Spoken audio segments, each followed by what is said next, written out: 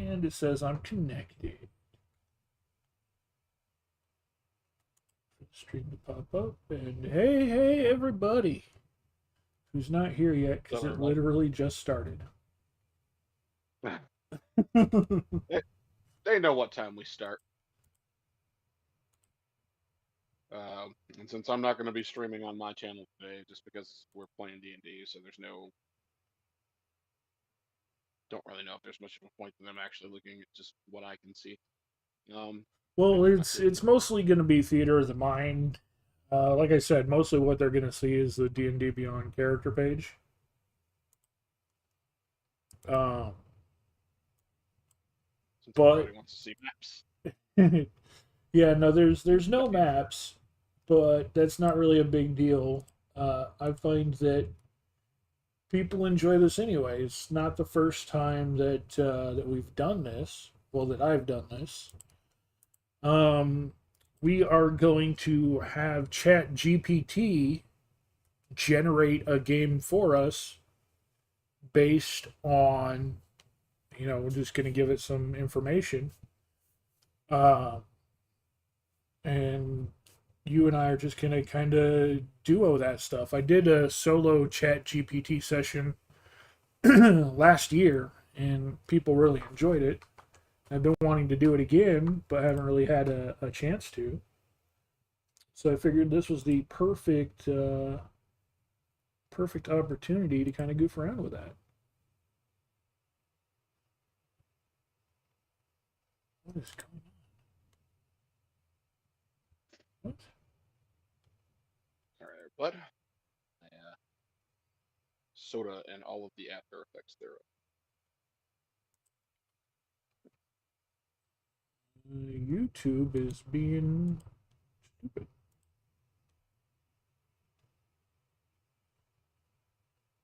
So, specific configuration as far as advancement.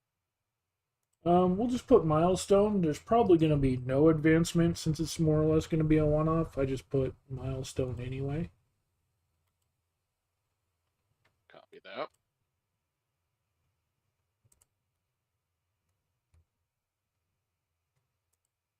I didn't know if you have a thing that's be able to check your sheet off beyond or how this is going to work. No, so what it does is, ChatGPT will give you the scenario, give you things, and you let them know, okay, I want to talk to this person, I want to do this. All right, well, I want to try and interrogate them, and ChatGPT will actually ask you to give like an intimidation, a persuasion check, or whatever. And then I'll usually, when I type it in, I just say, all right, I rolled this with this modifier for a total of this, and then it'll give me the result. Um, it's pretty straightforward, so I don't think we should have any problems with any of it.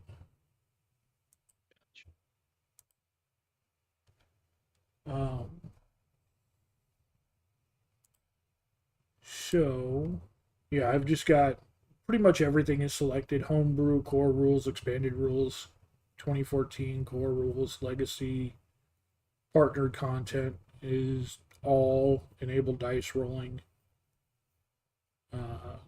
Then, yeah, feats, multi-class requirements is still clicked. We don't care about that. I'll unclick that. And then no encumbrance or coin weight or anything. This is just a one-off having fun. So, yep. All right. So, do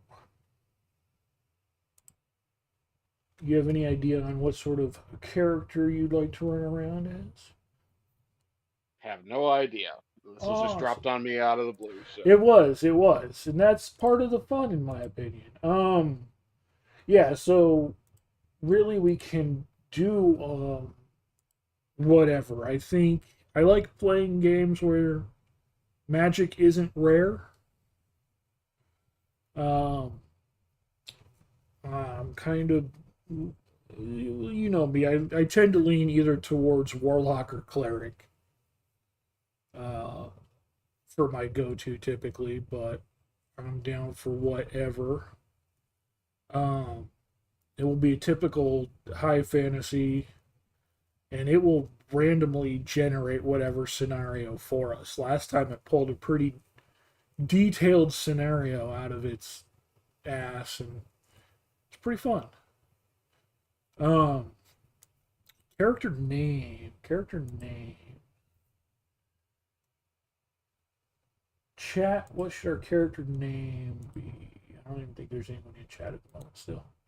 Um, okay, now YouTube's working. That's good.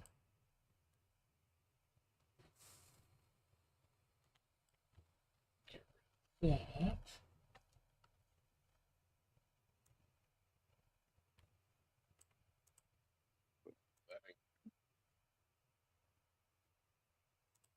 Save it.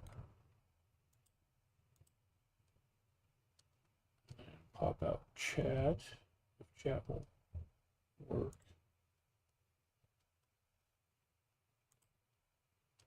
Kind of hit and miss on it. Chat pulls up right.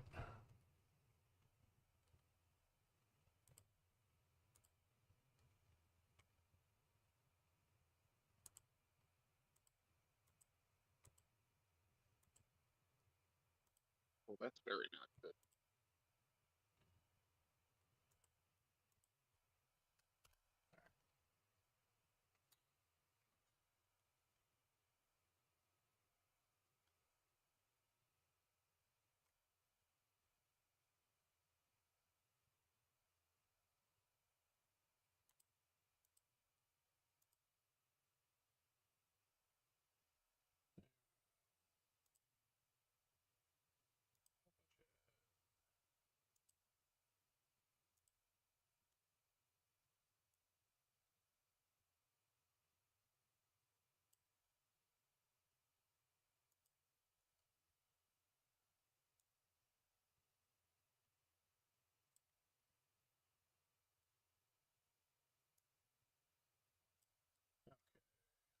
Um, yeah, character name.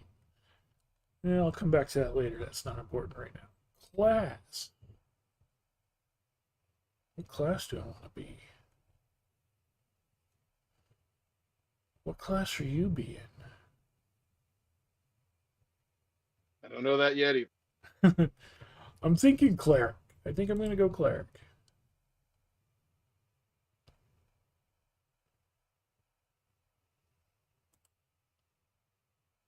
Do cleric, and do you want to start at a higher level, like 5? That way we got fun things to play around with? Yeah, it's probably a decent level to start with if we're just doing a one shot. All right, all right. Um, Cleric skill proficiencies. I can get proficiency in insight, and I can get proficiency in persuasion too. Divine order. What order am I? Be? I only have 2 options: protector and thaumaturge.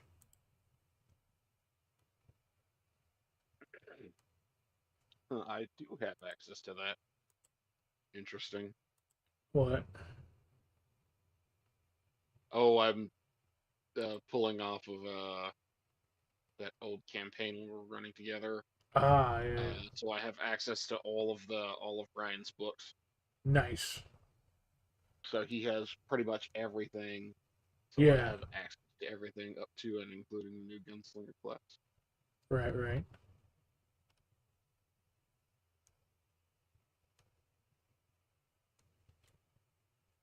Hey, Kev, how you doing? Yeah, I might. It probably wouldn't be a bad idea for me to slap my character into there too, so I have all the extra options. And so you should still have access to that campaign. Yeah. Okay, Valendra's character. Uh,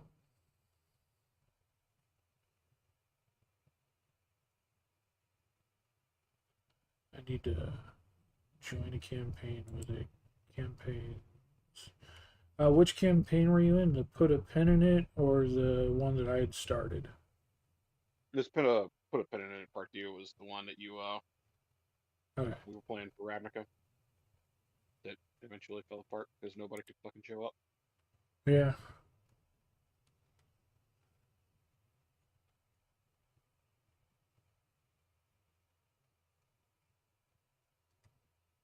Uh, Nobody showed up, and Ryan could not stop whining.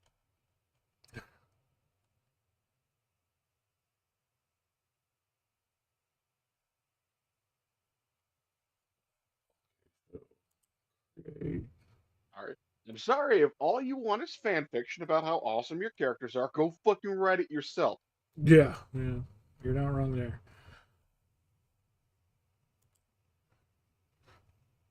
Okay. Yeah. Well, we'll just do it this way.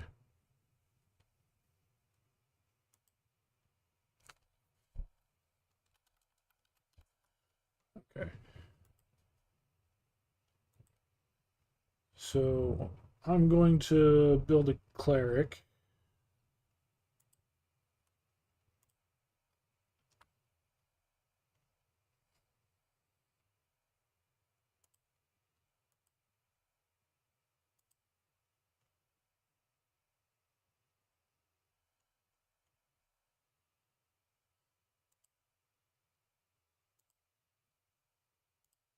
And before I do that, though, I'm going to do some gotcha pulls. Yes, Twitch. I am very interested in Mecha Break. I'm not that fucking. All right. It's pulled up here.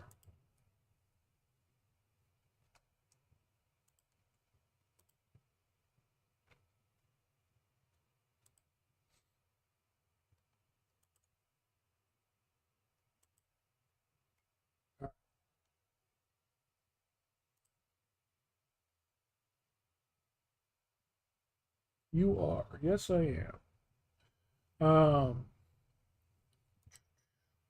Boom. We're going to do some gotcha pulls. So I've got Raid Shadow Legends up. And we're going to pull some shards and see what we get. So I've had, after complaining to you a couple months ago, for the last like 2 months, I've had really good luck pulling things. But then That's just in the usually how it last works. like 2 weeks, that luck has kind of slowed down. So we're going to try and pull stuff on stream, see if we get the streamer luck. But I've got a feeling that's not going to happen because my streamer luck is non-existent. So, but we're going to try it anyway.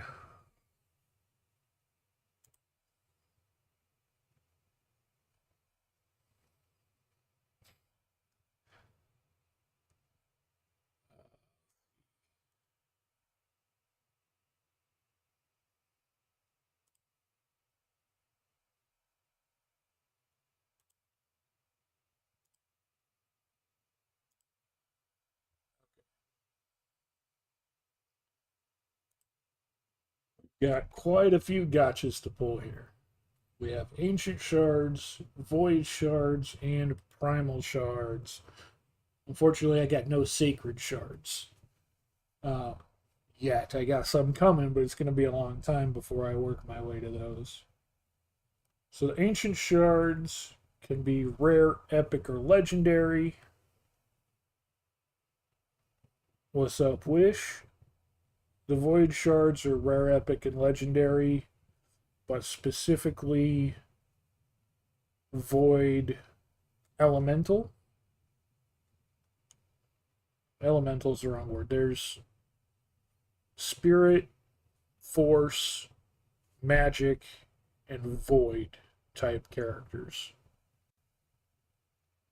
And void type characters are only pulled from void shards. You can't get them from ancients or primals or anything like that.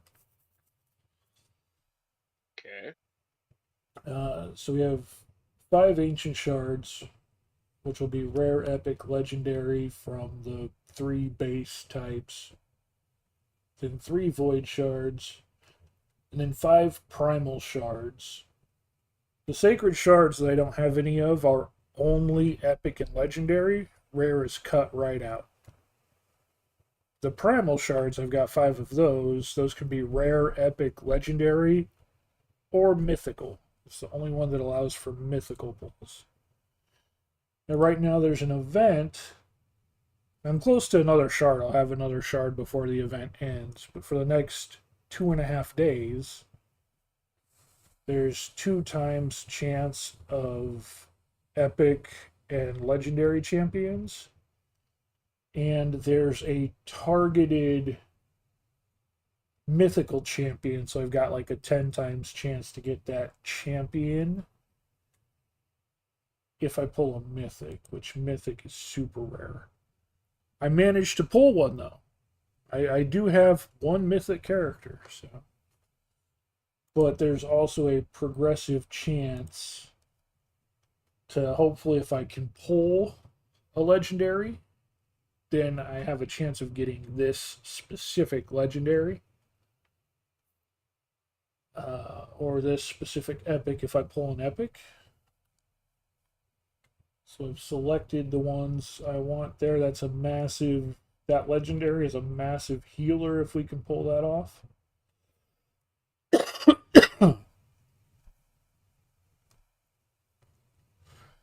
But let's pull some gotchas and see what we get. We're gonna start with those 5 ancient shards. First ancient shard.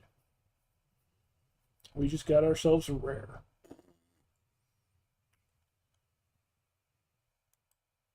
It's a repeat character there, one of the starting characters. And we got another rare. Kind of a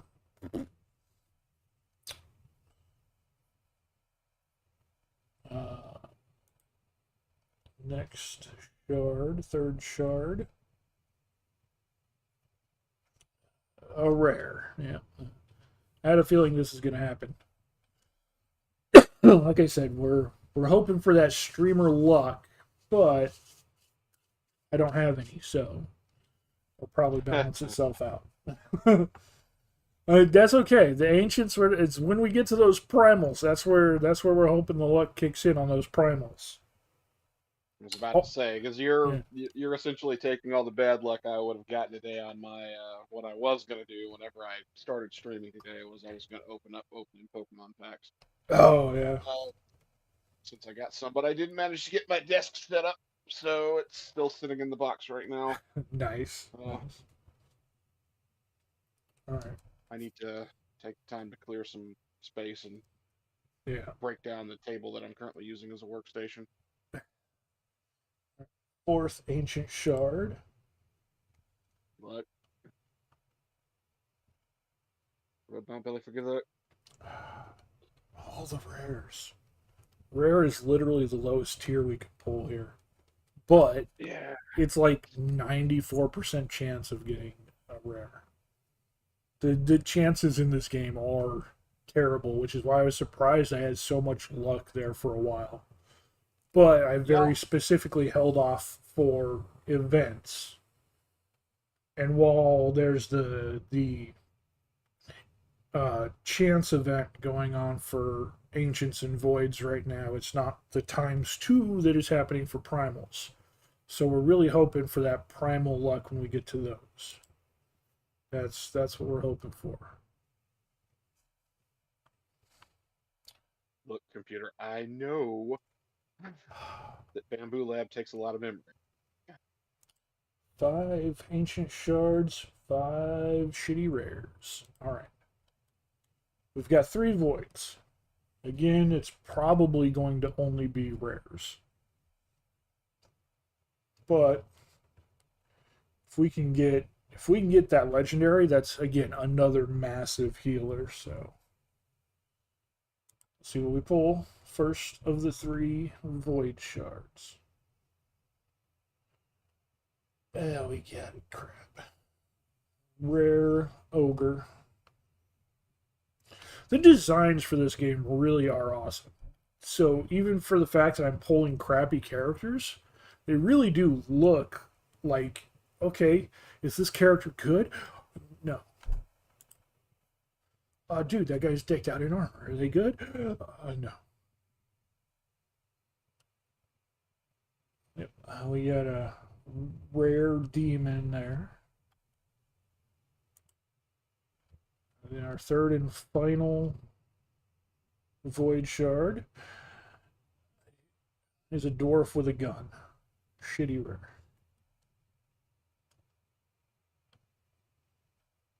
Yep. Fodder, fodder, fodder, fodder. Yep. All fodder. But look at that design though. Like he's tatted up on the arms.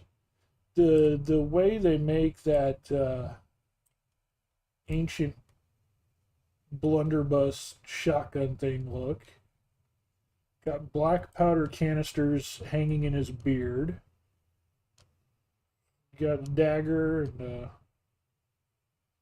I'm guessing that's a wine skin on his back there. Armor's pretty well detailed. All the dwarves have big dwarven beards. The designs for this game, even on the terrible characters, are really cool. Alright, now here's the big chance. We got these 5 primal shards. Guys, cross your fingers, pray your prayers, whatever you gotta do. Good juju.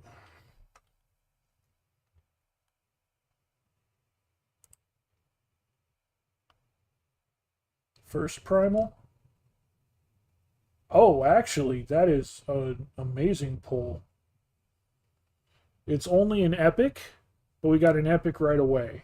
And the epic is Rector Drath, which is hell of a healer, actually. That will really help out my Knights Revenant team.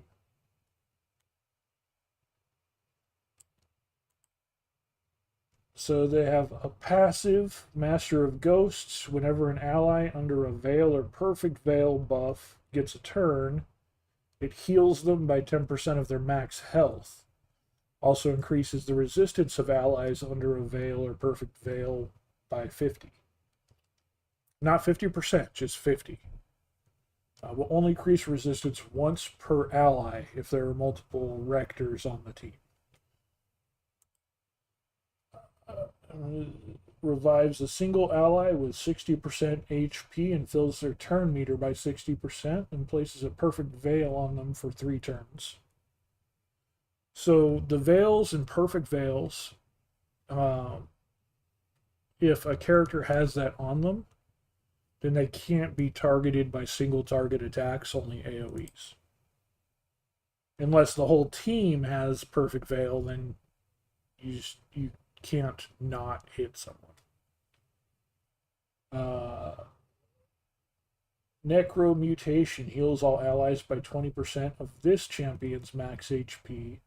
After healing, places a perfect veil buff for 2 turns on all allies with full HP. Places a 15% continuous heal buff for 1 turn instead on all allies with less than 100% HP. And then their auto attack, their base attack is just attacks one enemy, has 35% chance of placing a 50% decrease attack debuff for 2 turns. So, yeah, a really good healer. A lot of people use it. One I haven't been able to get yet. So, right away, while not a legendary or a mythic, it is just an epic, but it is a really good epic. It's a good pull. So, all right, we have 4 more of those primal shards to go. Let's keep that flowing.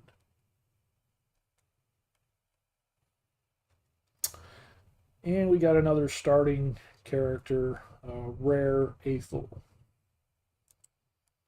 which is rather useless. We got another epic. We've got Arndolf. I really don't know this guy. Look at the designs, though. That is cool.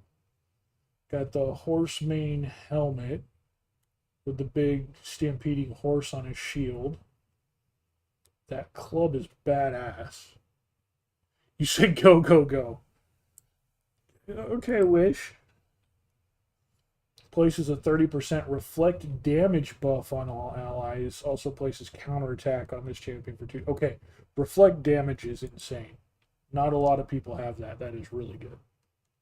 Attacks all enemies. Has a 75% chance of placing a weaken debuff. And 25% chance of placing a fear debuff. That's nice. Attacks one enemy. Has a 20% chance of placing a provoke.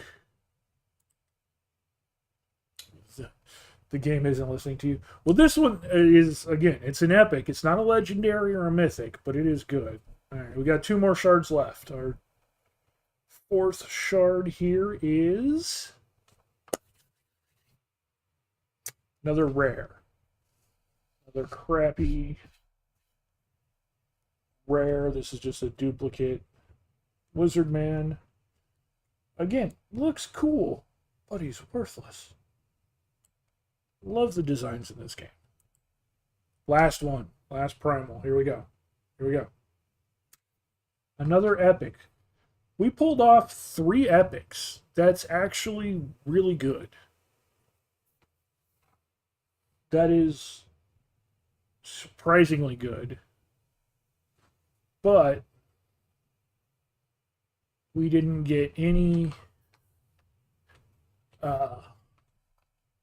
legendaries, let alone a mythic. There were so many legendaries I was hoping for. And with the boosted chance, I was really hoping we'd find something. We got this ogre here, Lorne the Cutter. That guy looks insane. Well, he is. He's an ogre, part of the Ogren. So he is fairly bad. He's a part of the Dark. I forget what they call themselves.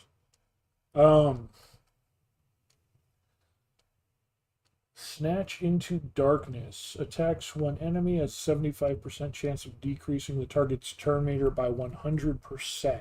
That is good. That is really good. Attacks all enemies, has a 75% chance of placing a leech debuff and a 100% heal reduction buff. Okay, so that's nice. The leech means if any of your enemies hit, or if any of your characters hit them, you get to steal health from the damage you do. And of course, heal reduction, they just can't heal. Attacks one enemy 3 times, heals this champion by 15% of the damage inflicted. So he's actually pretty decent. That's a pretty good character. Again, we missed out on a lot. We're close to our next primal shard, which I will get before this event ends, but I won't get it while we're on stream today. So hopefully we can still pull something off. But see the predatory with all those pop-ups. Do we have? No, we don't. There's a chance that ancient shards will pop up here in the store, so I was hoping maybe we could get an ancient shard. Go ahead and collect the rewards we just pulled. Oh, we did get a soul stone. We can try and pull a soul. See what we get for that. See what we pull a soul here. See what soul we get. We got an epic soul. Some hyena. I don't know who that is. Frenzy. I do not have that character. Actually, we can use you now, can't we? Yeah.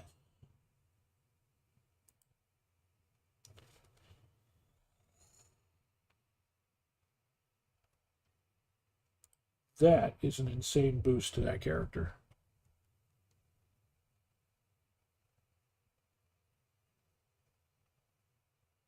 I'm not actually. Yes, I am. I'm exactly sure what we're going to give them.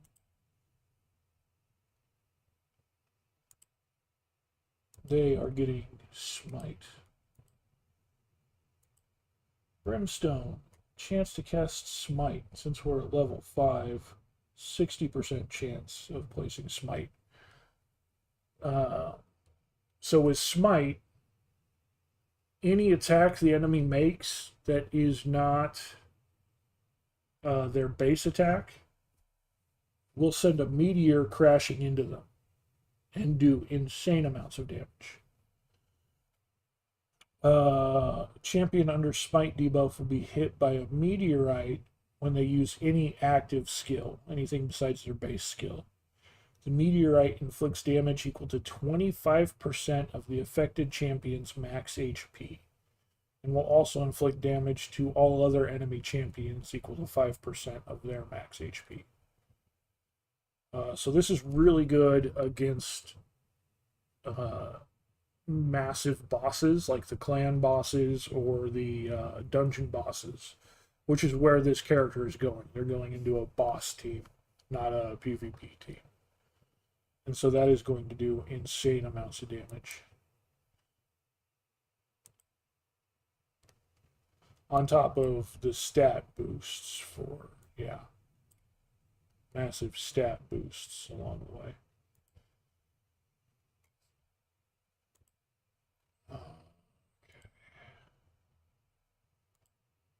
Yeah, you need to boost up a bit. You may need to boost up. Oh, you're new. I didn't know I had a soul for you. You're the new guy we pulled. You had a soul just hanging out there.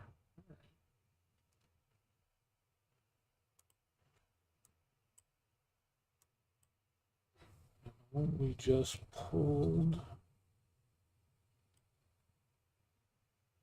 was Frenzy, which is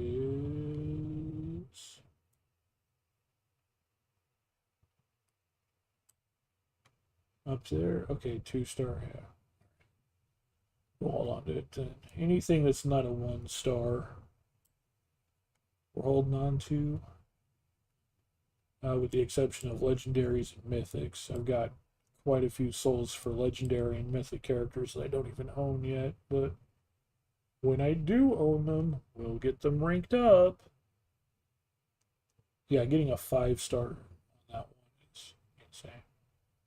Noct was one of the ones I was hoping to get earlier.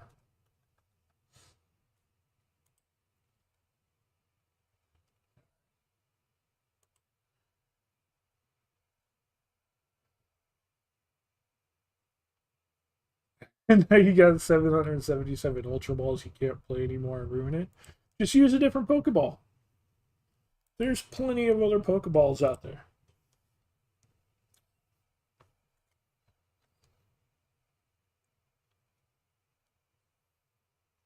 Okay. So yeah, we actually pulled off some pretty insane ones.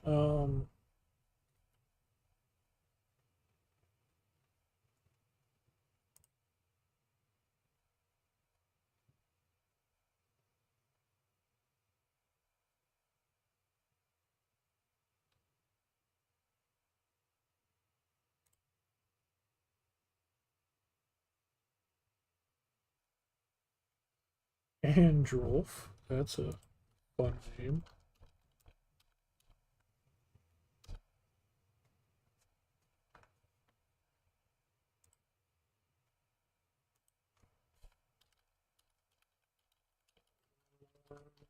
The Cutter.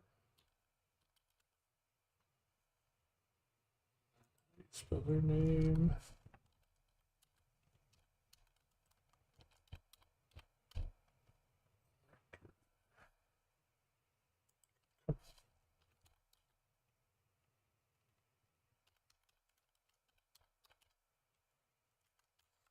All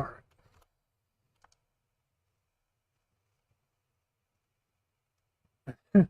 I mean, There actually is a list of them because I've got not just the game and the chat, but if you scroll down on PC to the panels underneath the stream, I do have the actual app down there. So you can use that to actually play fights in the arena. You can do arena fights and actually fight with your Pokemon. But you can also um, see the Pokeballs, you can see your money. So you see what other Pokeballs you even if you don't care what Pokeballs they are, you know that you have those other Pokeballs and you can use them instead. As well as you can use items to change their moves, increase their level, that kind of stuff. Well, you know you got them. Well, then there you go.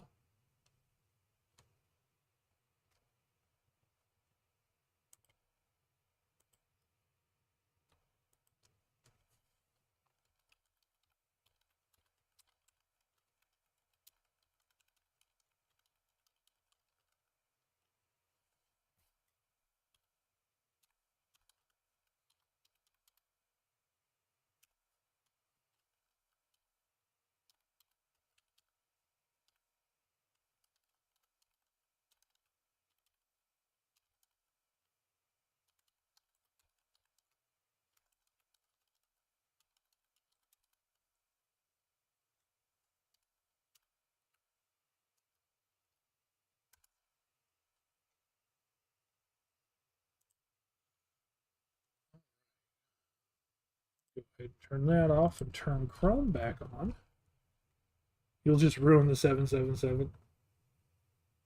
Well, that's what I mean. You don't need to worry about the types. You can use.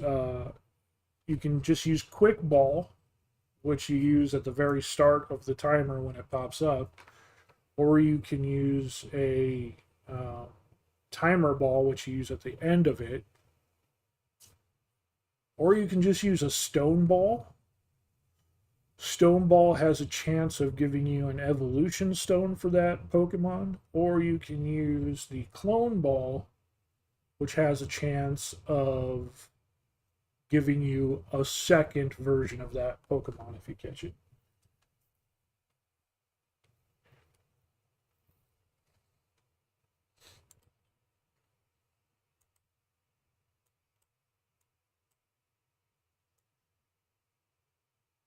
I thought that would put us higher up on the point list than that.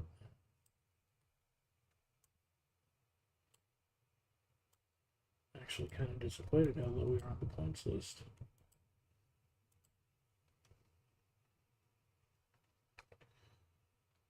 All right. Back to creating a character for their Durgens, Jurgens.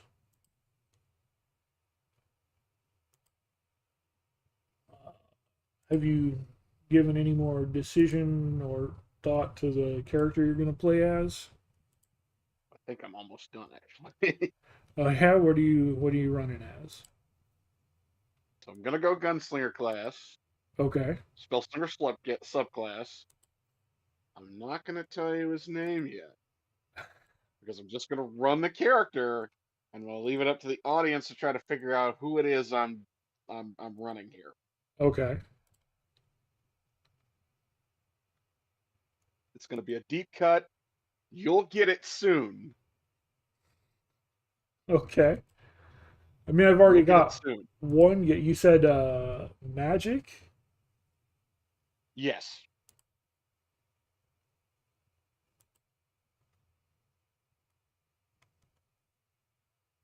Think about this one. Um, I mean, my brain instantly wants to go to one specific character, but it could be. I'm sure you're thinking of. I know what character you're probably thinking about because it's your favorite anime character. It's not that character. Think, think the same time frame though, and adjacent. Maybe aired in a similar time slot.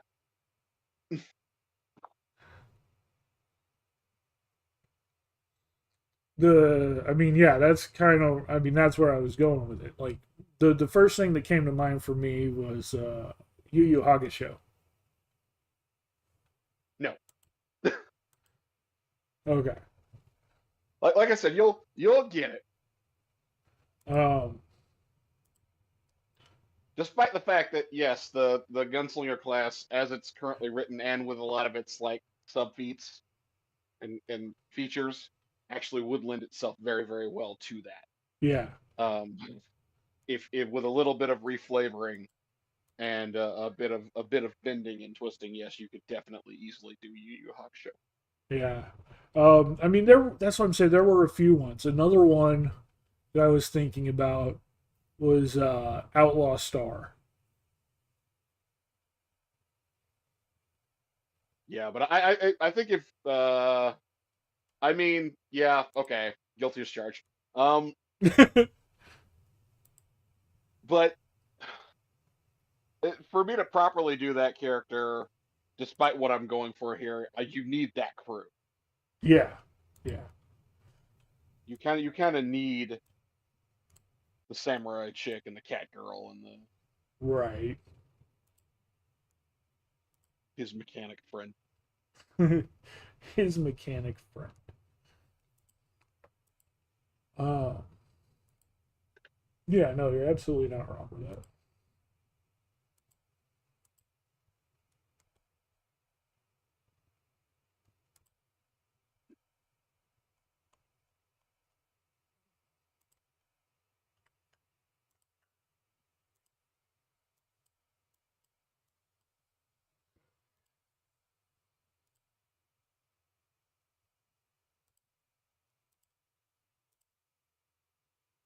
Yep, two-player campaign, D&D. Let's go ahead and switch to game playing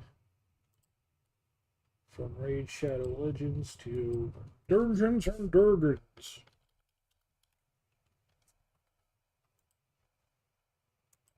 That was brought to you by today's sponsor, Raid Shadow. God damn it! Unfortunately, we're not good enough to do that.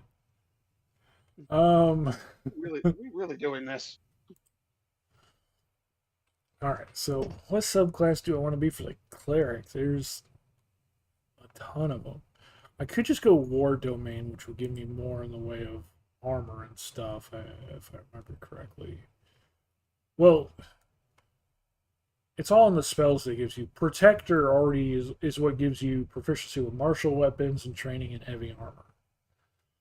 The domain is all about your spells. I don't remember what spells each one gets.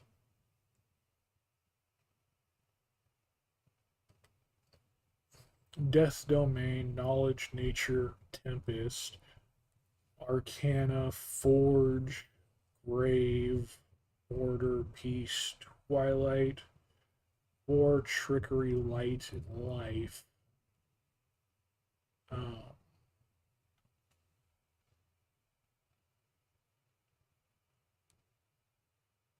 yeah, I don't remember what all the other ones give.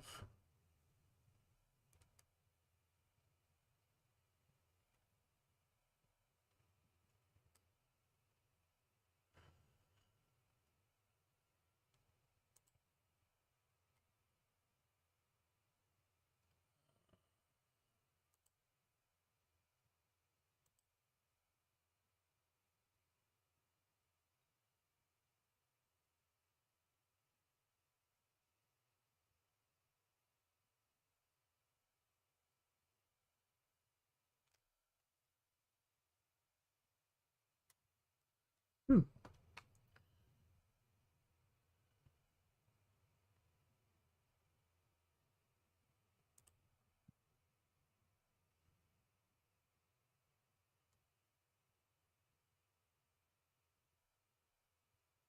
interesting. Okay, so Tempest domain has some interesting things. What is Nature domain? Makes you proficient with heavy armor, which we're already proficient with, so that doesn't help. I can get a skill at animal handling, nature, or survival. And I can choose a druid spell cantrip.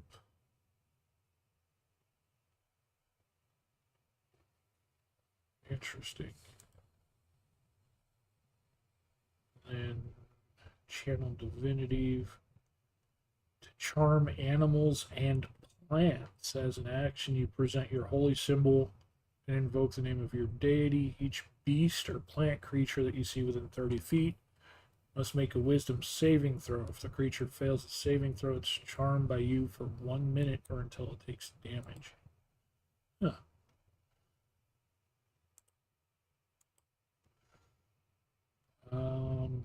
Knowledge domain. You get to choose 2 extra languages and 2 extra cleric proficiencies. And your 4th level,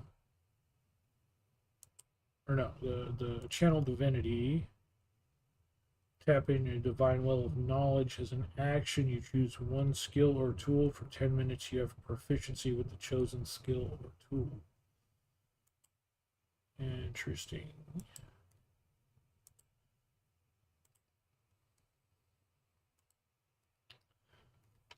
Oh, Twilight Domain gives you, well, at 3rd level and 5th level, you get Fairy Fire, Moonbeam, Sea Invisibility, and Sleep at 3rd level. At 5th level, you get Aura of Vitality, Leomund's Tiny Hut.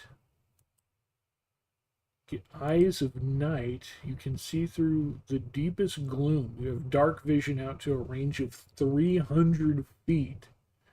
In that radius, you can see in dim light as if it were bright light, and darkness as if it were dim light.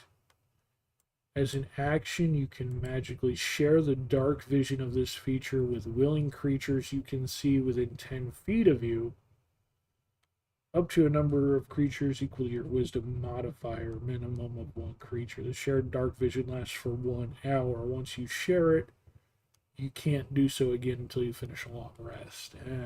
That's kind of crummy. Vigilant Blessing. The night has taught you to be vigilant. As an action, you give 1 creature you touch, including possibly yourself, advantage on the next initiative roll the creature makes. Ends immediately after the roll, or if you use the feature again. There's no limit on that one. Channel Divinity, Twilight Sanctuary. You refresh your allies with Soothing Twilight. As an action, you present your holy symbol. This, a sphere of twilight emanates from you. The sphere centered on you with a 30-foot radius is filled with dim light, moves with you and lasts for 1 minute or until you are incapacitated or die. Whenever a creature, including you, ends its turn in the sphere, you can grant that creature one of these benefits. Temporary hit points equal to 1d6 plus your character level. You add 1 effect on it, causing it to be charmed or frightened.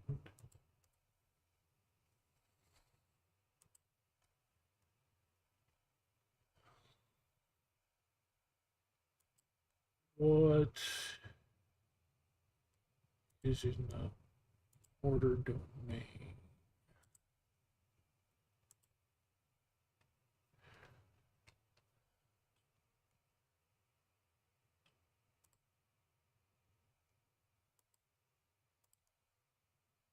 Voice of Authority. You can invoke the power of law to embolden an ally to attack. If you cast a spell with a spell slot of 1st level or higher and target an ally with the spell, that ally can use the reaction immediately after the spell to make 1 weapon attack against a creature of your choice that you can see.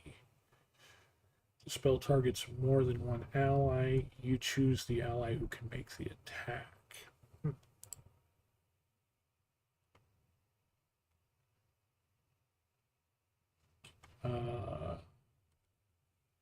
Intimidating Presence. Present your holy symbol.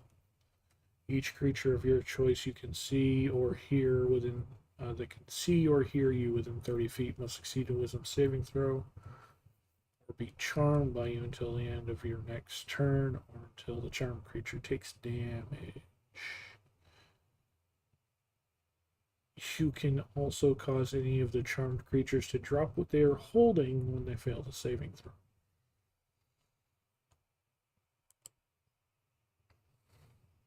Okay, what is Forge Domain?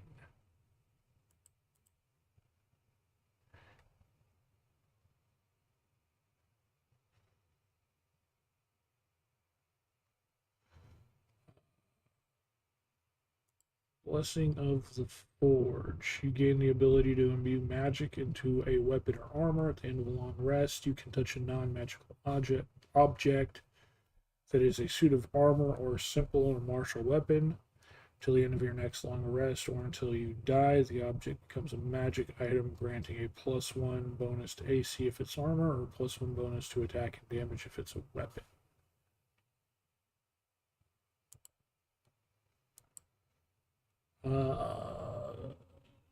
Create simple items. You conduct an hour-long ritual craft that crafts a non-magical item. It must include some metal, uh, a simple or martial weapon, a suit of armor, 10 pieces of ammunition, a set of tools, or another metal object.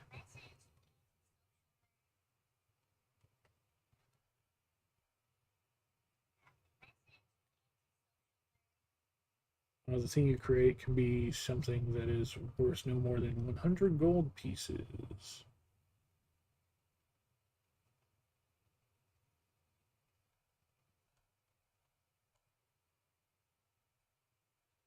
All right, and then last one I want to check out here. Let's check out War Domain.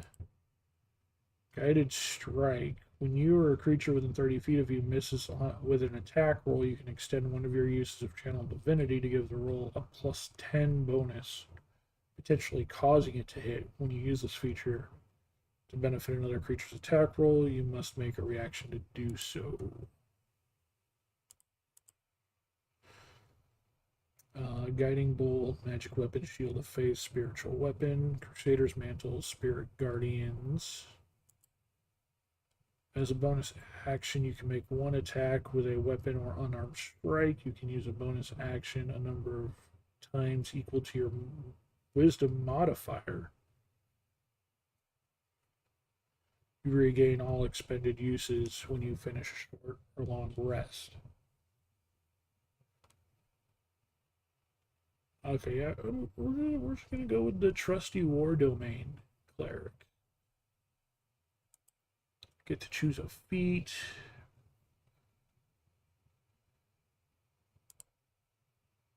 Um,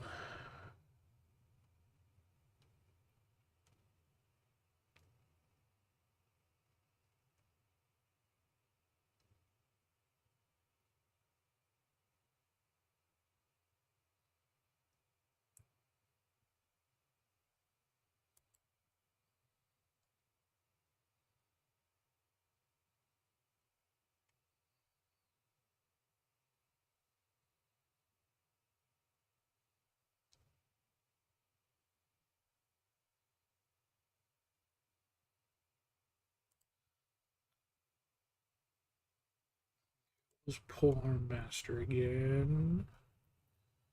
Increase your dexterity or strength by 1. Immediately after you take an action with the attack action, and attack with a quarterstaff, a spear, or a weapon that has the heavy and reach properties, you can use a bonus action to make a melee attack with the opposite end of the weapon. The weapon deals bludgeoning damage, and the weapon's damage die for this attack is d4. While you're holding a quarterstaff, spear, or weapon that has heavy and reach properties, you can take a reaction to make one melee attack against a creature that enters the reach with that weapon.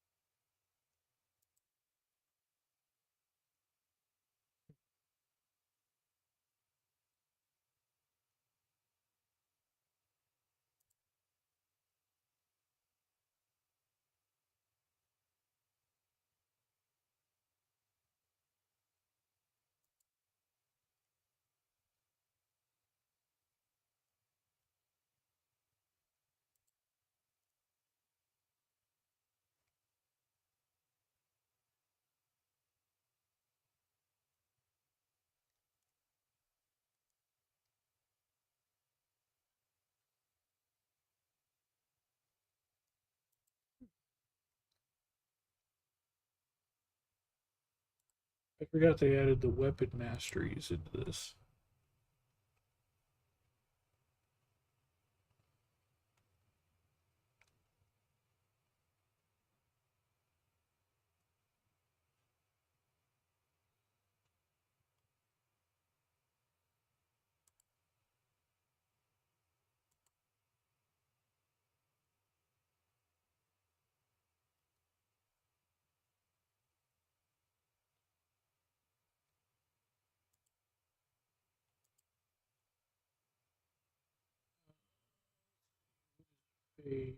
A teleportation.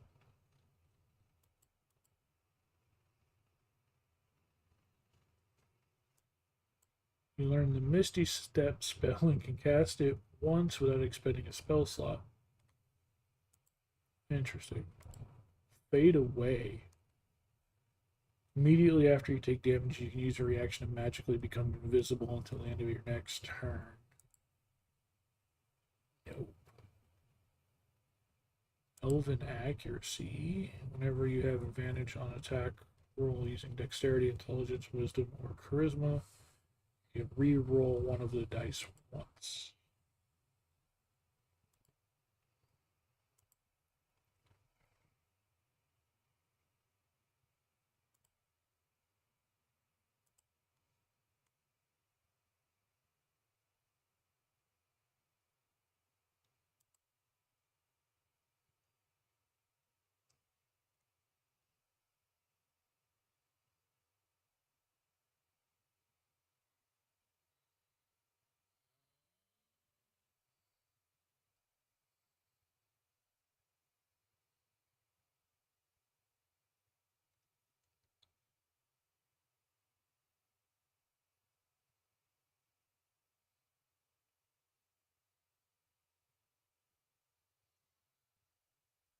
Could just go Warcaster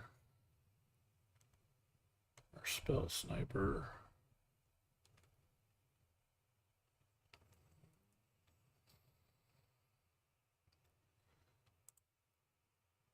So let's see.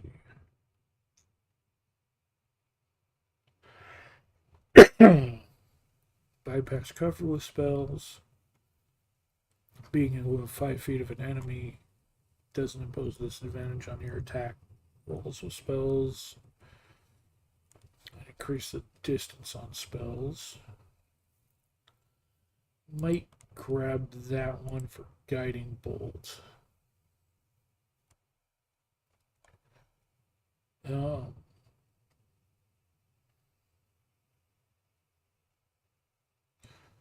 what are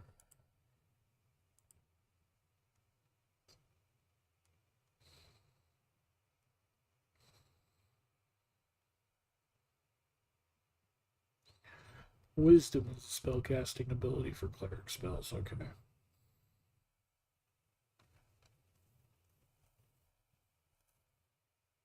So boost wisdom score.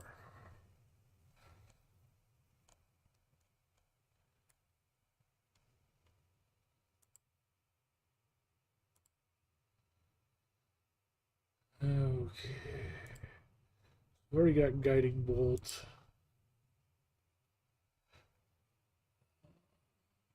Quite a few there. We can pull 4 more spells.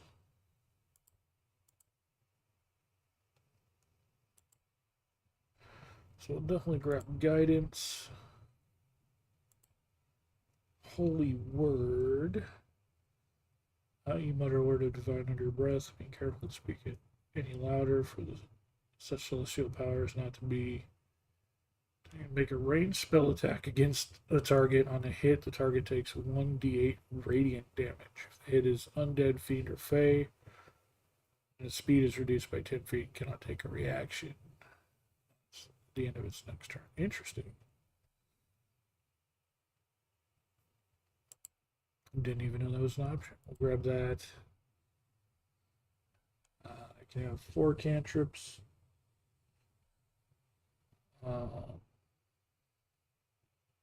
Sacred Flame.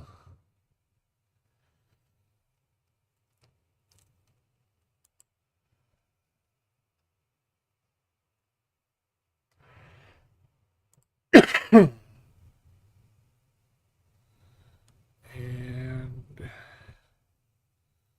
grab the light cantrip, because why not? Everybody has to have the light cantrip, right?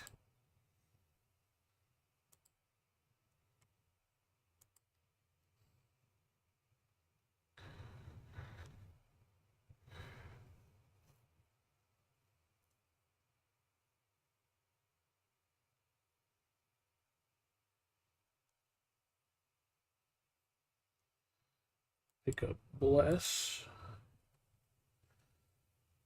How many spells can I get? 9 spells.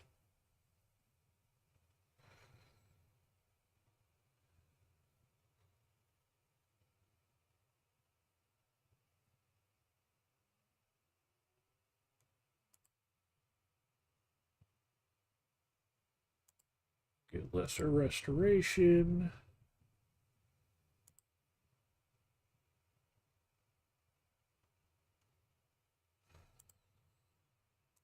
Prayer of Healing.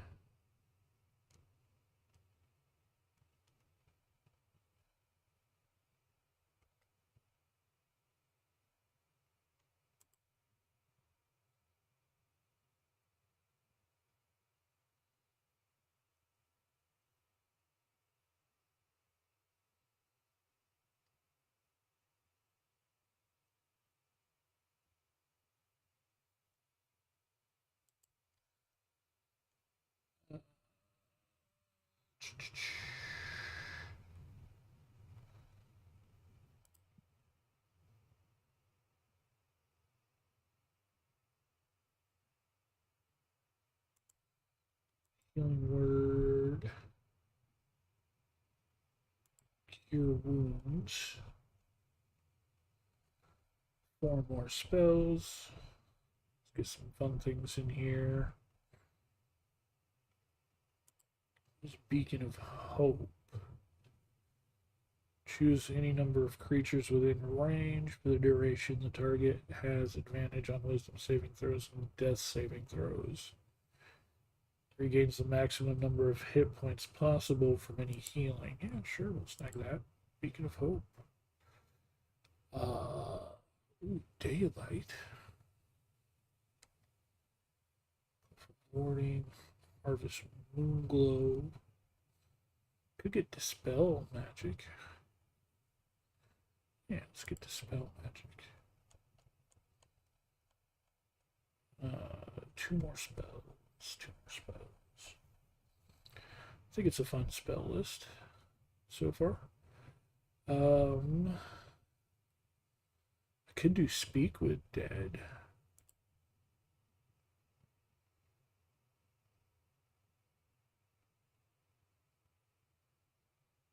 The corpse must have a mouth, and the spell fails if the deceased creature was undead when it died. The spell also fails if the corpse was the target of this spell within the past 10 days. You can ask up to 5 questions. Okay.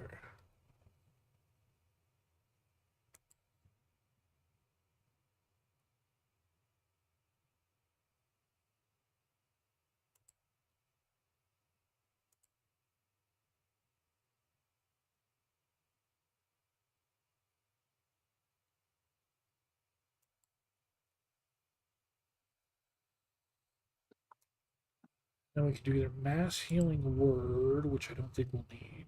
Just 6 creatures. I've already got normal Healing Word. We will go ahead and I've got no grab healing. Revivify. Do what? I don't have any healing, for one thing, and 2, Gunslinger's not that tanky. Yeah, no, I've already got Cure Wounds and Healing Word and Bless Ah, and Lesser Restoration and Prayer of Healing. yeah, you don't need the mask because it's just 2 of us. Right. That's why I was like, I don't really need the mask, so we'll go with Revivify. So I've got Revivify. And I've got some other fun stuff in there too. So I have Guidance, Holy Word, Light, cantrip, Sacred Flame, cantrip, Bless, Cure Wounds, Guiding Bolt, Healing Word, Shield of Faith, Lesser Restoration, Magic Weapon, Prayer of Healing, Spiritual Weapon, Beacon of Hope, Crusader's Mantle, Dispel Magic, Revivify, Speak with Dead, and Spirit Guardians. So, fun little list there to play around with. Um, I can't roll dice until we get into the character sheet, can I? You can actually. Well, I mean, on Beyond, you Yeah. can do it as soon as you have the sheet up. You have the dice roller on the lower left side of the Right, screen. yeah. I have to wait for the sheet to get up. Because I was just going to roll HP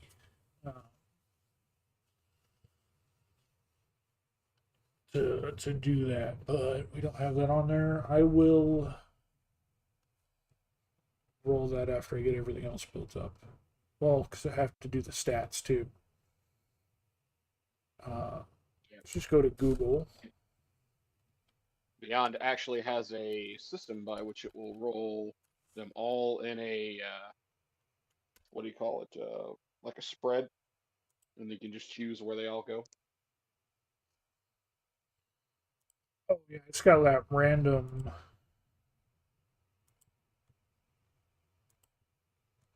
thing you can do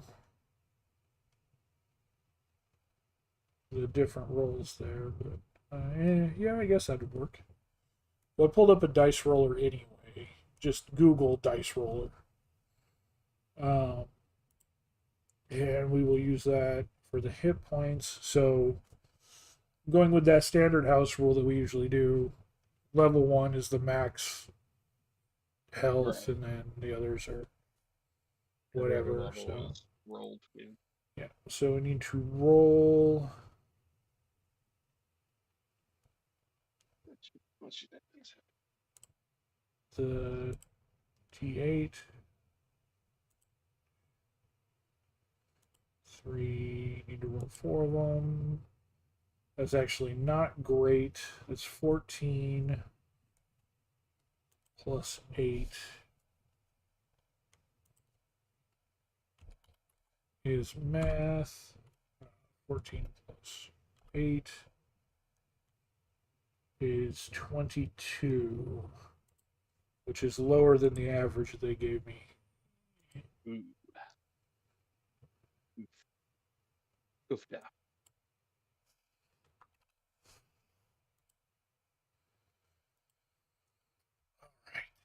And background, you got to choose a background. Um, it's just simple with that to go with. What's the difference between guard and soldier?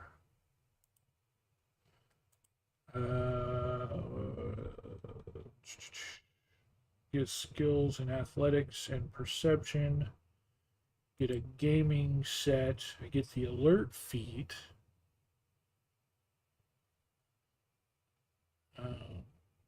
Immediately after you roll initiative, you can swap your initiative with the initiative of one willing ally in the same combat. Ah, interesting. And then soldier has savage attacker. You're trained to deal particularly damaging strikes once per turn. When you hit a target with a weapon, you can roll the weapon's damage die twice and use either roll against the target. Once per turn. So is that like once per attack? Like you take the 4 attack actions, and one of those attacks you can. Okay, read that to me again. You're trained to deal particularly damaging strikes once per turn. When you hit a target with a weapon, you can roll the weapon's damage dice twice and use either roll against the target. Right. So you basically have advantage on your damage portion of the roll. Right. But if you have like 3 or 4 attacks, or I think we get 2 attacks, only the one of them has that, right? But it does once per turn. Not necessarily the first one, but once per turn. Right. I could choose whether to do it on the first one or the second one, but only one of them.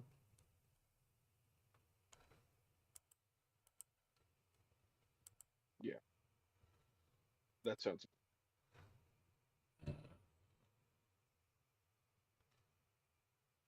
So I'm torn between that and guard, which the guard has add your proficiency bonus to your initiative rolls. And immediately after you roll initiative, you can swap your initiative with a willing ally in the same combat if you want. You don't have to. But I might do that one. That might help us set things up a little better sometimes. And I am going to have a set of playing cards. I'm going to take up an ability score between strength, intelligence, and wisdom.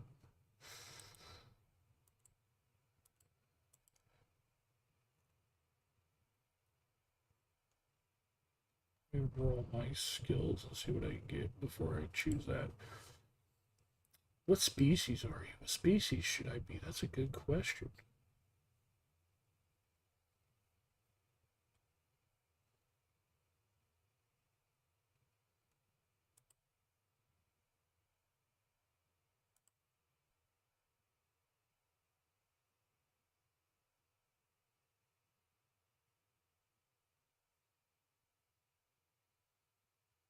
Goliath might be fun.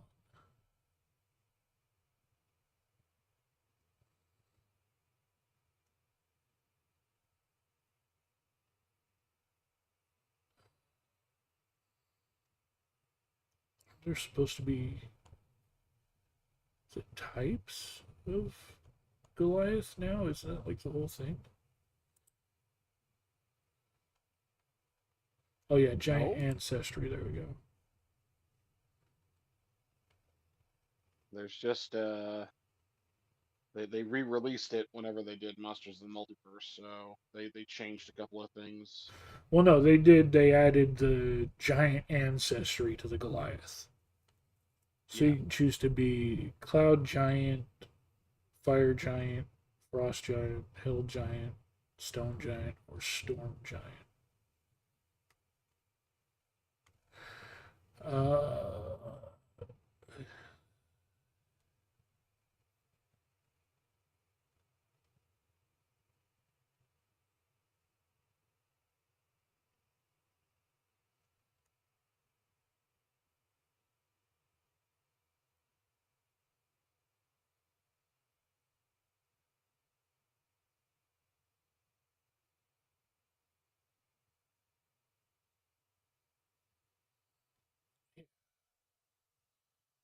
I think we're going to be a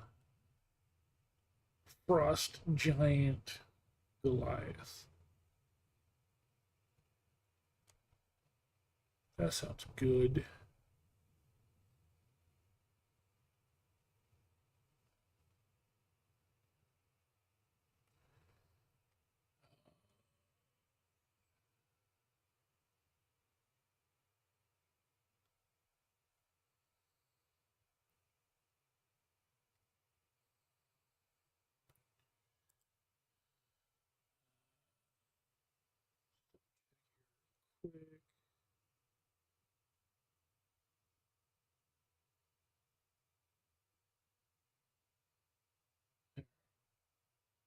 Yeah, we'll just go with Goliath. Firm. Giant ancestry. We will have that frost chill. Fire giant does more damage. It does 1d10 fire damage. Frost giant does 1d6, but it also lowers the speed of the enemy by 10 feet. So we'll go with that one. And I could choose 2 languages. Or Goliath, so we know giant. And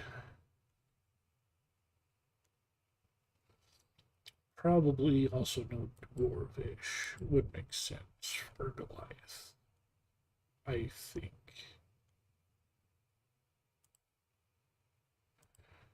Abilities. Let's roll abilities. Roll points. Roll points. Not getting terribly great rolls, but they're not bad rolls. That's a bad roll. Yeah, there's always one. That's called a dump stat, boys and girls. Yeah. Oh, I got 2 16s though. And a 15. I've got actually really good rolls on that. I got a 13, a 14, a 9, 2 16s, and a 15. Um, so we're going to put one of the 16s into wisdom for spell casting, and one of them into strength for weapon attacks. We will put the 15 into dexterity.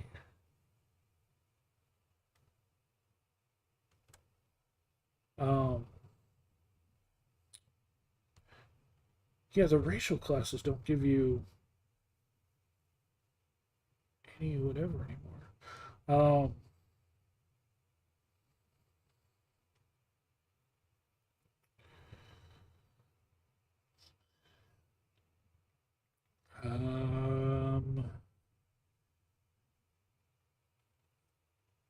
but what does intelligence affect? Wisdom is perception checks, right? Yeah. Trying to remember. Intelligence is like um shit. That's like history checks and stuff, isn't it? It's like history checks, knowledge checks, arcana checks. Yeah.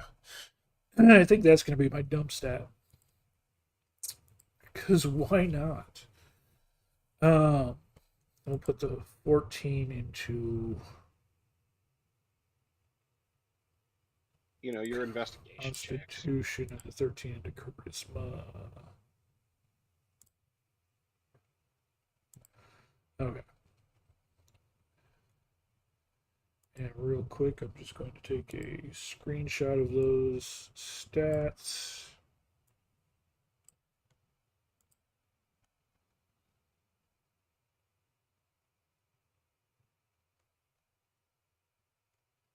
And then we'll go back to the background because we have to set up ability scores. Um, so I can take a background, choose between strength, intelligence, and wisdom. Increase one by two and another by one, or increase all three by one. I will do a 2 and 1. I will go ahead and increase strength or increase intelligence by 1, so it goes up to a 10, and I don't have a negative. Don't have a positive, but I don't have a negative, and I will +2 the strength. Make sure everything here is filled out. This.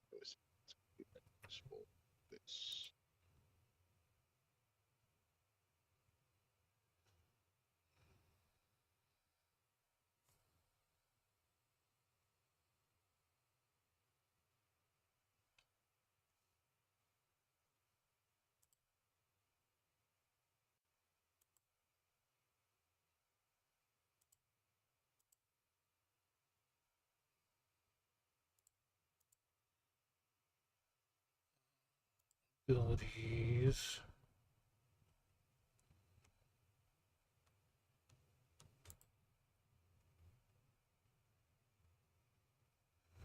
Okay.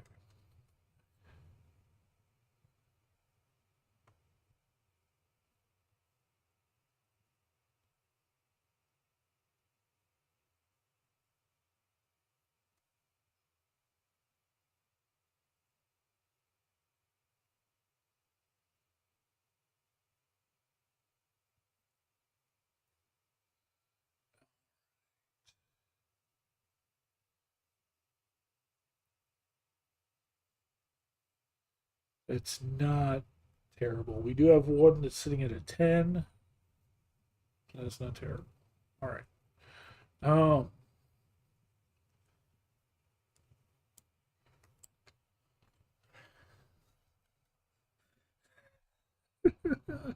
uh, I just decided on a name.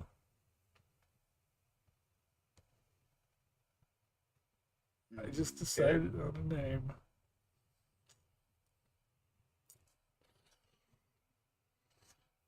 So for gear, since we're level 5 and we're playing something just for fun, I would say um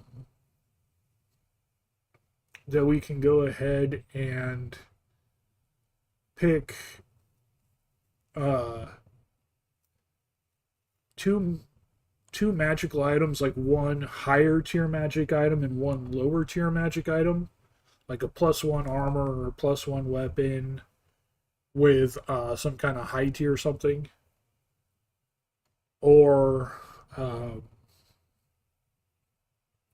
and if you have any like fuck around items like the wand of pyrotechnics or the cloak of billowing, go for it.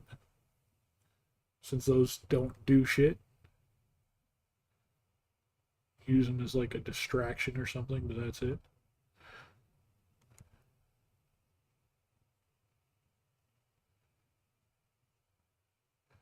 Boy, their profile pictures are not that great.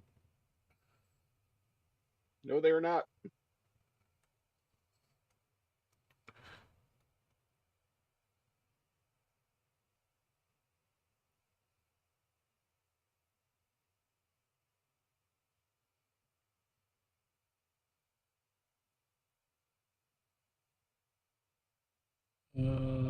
Yeah, I'm just gonna Google a picture real quick. And since I'm doing that, I'm going to just click off of there because I don't trust Google all the time.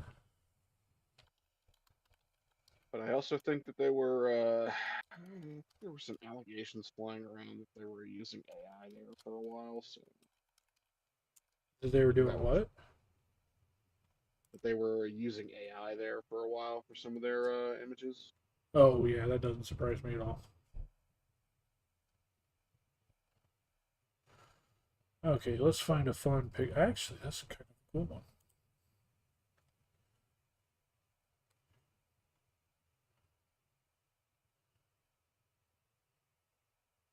Not sure what weapon I want to use, so it might not be the axe that's in this picture, but dang it, I'm enjoying that picture. Save image as. Yep.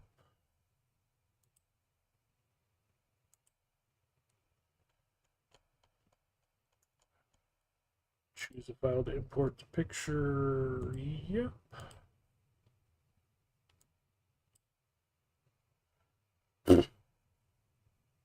It's chopping the head off the picture. Oh yeah, no, you have to usually you have to go in and generally manually crop all that shit.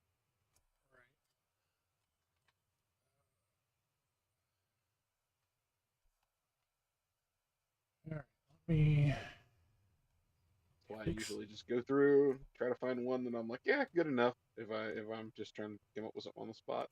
Right. I found one. I'm like, oh yeah, that one right there. But it's whatever. So let's just, for quick and easy,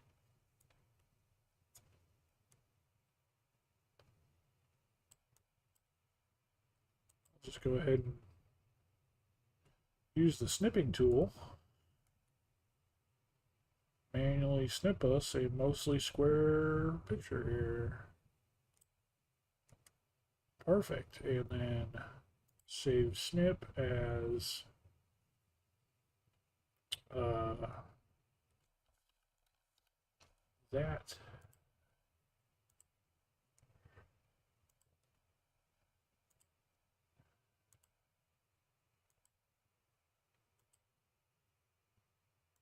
There we go. And go ahead and bring the screen back up. So we got us a pretty cool picture there. And our name for this wonderful guy are Goliath with Frost Giant ancestry.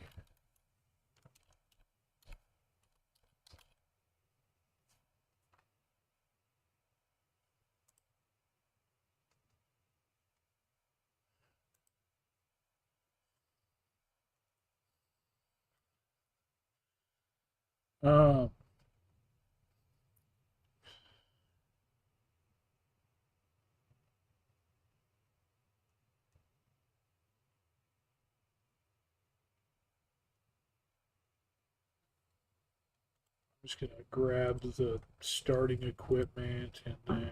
What?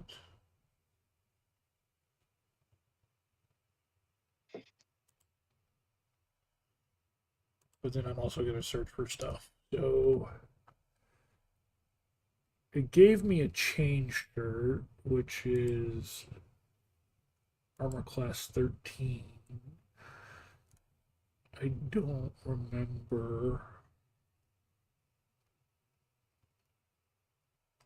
what the different armor classes are off the top of my head. Add items.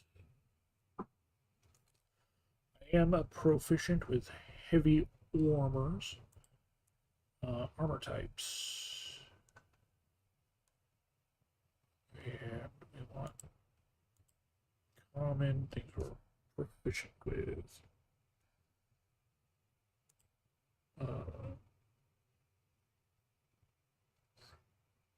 And preferably it doesn't take away from our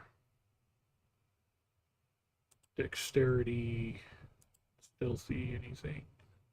Which I don't remember if it shows that in here.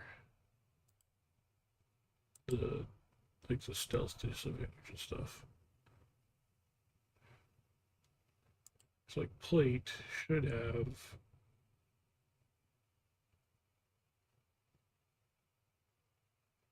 disadvantage on stealth. It doesn't say that though.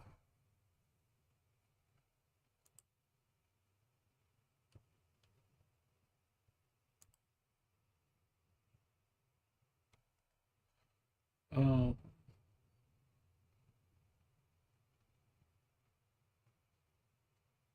yeah, I don't think I can see what has the disadvantage until after I put it on. Hmm.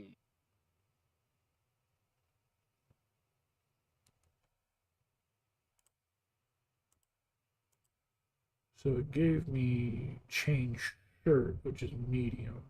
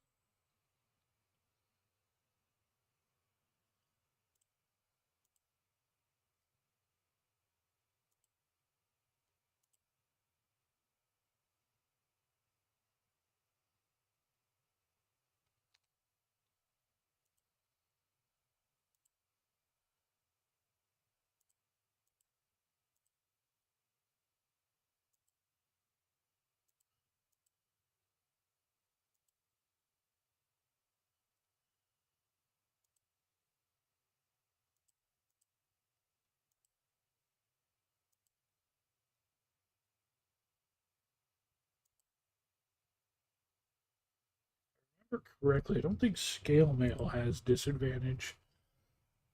I don't remember. I have to,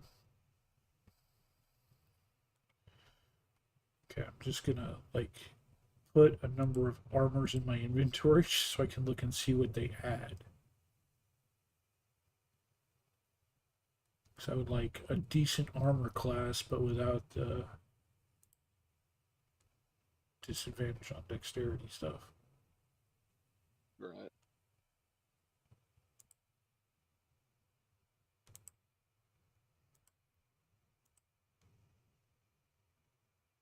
There's two kinds of ring mail. I don't know why.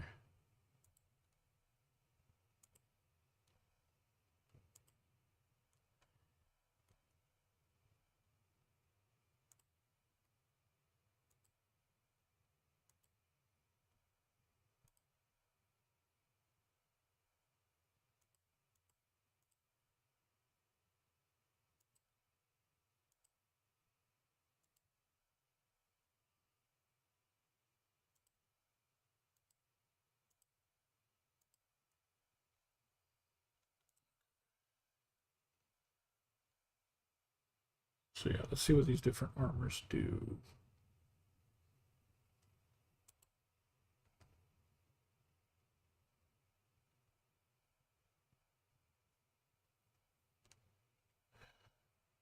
Okay, so ring mail takes armor class of 14, disadvantage on stealth. Scale mail, disadvantage on stealth. Spike armor, disadvantage on stealth. Splint armor, disadvantage on stealth.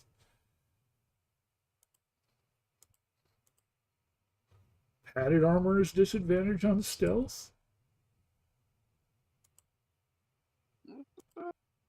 Considered heavy. No, it's just medium. Chain shirt does not have disadvantage. Breastplate doesn't have disadvantage. Breastplate it is. Medium armor.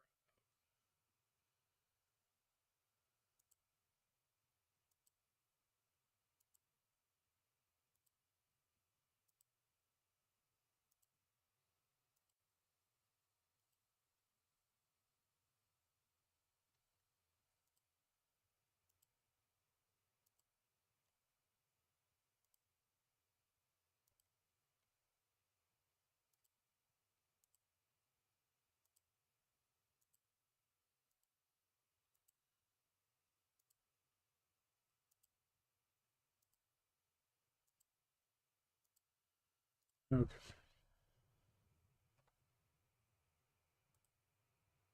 So let's go back to add items and weapon item. I want a magical weapon item that I'm proficient with, which I think I'm proficient with everything.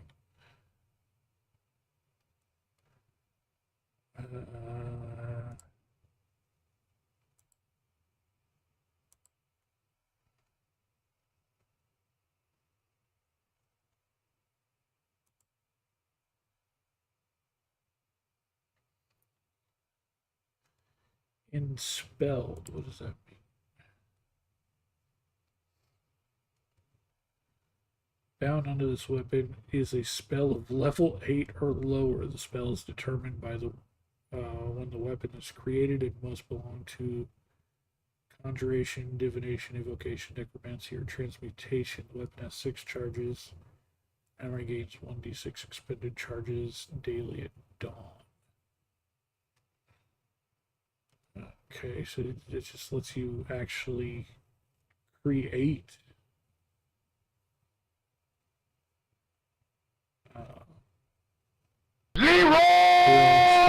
Dragons! well, hey, Geek Devotions, how you doing?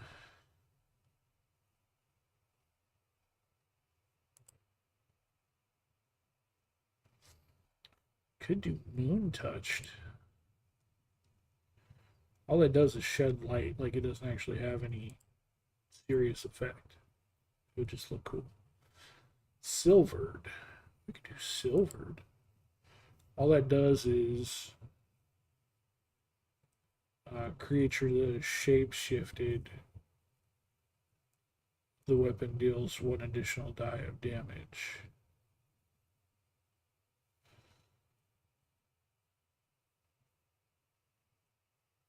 But it has to be a critical hit. It has to be against something that's shape shifted. I'm doing. Getting through it. What does adamantine do to a weapon? Whenever this weapon or piece of ammunition hits an object, the hit is a critical hit. So adamantine weapons always critical hit. Whenever this weapon or piece of ammunition hits an object, the hit is a critical. That's kind of insane. Right, but bear in mind, what is the wording of that? Literally what I just said. Whenever this Specifically, weapon or piece of ammunition hits an object, the hit is a an critical hit. object. An object. Oh, you mean instead of a person? Right.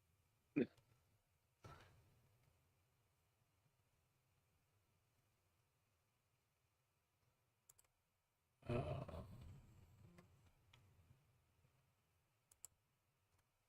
Those hairs are gonna get split. That's how this no, that's fair. That's fair. thing works. I just took it to mean anything that you hit. Yeah. Uh,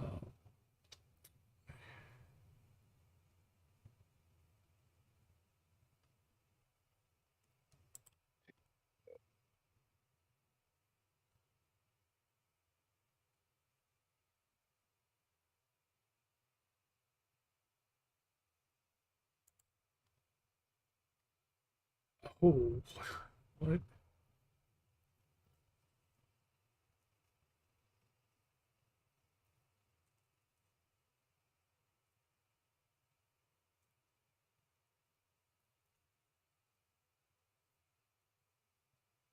Oh, that's interesting.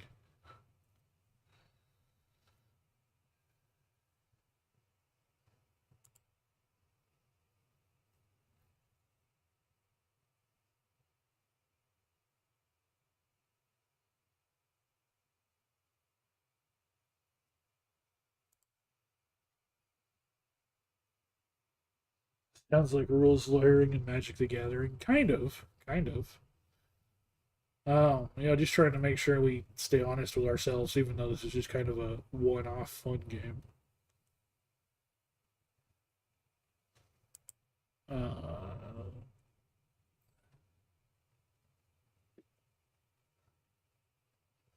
Demir says, well, that's a dagger. Dragon's Wrath weapon, slumbering. We're just gonna run a D&D game right now. We're building our characters. Our characters are built. We're just kind of looking through gear, items, and equipment right now. We're gonna get one higher tier magical item and one lower tier magical item, and then any kind of extra, bonus riffraff like decanter of endless water or cloak of billowing or whatever we want.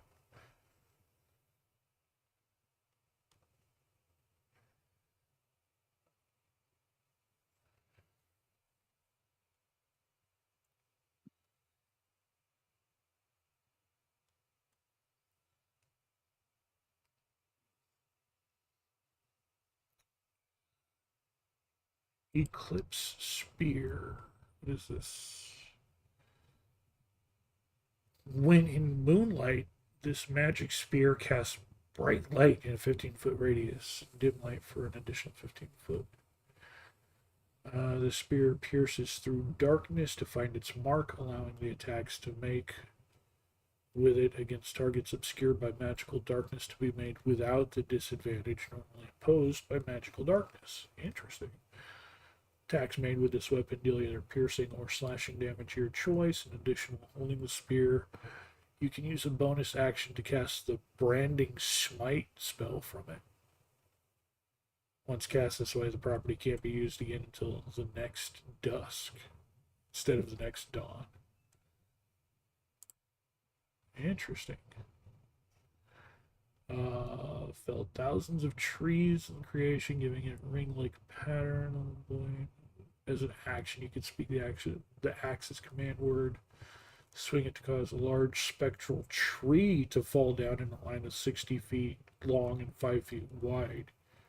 Each creature in the area must make a saving throw. On a failure, the creature takes 3d6 bludgeoning damage and is knocked prone. On a success, a creature takes half as much damage and isn't knocked prone. The spectral tree vanishes immediately after the effect. This property can't be used again until the next dawn. In the meantime, the axe can still be used as a magic weapon. Actually, that's kind of cool. In addition, you have advantage in any ability check to make to cut down a tree while you're using the great axe. That's kind of cool, actually. Uh,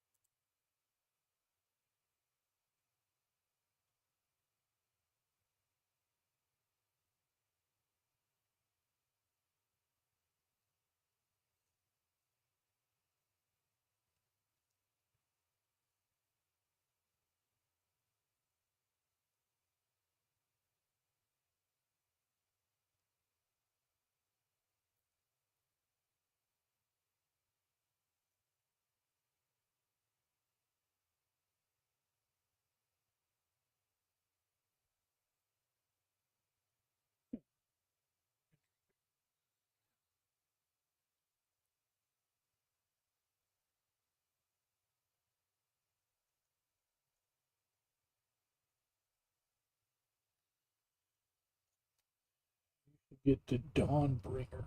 What is this? The Dawnbringer weapon, longsword, legendary. Lost for the ages in the Underdark, Dawnbringer appears to be a gilded longsword hilt. While grasping the hilt, you can use a bonus action to make the blade of pure radiance spring forth from the hilt. Or It's a cause the, lightsaber. yeah, it's a lightsaber. Or cause the blade to disappear. Dawnbringer has all the properties of a sun blade. While holding the weapon, you can use an action to touch a creature with the blade and cast lesser restoration on that creature. Once used, the ability can't be used again until next dawn. Dawnbringer is sentient, neutral good weapon with an intelligence of 12, a wisdom of 15, and a charisma of 14. It has hearing and dark vision out to a range of 120 feet. Sword can speak, read, and understand common, and it can communicate with its wielder telepathically. Its voice is kind and feminine. It knows every language you know while you're attuned to it. Personality. Forged by ancient sun worshippers, Dawnbringer is meant to bring light into the darkness and to fight creatures of darkness. It is kind and compassionate to those in need, but fierce and destructive to its enemies. Long years lost in darkness have made Dawnbringer frightened of both the dark and abandonment. It prefers that its blade always be present and shedding light in areas of darkness, and it strongly resists being parted from its wielder for any length of time. That's kind of interesting. I could have a sword with a personality. You can have a lightsaber that is both afraid of the dark and clingy. Yeah, clingy and afraid of the dark. All right, I'm gonna sheath your blade now. No, please don't.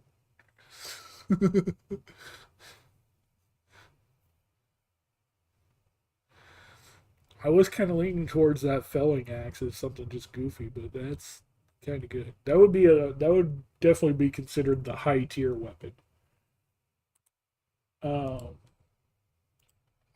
or I could just do the Sunblade, which is that without the personality. The item appears to be a longsword hilt. Grasping it causes a plate of pure radiance to spring into existence. It's a magical longsword with the finesse property. If you're proficient with short swords or long swords, you're proficient with the Sunblade. Give +2 to attack and damage rolls with the weapon, which deals radiant damage instead of slashing damage. When you hit an undead with it, it takes an extra 1d8 of radiant damage. The sword's luminous blade emits bright light in a 15-foot radius and dim light in an additional 15 foot. The light is sunlight. While the blade persists, you can use an action to expand or reduce its radius of bright and dim light by 5 foot each to a maximum of 30 foot each or a minimum of 10 foot each. Okay. Um,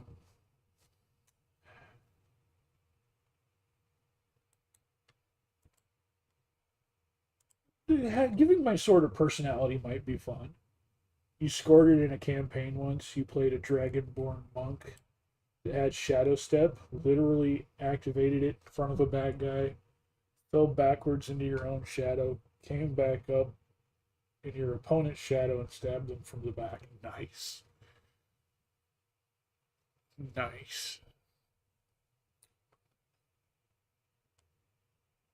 Oh god, I don't even want to read that one. That's Nani? uh hedonic motivator. It's a whip. Yeah. All right, geek. See you later.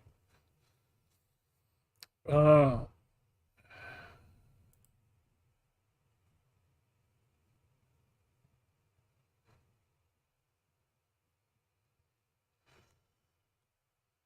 uh,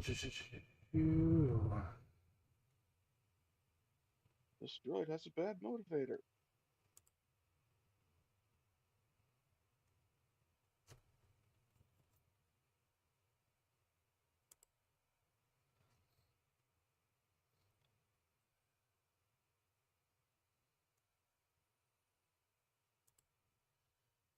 So I'm debating on whether I want a great sword, a great axe, or a giant hammer. And the sun sword, the sentient lightsaber's kind of winning. I'm not gonna lie. That does sound fun. Throw that into Well, the do what? consider this though.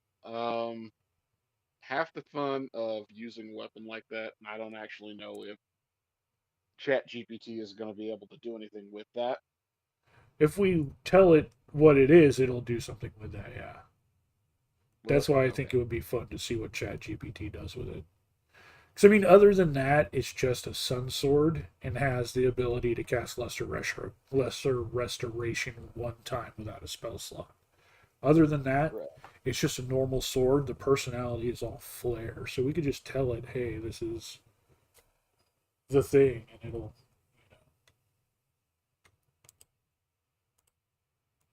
So yeah, I'm really thinking that might be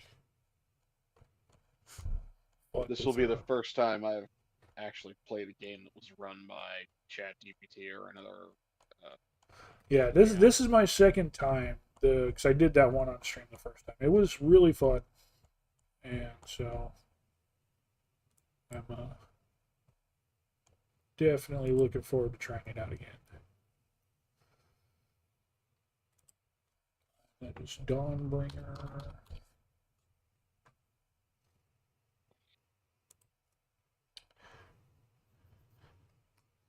Yeah, it's considered a legendary item. Yep. We will add that, and that is my major item. I can have the lesser item and any sort of stupid bullshit items I want.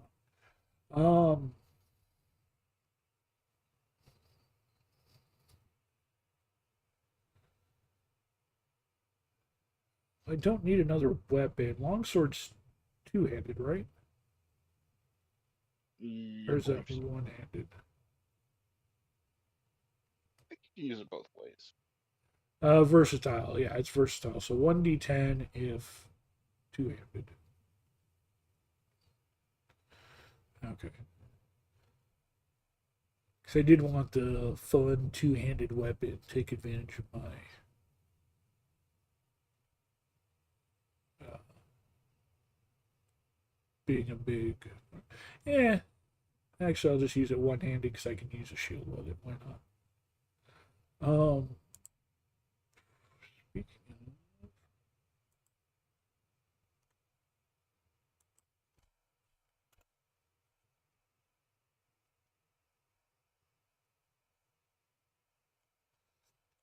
Any fun magical shields that aren't legendary? Because I already have a legendary. I need a small one. Uncommon. Yeah, that's.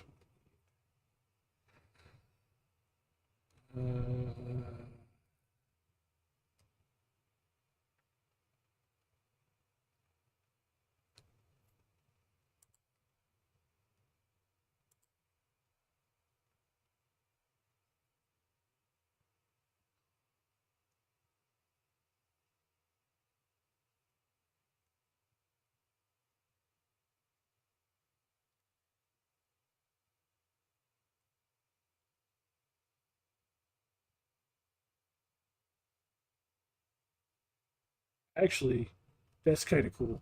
They have a boomerang shield. Hmm. You can make a ranged weapon attack with this magic shield. It has a normal range of 20 feet and a long range of 60 feet, and it uses your strength or dexterity for the attack roll of your choice. If you're proficient with shields, you're proficient with attacks made using the shield. On a hit, it deals 1d6 slashing damage. If you throw the shield, it reappears in your hand the instant after it hits or misses a target. That could be kind of fun.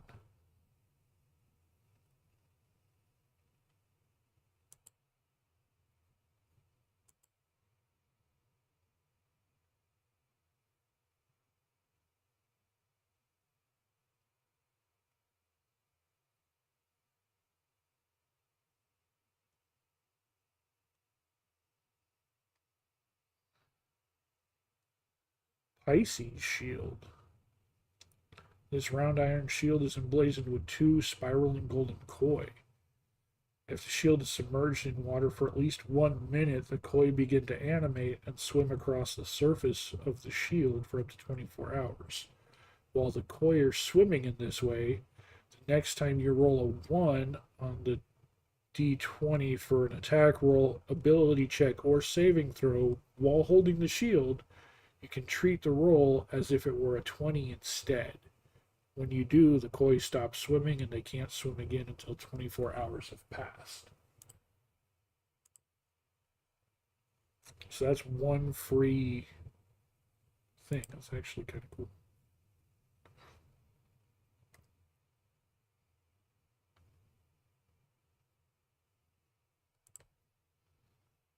Of course, there's standard Sentinel shield.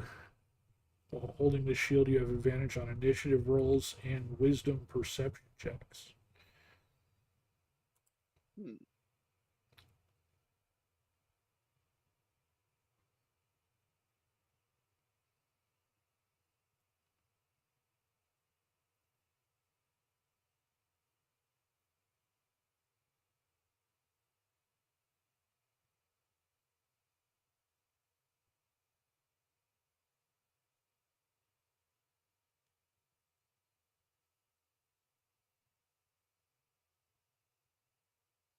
Oh my god.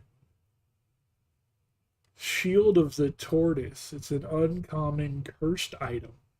Have you seen that one? No. While you're wielding this shield, you gain +1 bonus to AC. This bonus is in addition to the shield's normal bonus to AC, which it's a +2 because it's an uncommon. So you get +3 to AC. Curse. This item is cursed. Attuning to it extends the curse to you until you're targeted by a remove curse spell or similar magic. You cannot discard the shield and remain attuned to it as long as you're cursed. As long as you're cursed, you are sluggish. Your speed is halved. When you roll initiative, treat the roll on your d20 as a 1. You can't change your initiative by any means.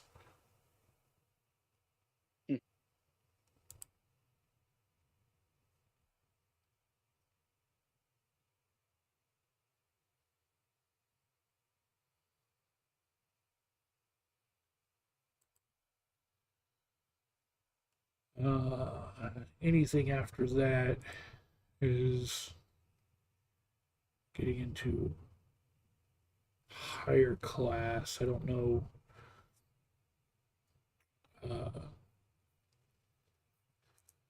Should I stick with uncommon or is rare okay to look into?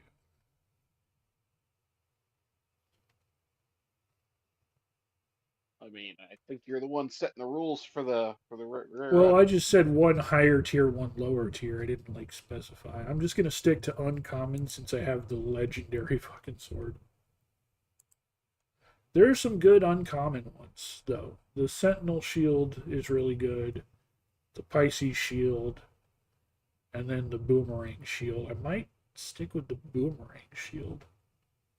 I think that'd be a fun way. I mean, I'm a cleric. I have spells, so maybe the ranged attack is not that fantastic. Maybe just the advantage on initiative and perception checks is the smarter way to go. But at the same time, who wants to be smart? I can throw a shield at someone. I'm so torn. um, cause yeah, I'm a cleric. I've already got Sacred Flame and something else. So if I need to shoot someone, I have the magic to shoot them. I even took Spell Sniper so I could shoot someone at close range if I had to. And I'm sitting here thinking about taking the Boomerang shield. Oh, that's so good though. That might actually make me. That could honestly be worth changing. Well, because the Spell Sniper still lets you ignore cover, and it gives me that +1 bonus to Wisdom. So that's not bad. I'm not going to change that. Oh, I think I need to make a poll for chat. I need chat's help on this. Seriously, like yeah.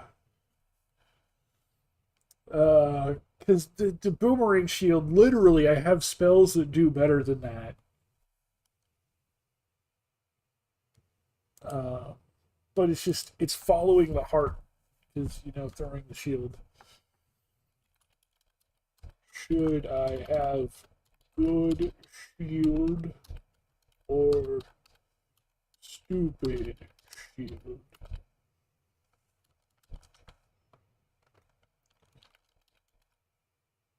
Throw stupid shield, and then good initiative shield. And we will set I think 3 minutes is good enough on that poll. 3 minutes. Feel free to go ahead and vote on the poll if you want, Moose. Oh no, I'm involved with this. Well, you're involved, but that's like you still have a say in that. You can still. I'm going to avoid the vote because I'm the one trying to choose. You can still have a say in what. I think you're allowed to vote, so feel free to vote on that.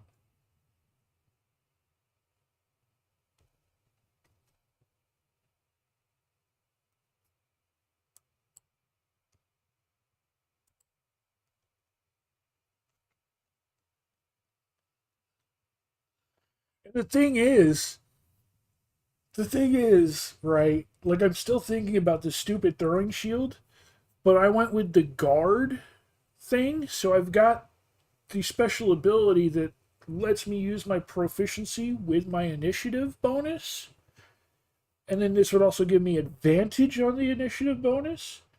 And then we can swap initiatives for what if we so like that would actually be a really useful shield with the build I made, unironically. But I'm still like Captain America, I am the Taskmaster.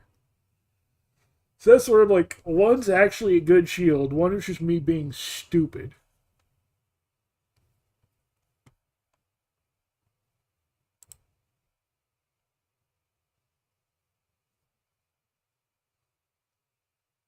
We'll see if anyone even pops in to vote. I don't think anyone's even paying attention right now. Geek and Wish both want to make food. Hmm.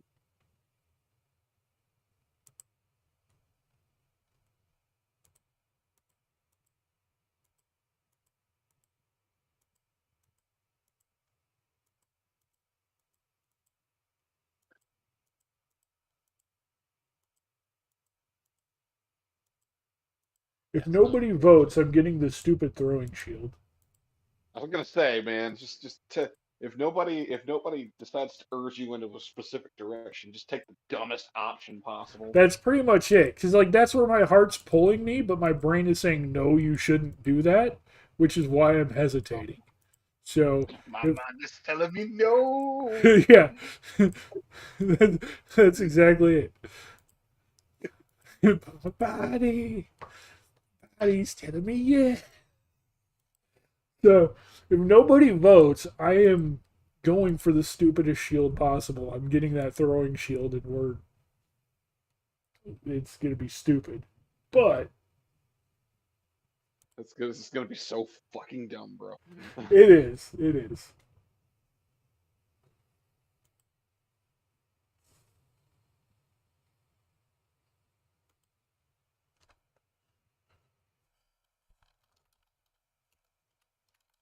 Yeah, it's like a. We're doing a one shot, so it's like the nine life stealer weapon doesn't seem like a bad option for a one shot due to the fact that if it kills something, Right. so if it hits something with less than 100 HP, it has a chance to kill them outright. Oh yeah. But every time it does so, it loses a charge, and then once it expends all up to, it could have up to 9 charges, but it's like 1d8 plus 1 charges, so I might just have 2. um, and then once it expends all of its charges, it just loses that property, and then it's just a +2 weapon. So, alternatively, if I want to go with a legendary item, I can go with a Holy Avenger, which just does more damage if I'm, attacking undeads and fiends. Right. And then ChatGPT could just have us fighting goblins or Durgar. Right. Right. Which the weapon that I picked up does have that. It has additional damage to undead. We may or may not fight undead at all. Um, Yellingtons.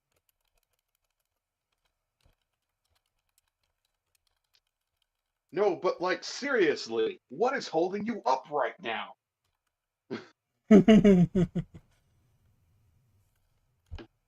No, seriously, bro. You're just bones, which means you don't have any ligaments, which means there's no reason you should be standing.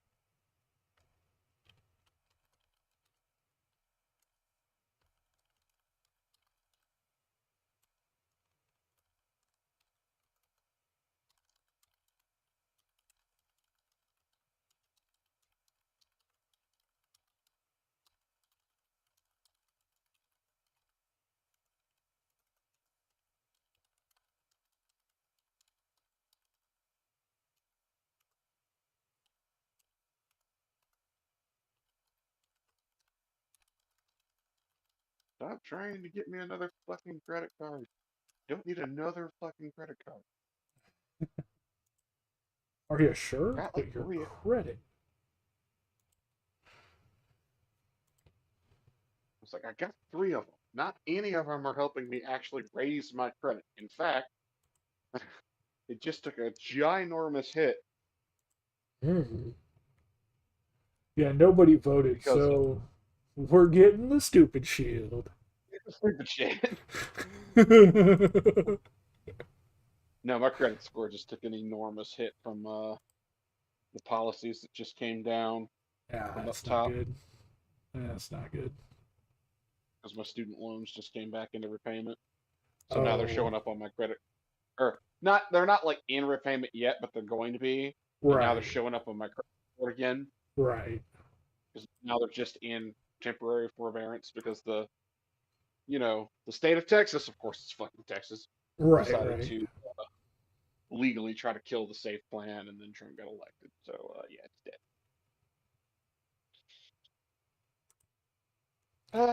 Technically, Reached it did give GLP. me a crossbow too, but I'm gonna throw that out. I love it when, hey, life's not hard enough for you already. Right? Yeah, it's so nice of them. We have made the conscious decision that because we want to hurt other people, we're going to hurt you too. At which point is it self defense? That's a really good question.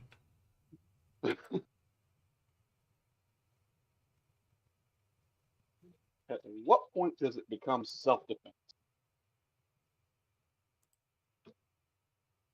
That is a.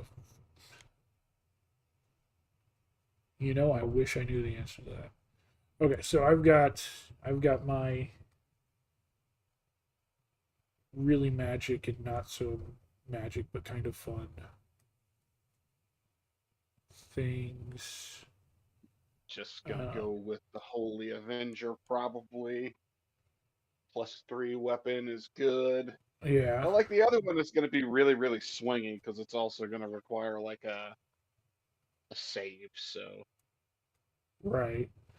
But at the same time, like you said, the big thing with that one is the undead stuff. but there aren't any. Well, I mean, it's already doing like +3. Right. I think Uh, Dawnbringer's only +2. those 2d10. Um, to attack rolls and regular damage, so it just does that, and then extra 2d10 radiant against undeads and fiends. So yeah,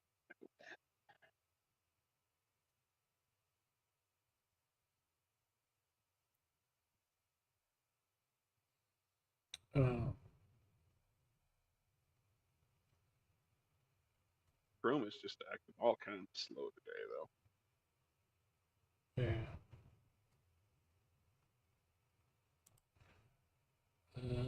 I am gonna pull off some stupid shit though. Yeah, like I said, if there's any other items you want to add, like anything, Oh, um, we did. like just the random magical items that are uncommon and have like goggles of night vision or whatever the fuck they are. I don't think I don't think I have dark vision as a Goliath, do I?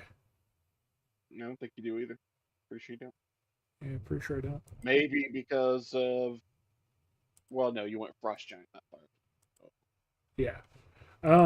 I don't think any of the maybe giant forms have dark vision. because that doesn't make any sense for stuff like stone giant. Well, the forms give you like the stone giant is what gives you stone's endurance, whereas a reaction you roll a 1d12 to Right. reduce your damage or whatever. Uh, so it gives you stuff like that, but cause yeah, even fire giants like I guess they say they live underground, but that would still be with glowing magma. So who knows? Um, so just to, so I don't think any of them need a tuning. I'm going to get the goggles of night vision.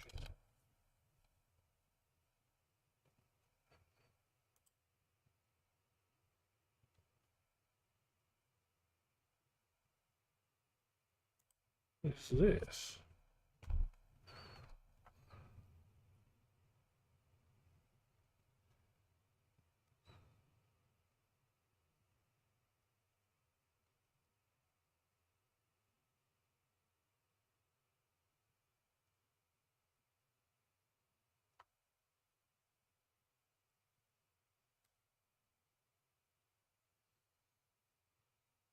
Oh, wow. Hmm. it doesn't make any distinction between ammo for rifles and ammo for revolvers. Interesting. Sorry, you were saying? Um,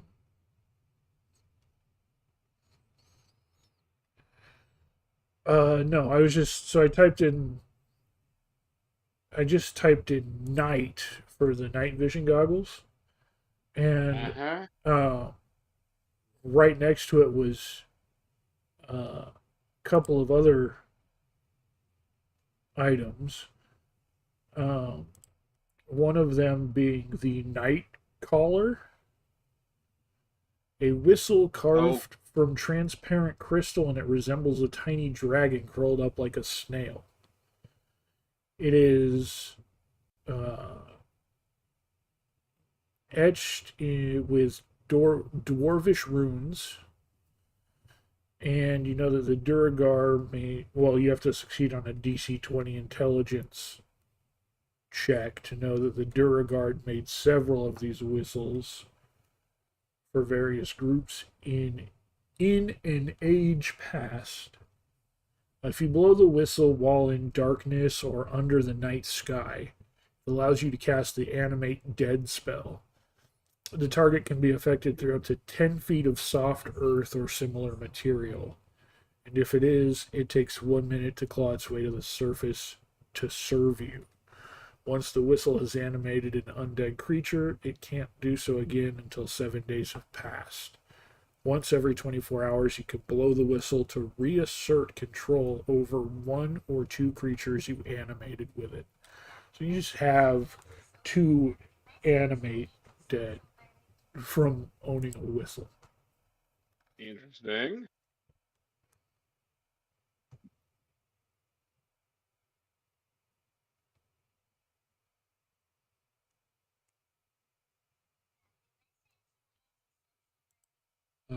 So yeah, I will add the night vision goggles so that way I have dark vision. I will get, because I'm a trained guard, I will have the decanter of endless water because I know that, hydration while you're out and about. And because I'm a jackass, I will have the cloak of billowing because the shield of throwing is not good enough.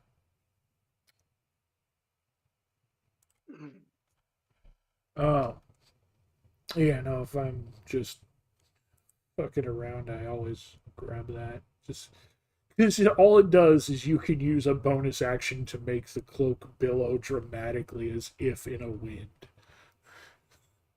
That's all it Right. does. Like, yes, please.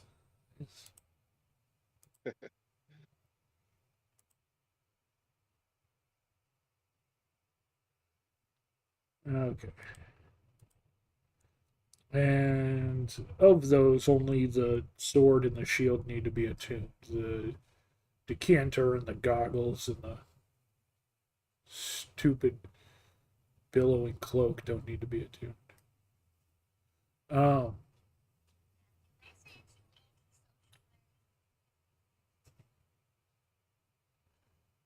all right. And so that's got me done. Are you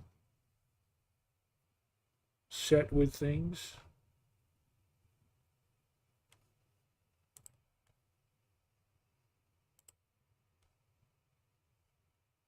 One more thing I want to grab. Yeah, it's you're good. I wasn't sure. Um,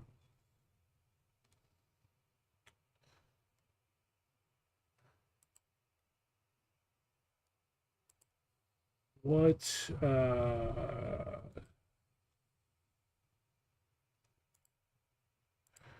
um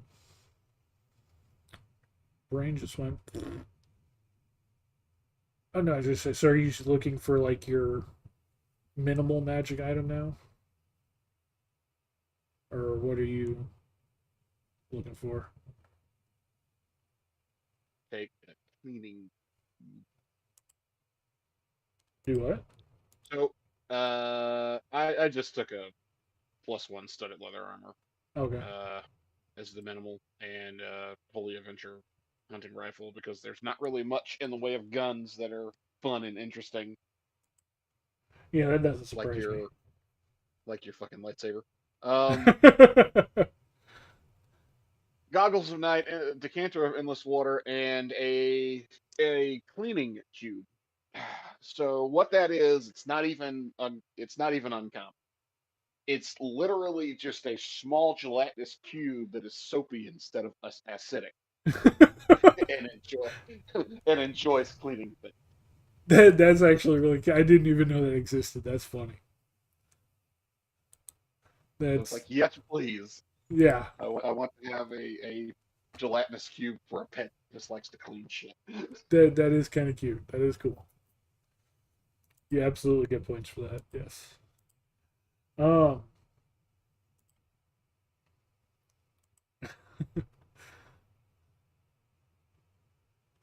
Okay. Let's see what else was there. Um. So even though you're a gunslinger, you got the sword instead. No, it's a hunting rifle. Oh, it's a hunting rifle. The Holy Avenger. Yes. I guess I didn't realize that. I thought for whatever reason I was thinking it was a sword. Can you just like? Is that one of those things where you can get it in whatever weapon? Whatever you want. Yeah. Okay.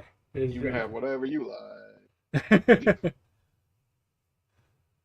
All right. Yeah. No, I wasn't sure on that one. That makes more sense. Yeah, there's I mean, and of course, like you can do that with Dragon's Wrath weapons too, actually. There's a lot of weapons you can do that with. Yeah. But D&D Beyond doesn't have those already in system. It just flavors it automatically as a longsword whenever you pick up a Wrath weapon. Well, it's got the image of a longsword, but they do have it specified for each one. So that way you get the right damage, but they use the same picture for all of them. Yeah. So that's one thing. Whenever Jeremy was running, oh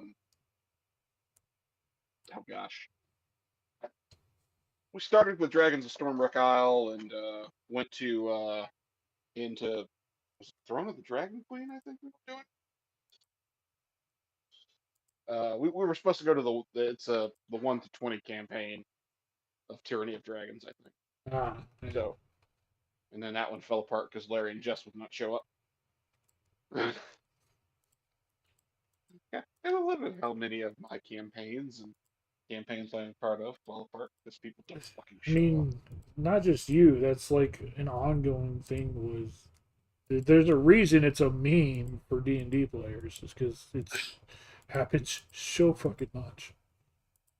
Like just the fact that you have to rely on a whole group of people to always be there and hope that life doesn't do what life does and fuck you over. I, I mean, the fact that we went to doing it online because we had people playing with us from out of town, and then you can't consistently show up. But Yeah. and at this point, they're not even bothering to tell us they're not going to come. We just start, and then they don't show up, and then Ryan and Jeremy and I just look at each other and go, "Okay, I guess we're playing Strahd tonight." Right. Well, that's what I was gonna say. Is like it's just you three. Like his dad doesn't even show up anymore. Yeah, because Jeremy's sister moved back in and she brought her spawn with her. Um, Gotcha. Sean is busy taking care of his grandkids, Right. so he can't actually play. Because Braylon is old enough to play D&D with us, and the other kid is even younger than that. So Right.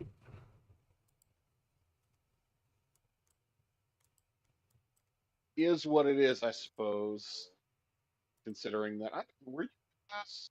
I was trying to get Sean's wife involved. Yeah. I think that was before I started. I started right after she stopped. Okay, I never could get her interested in my Ravnica campaign, but I Right. get it. I get it. It's deep and involved, and there's a bunch of lore that nobody knows but me because I'm the huge MTG nerd. But I mean, it's a great campaign setting. It's just there's a lot of stuff involved. And unfortunately, I didn't want to direct anybody to, hey, listen to this podcast that I'm stealing shit from. Right, right. It was all I could do to keep referencing stuff that had happened in the first campaign that we ran that was a lot of fun, but nobody got but you and Ryan. Yeah. Like you said, it was fun. Uh,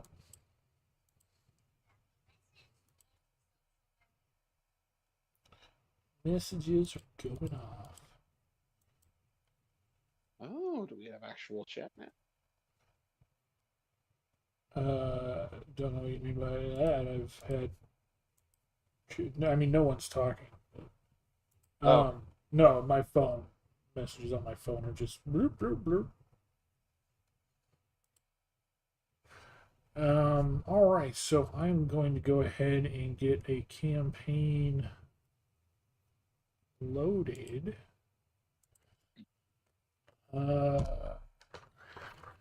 So I would like ow, for bitch. you to host a D&D game with a high fantasy setting for myself and one more player.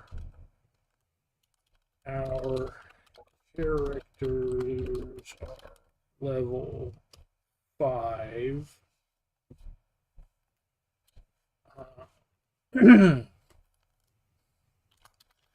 Magic is magic is fairly common in this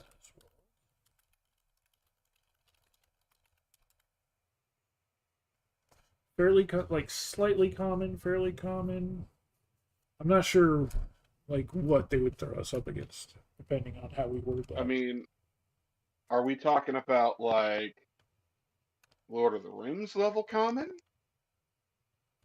Where it's just sort of like a background thing most of the time, but actual like magic is sort of special.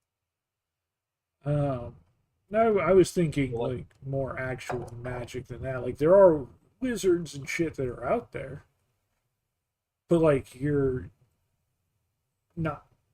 you Maybe know, maybe you'll run into some commoners that might know a cantrip because of their are we talking about lifestyle. like Funky Doodle's wizards type fucking world where wizards are just going around making up whatever spell seems fun and funny at the moment? Not quite that far, but close to that. Yeah, I say magic is I fairly common in cast Big Forehead. this world. Bastard. Magic is fairly common in this world. Um, do we want to lean it Right. towards any sort of style? I mean, you have the Holy Avenger and I have the Sunblade. Are we undead hunters? Maybe. I mean, if you want to go in that direction, maybe you want to theme it sort of like Gothic. I don't know, Castlevania I mean, ish. I think if we tell it that we're undead hunters, it will probably put that spin on it on its own. It's actually pretty good about stuff like that. That's why I'm kind of like, What, what do you want yeah, to theme it like Victorian England? yeah, Do like a Bloodborne, God. Well, I was gonna say Nightmare Creatures, but yeah, Victorian England. Um, sorry, Nightmare Creatures is the deep cut. I'm sorry, that's I dated myself with that one. um,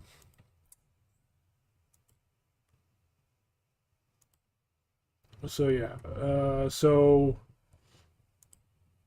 a D&D game, a high fantasy setting, in a gothic London, gothic London tone. Magic is fairly common in this world. The players are both. Are we undead hunters or are we monster hunters? That's the clarification. That's like that. That would be the clarification, yeah. Because monster hunters is probably would be the more common thing. Yeah. All right. So we are. The players are both monster hunters. And have been traveling together for the past year. That way, our characters are already connected to each other, and explains why we're level 5.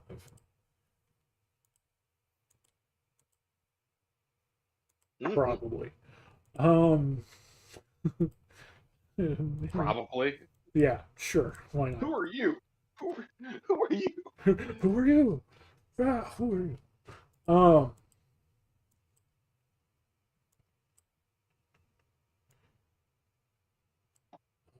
Any other specifications or itemizations? I was about to say, don't give me ideas for the next D&D campaign we run. I am the kind of DM that will fucking let you settle in someplace and then have you go check on somebody, and I'll go, "Who's that?" Who be that? Let me go check on Ragnar the blacksmith. You try to recall this person you just mentioned and realize you can't. Who's that again? Who? What? And then Ryan will leave the table immediately. Yep. because he'll know exactly what I'm doing. And I will play it out because I know exactly what you're doing. Why do I have 3 backpacks? What is happening? Yeah, Ryan has pretty much stated to me outright, if you fucking do that, I will leave. Come on, man. So did you see my character's name? One moment. I mean, I'm getting ready to Go slap back it into into the thing. I gotta go back into the thing. Well, okay, I'll just hop over to Twitch and take a look. Oh no. Wait just a second here. Like I said, fucking Chrome is being a bitch today. Oh, you're good. You're good. Come on, you bitch. It's doing this thing where it goes into the non-responsive mode for a couple of seconds before the pages load. Right. It's pissing me off. Not that that takes much in this day and age, but Right. Yeah. That's so easy to get to. I get it. I have a hair trigger. It's fine. It is fun. Oh, come on, bro. I think you got the stream up. Yeah.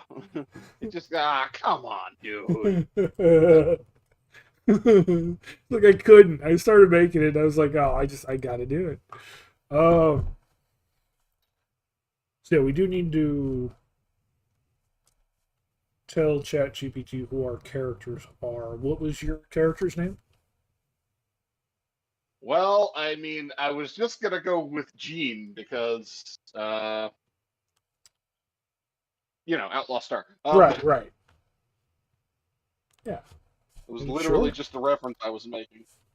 Sure.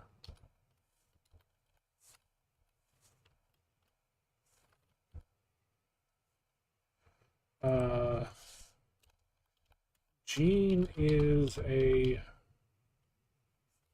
Let's see.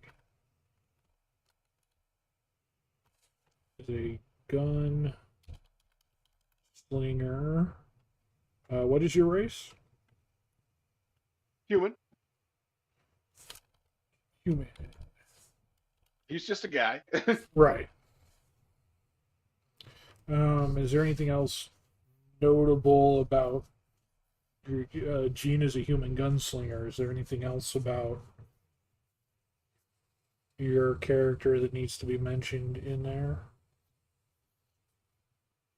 What else would be important Like to your mention? spells and stuff don't really matter. It's just kind of like the core things. Like with mine, I have to add in the sentient sword, as Right. well as let it know that I am,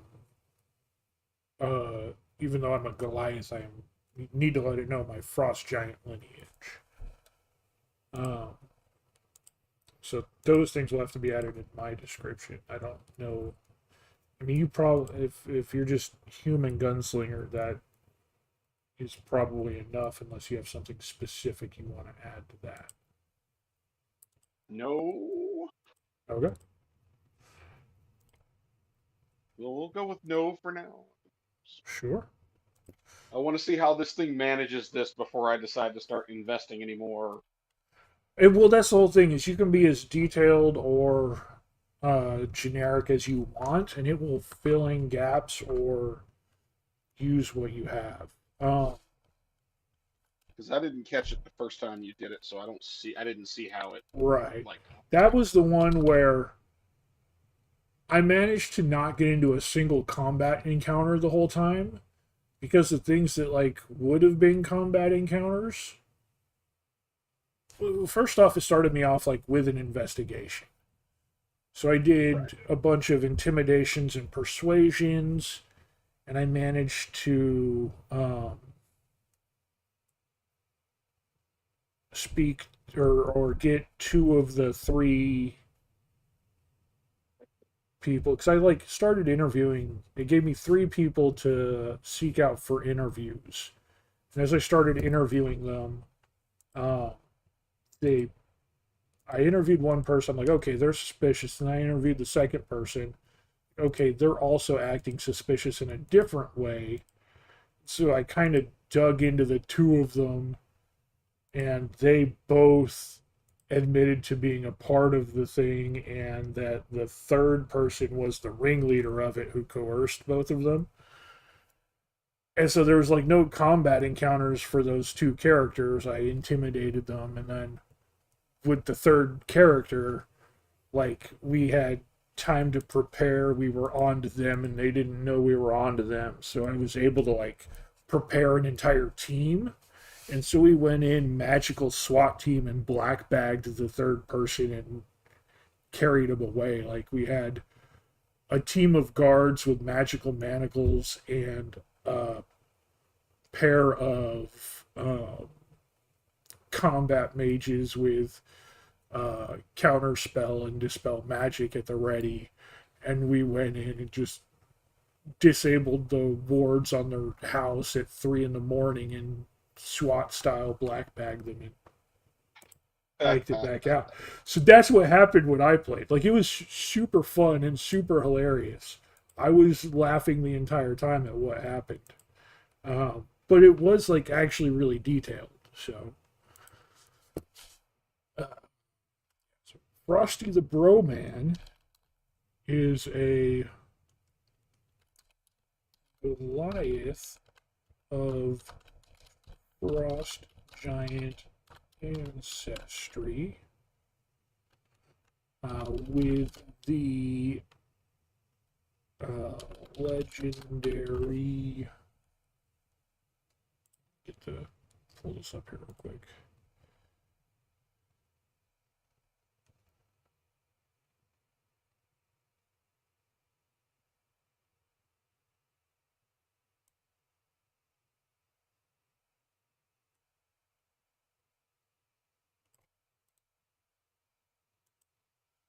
Copy this entire fucking section of text.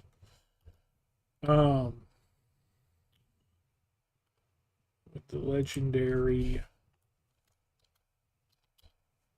Dawn Bringer. Spell it right.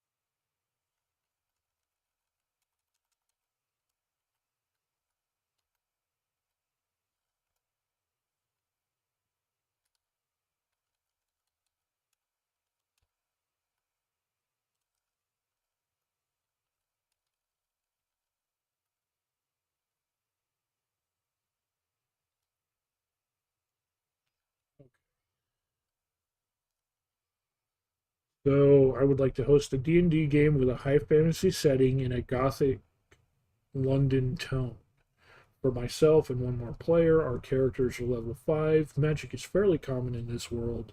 The players are both monster hunters and have been traveling together for the past year. Gene is a human gunslinger. Frosty the Broman is a Goliath of frost giant ancestry with the legendary Dawnbringer sword. And then I explain the paragraphs in the Dawnbringer. I just literally copy and pasted those. So its appearance as being the holy lightsaber, its stats, its hearing and dark vision. Um,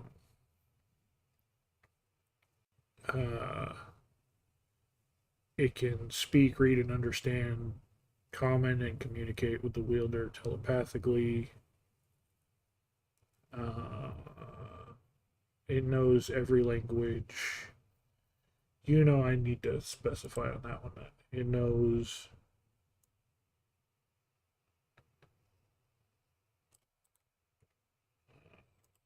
So it also knows Dwarvish and Giant. Demonic Pretty, hey, how are you? I have not seen you in forever, and I hope you're doing okay.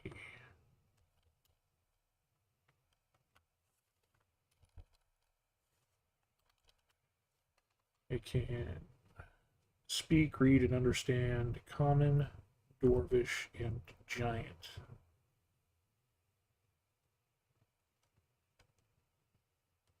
Hey, DP. Sorry, I was on mute there for a second. Ah, you're good, you're good.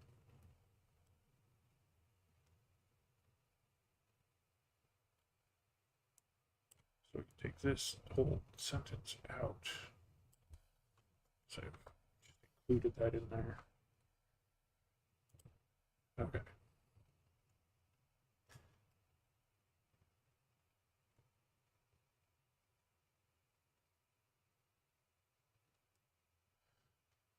Um,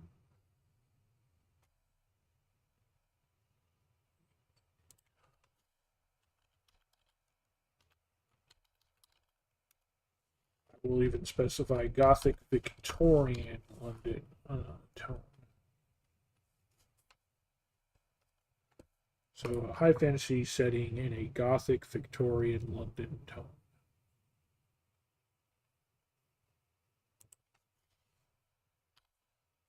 Let's see what this gives us. Generate. Here we go. Dawnfall, a tale of light in shadow. Setting, the continent of Varn Hollow, year 786 of the Ashen Crown. City Blackgrave, a sprawling city of gas lamps, airships, factories, crypts, and secrets. Tone, Gothic horror meets high fantasy. Think Bloodborne meets The Witcher with Victorian trappings and common street magic. Alchemists peddle cures on street corners. The wealthy hire mages as private guards. And something dark stirs in the city's ancient underbelly. And Pog's here too. Valendro. Hey Pog, how you doing? Yeah, I'm only getting on about once every week or so right now. Things have just been stupid busy for me. So it's been playing catch up and finding the time to get stuff done. It's really been a pain lately, but I am here, and we are rocking some D&D. I have Lumber Moose with me. We're gonna two-person this. God, I wish. I'm barely living right now. I'm still working part-time, still struggling to pay bills, let alone save up to go to Japan.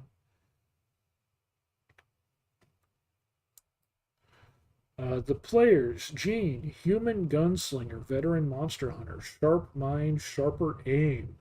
Carries a custom forged firearm blessed with runes of dispelling and destruction. Frosty the Broman, Goliath, descended from frost giants, mighty and chill, literally and figuratively, bearer of the radiant sentient sword Dawnbringer. Uh,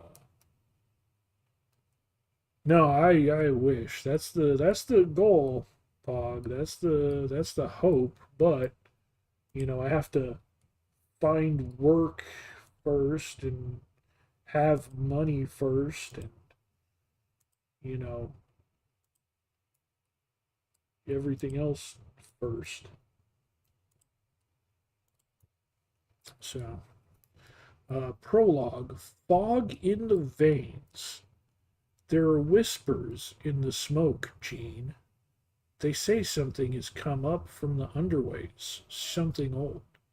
They say it doesn't bleed. It's a gray and wet evening in Blackgrave, the largest city in the kingdom of Varn Hollow. Rain streaks across soot-slicked cobblestones as the night wardens, the order of licensed monster hunters, send a raven-marked dispatch to your boarding house. It is DP, yeah. We're playing D&D, but we've got ChatGPT to generate the story for us. I did it before on stream, but it's been a long time ago.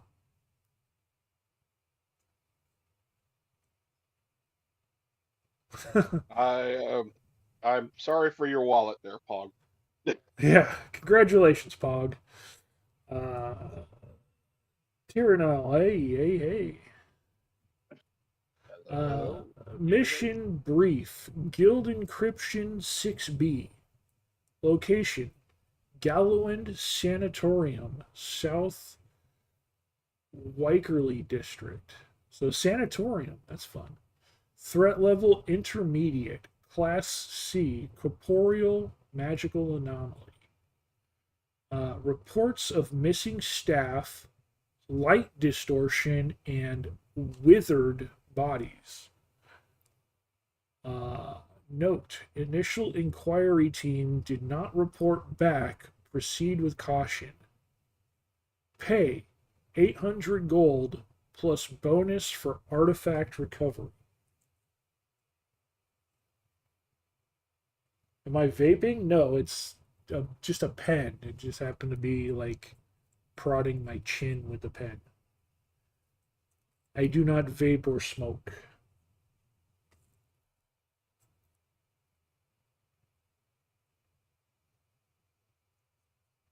Let's see. You stand at the wrought iron gates of the old sanatorium now. Behind them, the once grand asylum rises in jagged silhouette against the purple sky. Windows dark, save for flickering candlelight behind one of the upper floors. The smell of alchemical preservatives, mold, and iron blood taints the mist curling around your boots. Dawnbringer vibrates faintly at your side. Dawnbringer telepathically to Frosty. This place, something ancient stirs here. I feel it. Please, don't turn off my light. Not in here. From beyond the gate, you hear a voice, hoarse, raspy, calling, in the darkness. What would you like to do? And then it gives us a list of options here. It says, you can investigate the gate and grounds, try to speak back to the voice, enter the sanatorium immediately, ready weapons or spells, ask me questions about the surroundings. Let me know what Gene and Frosty do, and I'll narrate the next phase accordingly.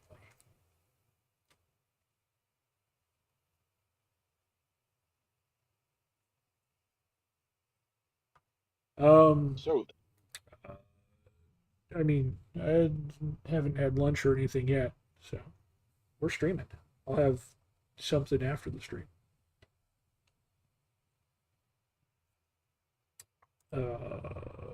What was that, Gene?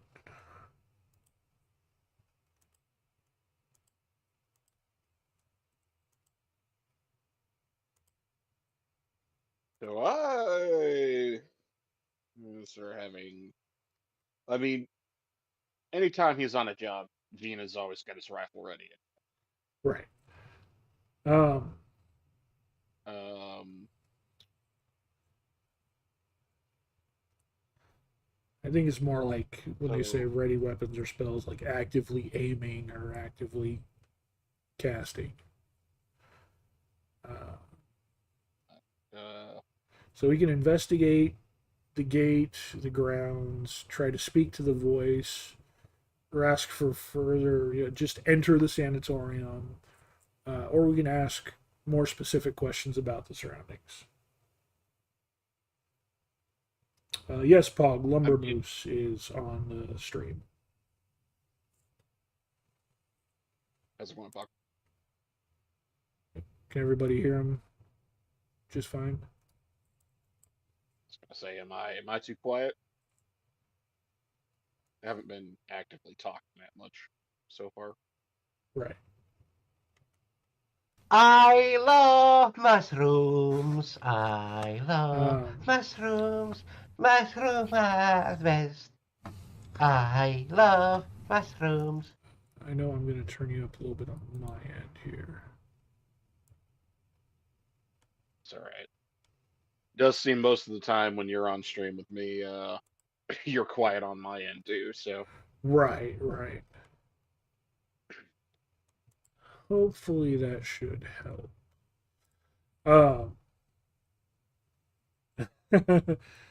Yeah, Terry now. Timmy loves the mushrooms. So I think I am going to make an ask a person. I'm going to after hearing the voice asking for help, Frosty tries to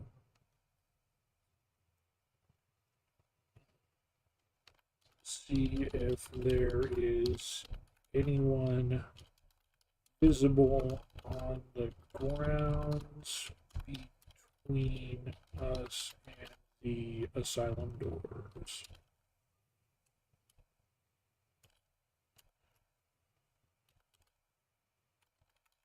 I don't know why I capitalized asylum there.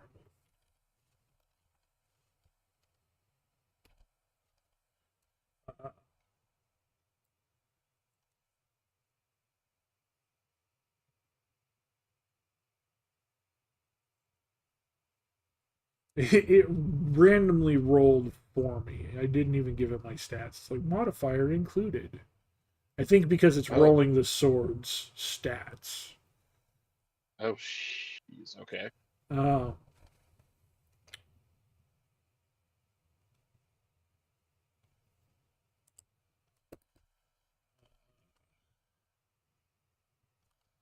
let me go ahead and it's asking for a perception check. So I will go ahead and action to scan the grounds. I will roll that perception check myself and then correct the system. The system is good about correcting things. And I'm going to ignore the passage that it just gave me. Okay. Will it need a perception check from us both, or are we talking Well, about just like because I was the one that specifically said I'm searching the. After hearing the voice, I'm searching the grounds in between us and the asylum to see if I see someone. Okay. So I'm rolling my perception check. I got a 17.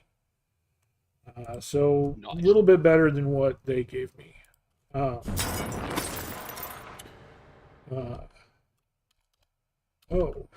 We will. We have our own characters fully built with stats. Just ask us what rolls we make, and we will roll them and tell you the result for the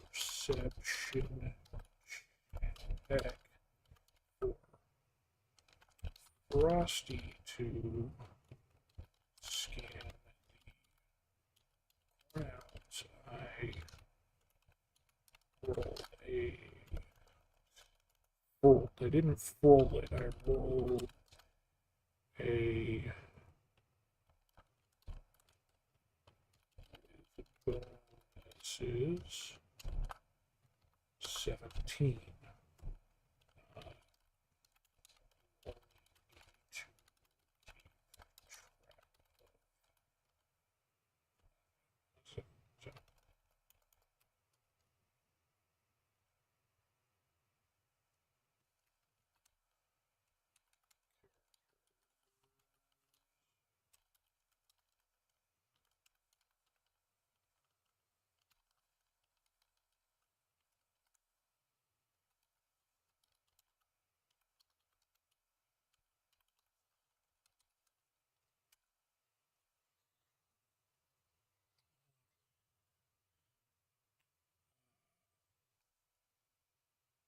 So yeah, the system corrected itself. It gave me, the thing, but I corrected it.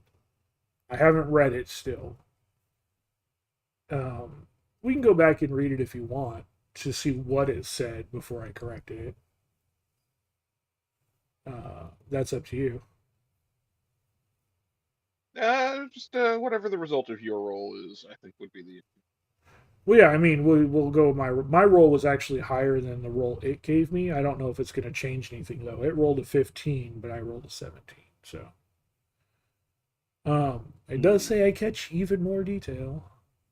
So okay, yeah. So it gave me more detail on top of the information that it put Which on is there. usually how that should work. Yeah. So it says perfect. I'll that narrate and set the scene, and when needed, I'll call for rolls, ability checks, saves, attacks, etc. I'll also handle enemy rolls and behind the scenes mechanics to keep things flowing. So yeah, it corrected itself, but we do need to take its previous statement into account. So rolling a 17. The courtyard is overgrown and decaying. Hedges long dead, skeletal rose bushes clawing upward toward the gray heavens. Beneath the light of Dawnbringer, movement betrays itself in glints of wet skin and something twitching. You spot it. At the base of a toppled angel statue just off the path, a figure, half cloaked in shadow, its arms and legs spindled and too long, joints bent at odd angles like a marionette. It's humanoid, barely clothed, skin shriveled and gray like aged parchment. It shifts violently when Dawnbringer's light hits it directly, emitting a wet, gurgling hiss. Not quite a scream, not quite a breath. And then it scrambles backward on all fours into the hedge maze on the left side of the path, faster than it has any right to move. Dawnbreaker, urgently telepathic. That was no man. Something has drained the life from it, twisted it. We must end its suffering and quickly before it multiplies. There's a clear stone path to the asylum's main doors. The creature disappeared into the overgrown hedge maze to the left. The right side is dominated by old carriage sheds and crumbling statuary. The voice has gone silent. The gates do stand unlocked, its latch already broken, as if something has forced its way out or in. With the added perception, since mine was a little higher, Frosty catches even more detail. The creature's eyes were gone, its sockets not hollow but filled with wax, almost like melted candles. Where it touched the hedges, the leaves have shriveled, blackened by unnatural decay. A faint trail of greasy residue leads deeper into the maze, visible only by Dawnbringer's light. Additionally, behind a veil of ivy on the right side of the courtyard, Frosty spots a hidden cellar door, rusted, half concealed by a crumbling statue of Saint Gillian, the patron of the broken. We can, so it says, what will you do? Pursue the creature into the hedge maze, advance straight to the asylum doors, investigate the grounds, carriage houses, statues, etc. Ready weapons, set a trap, talk strategy, or reflect briefly in character. Uh, does Gene react to the creature or the seller? Is he keeping an eye out for threats, prepping for battle, or advancing elsewhere? Let me know what Gene does and if either of you wants to follow or ignore the path of the creature. You have 3 immediate leads. Pursue the twisted creature into the hedge maze, investigate the hidden cellar door, approach the main doors directly. All right. So on initial response, um, I think his actual impulse would have been to attempt to take a shot at this thing as it's moving. Okay. Uh, um, So when Gene sees the creature beyond the gate, he tries to take a shot at it uh, as it runs away. Excellent. Gene reacts fast. Eye sharp, hand faster. As the twisted, wax-eyed thing twists its limbs and bolts for the hedge maze, Gene's firearm is already up. Please roll an attack roll for Gene using his firearm, applying your attack bonus as usual.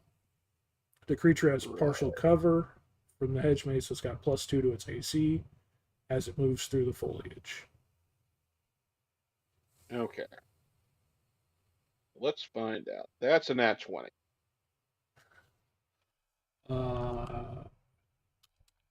Natural 20 For a 23 total. for 23 total to hit. That should be interesting. Yeah, it says if your firearm has any special ammunition, runes, or enchantments that might help, let me know. Once you roll, tell me the attack total, the type of firearm that Gene is using, if it's magical or modified, and the damage roll if the attack hits. So it definitely hits, and because it's a natural 20, it's a crit. So roll the crit damage on that. Right.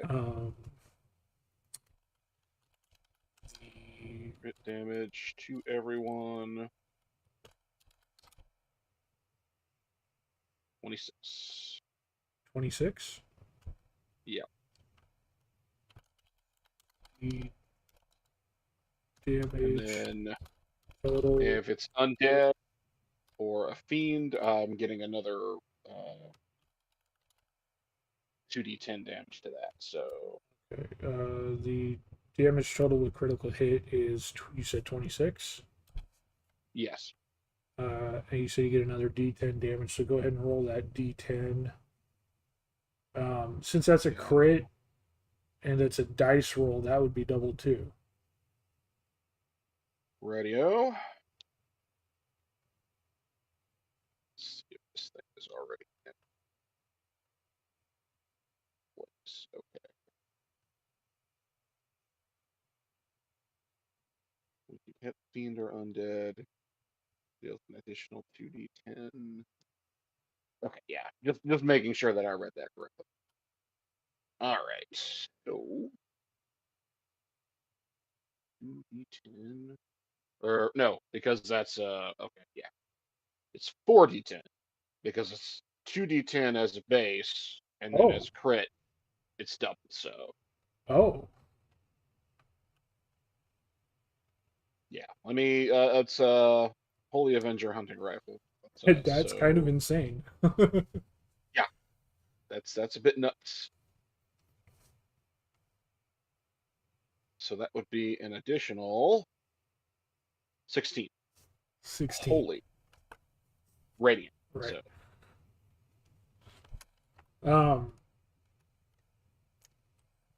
It's just piercing on normal hit, right? Yeah, it's just piercing on normal hit, but the additional damage is great.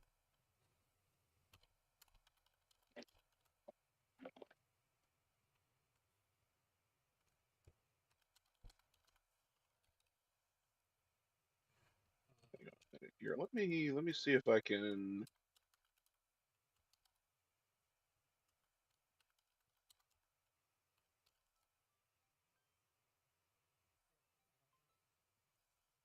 Send a quick message here, real quick. Uh,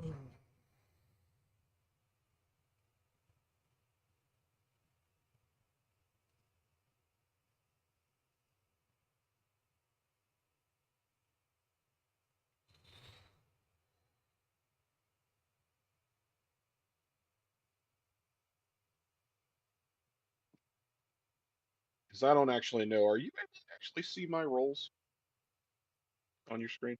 I You don't set your have. character up in the. Yeah, I set my character up in there. Let me. Okay, yeah, I can see them there.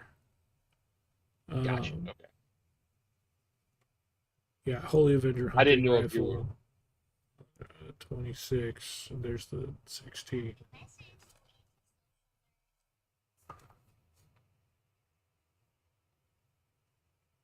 Yeah, that had to be done as a custom roll because it's not. There's not an actual rollable button in there for Right, right. additional damage. For some Um, reason, it doesn't actually cap a specific thing. yeah, I'm not Okay, seeing so the dice roller on mine though. I can click the buttons on there, but I don't have the thing to do a custom roll. I don't know.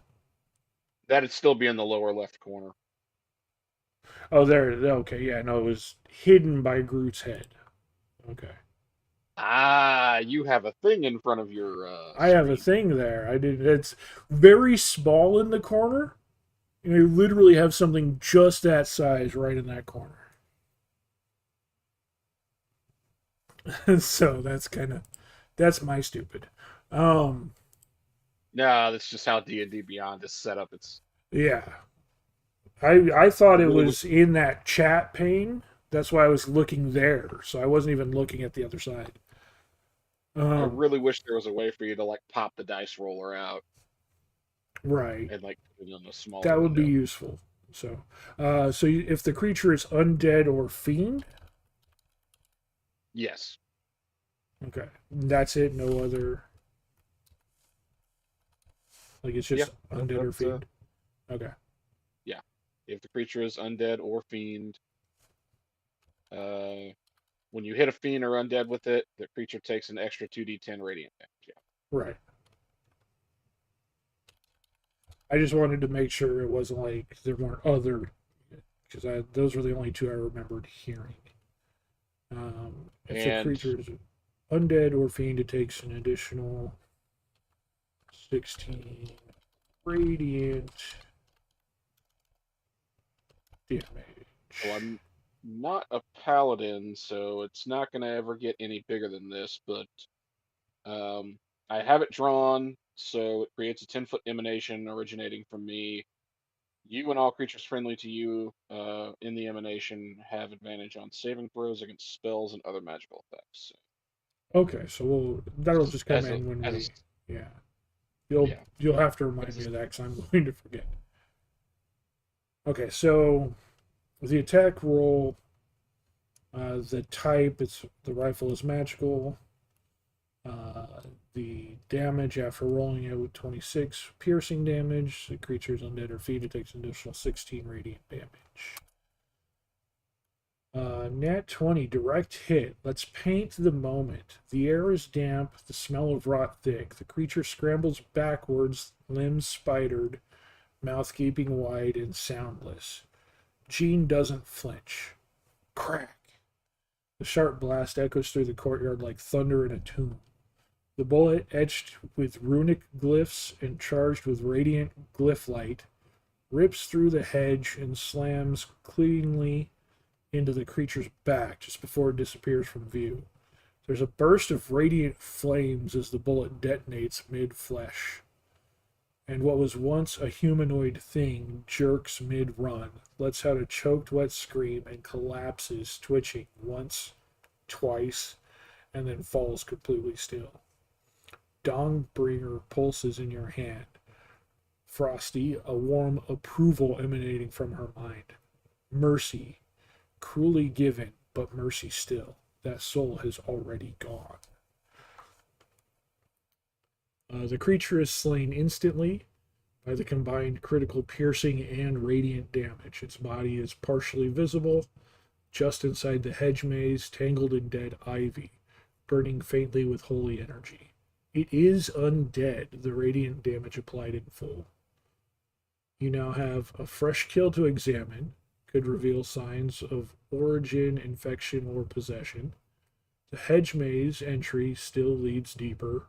The cellar and the main doors remain unexplored. So what would we like to do next? Shall we go have a closer look? Yeah, let's. Jean and Frosty open the iron gates and walk cautiously to the body to examine it further. The iron gate creaks open with a drawn-out groan, protesting your passage like a dying thing.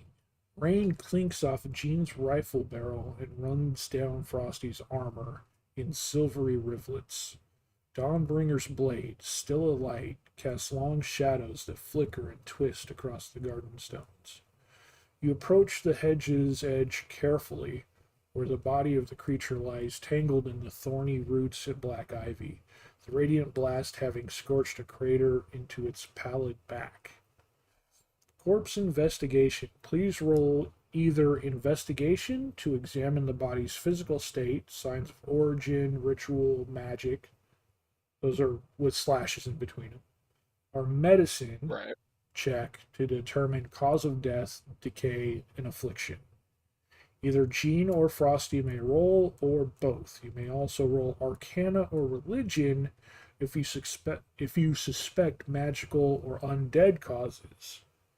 Let me know who is rolling with which checks and what the roll results are. Well, I do suspect it to be undead, since the holy energy in the bullet actually did go off. So it did say I'll roll that. Arcana for that. Okay. I will roll Arcana for that. So, because I have proficiency in that. Ooh, that's a bad roll. You have 8. proficiency in Arcana? Nice. Yeah. Jean rolls with Arcana. Is that 3 on the hitting, die? and 8 with bonuses. Investigation, medicine, Arcana, and religion. I don't have anything in any of those. Whoops. I do have a +3 in medicine. I do. Investigation, history, and Arcana are all +0, but I do have a +3 in medicine. The religion, history are both int, and so is Arcana, ironically. Too bad. Perception was not like a direct investigation, so they would count that, I guarantee. I'll do a medicine check. Oh, I nailed a 15 plus 3 is 18. Good catch. Frosty rolls with medicine.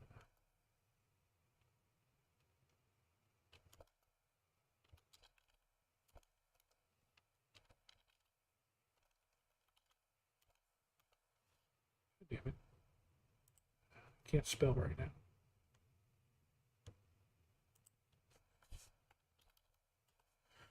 Rolls with medicine, getting an 18 with bonuses.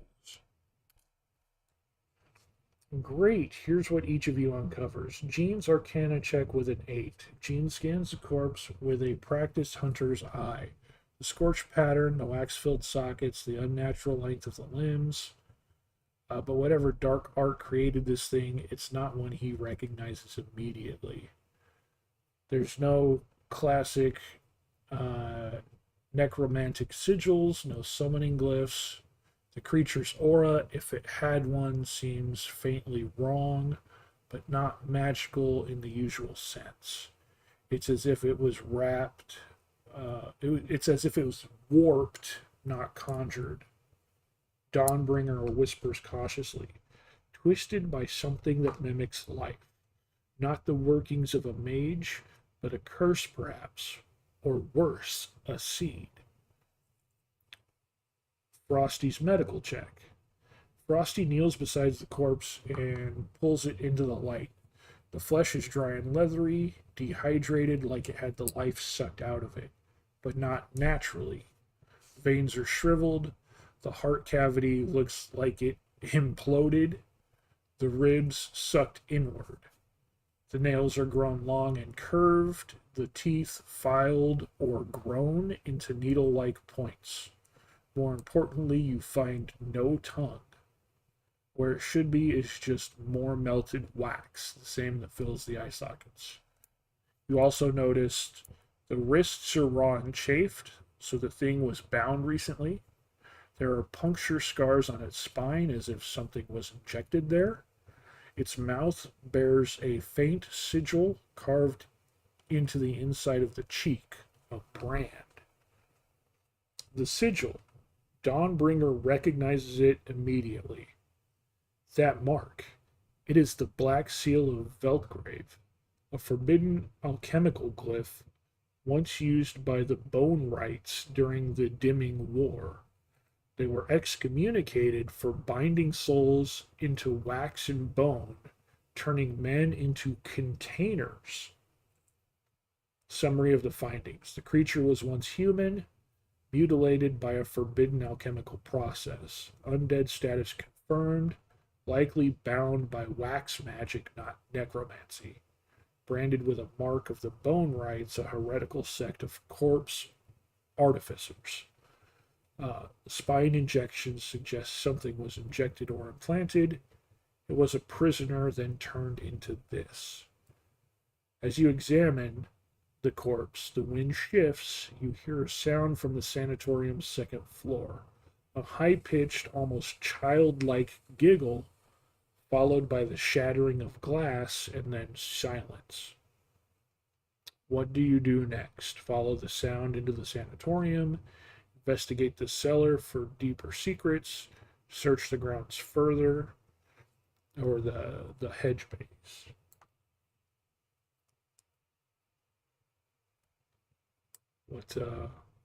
What are you thinking about?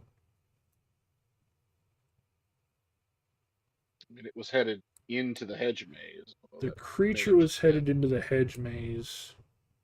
We just heard another sound from the second floor that was a childlike giggle and the shattering of glass. And with the cellar down there, seems like a kind of place where maybe this creature could have been created. So it seems like we're in for adventure whichever direction we go, most likely. Question is, do we want to go try maybe heading into the cellar to see if we can cut this off the source? Head up and yeah, I mean something further going on. Those are good questions. And there might not even be a source to cut off. It could just be that it would give us more information on the creatures that are already there too. Fair point. So, I am all for either investigating the cellar or the hedge maze. I would be worried about getting ambushed inside the hedge maze. Yeah, seems like that would have been a trap of some kind. So we both thinking about the cellar then? I think that'd be the way to go if that's what we're both thinking about. All right. Gene and Frosty are wary of the hedge maze possibly being a trap or place of ambush.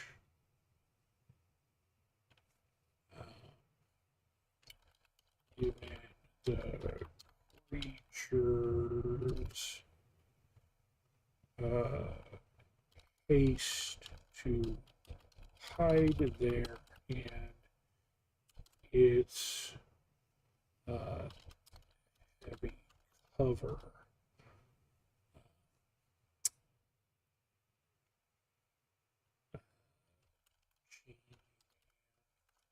Frosty both decide it is best to check the cellar to see if there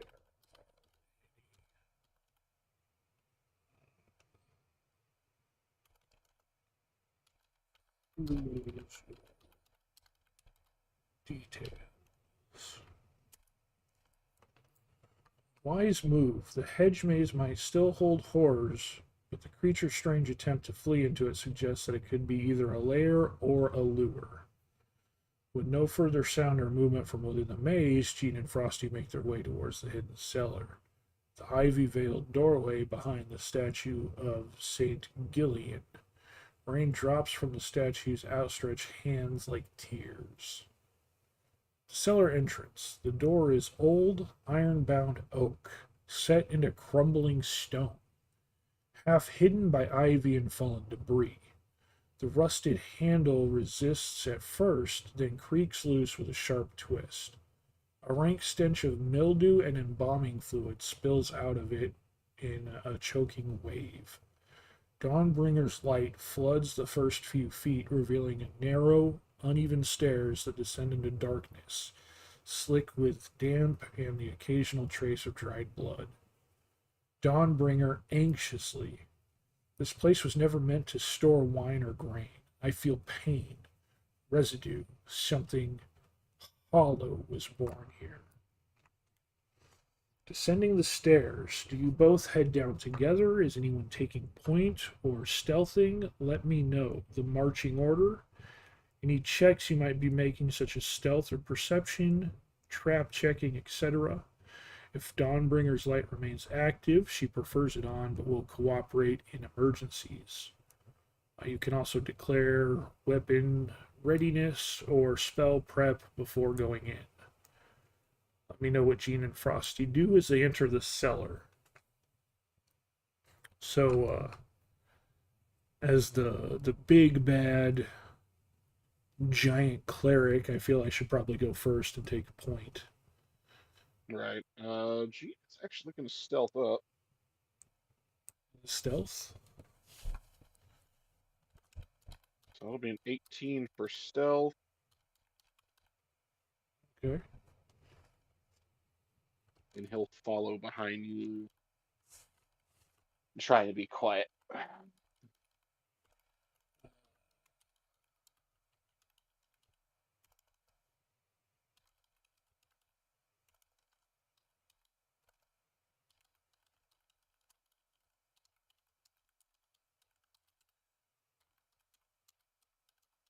Okay, I'm not necessarily going stealthy.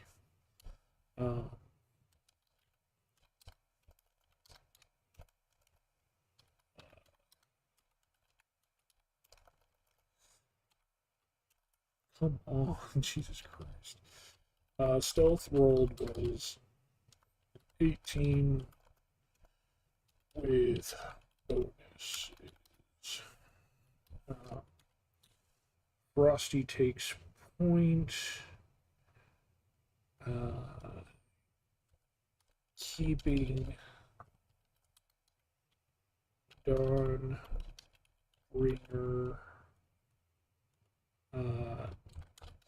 active for light, but proceeds cautiously, keeping an eye out. And I'm going to roll perception.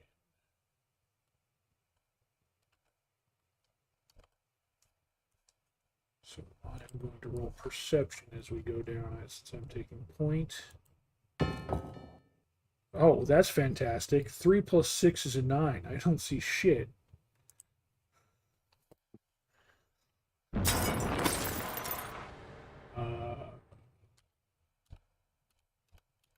Perception rolled was 9 with. I was going to say my passive is 14 though. So Yeah, what is my passive? Passive perception. Where did my passive is a 16. So like if I roll, since I rolled a 3 and got a 9 on active perception, does my passive perception count at all? I don't actually think so. I didn't either. I did not think so.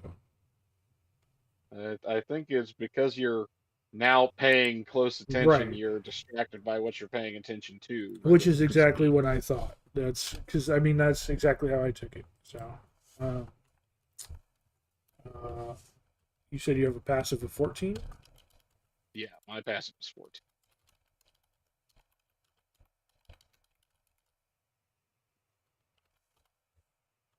So put that in there as well. Frosty takes point, keeping Dawnbringer active for light, but proceeds cautiously, keeping an eye out. Perception rolled was 9 with bonuses. Jean follows behind Frosty, trying to be silent and stealthy. Stealth rolled was 18 with bonuses. Jean has a passive perception of 14. Let's see what they say. Excellent. Here's how it plays out as you descend. Frosty takes point.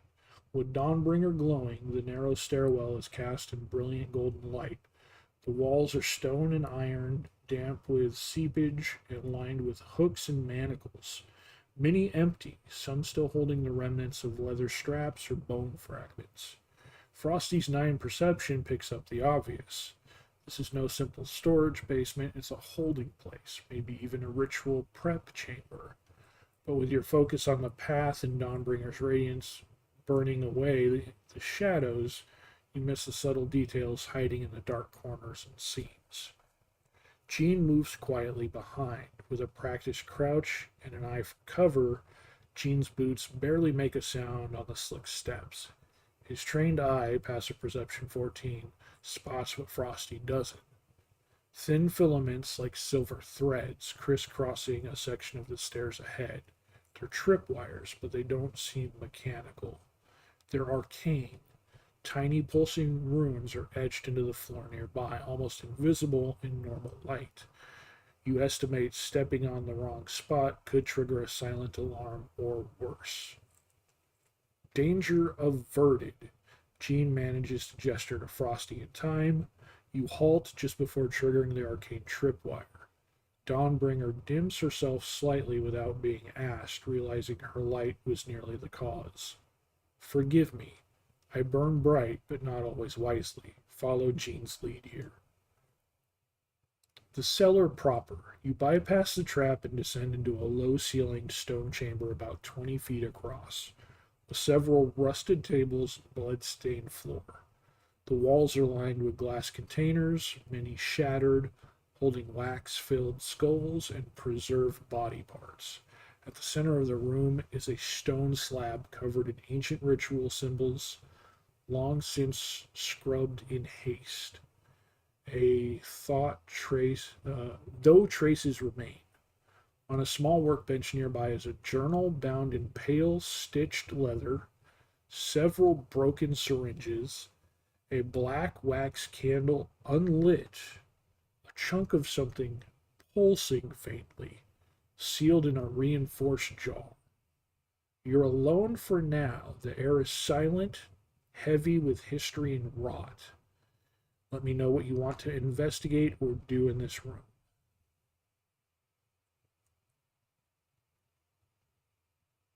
Okay.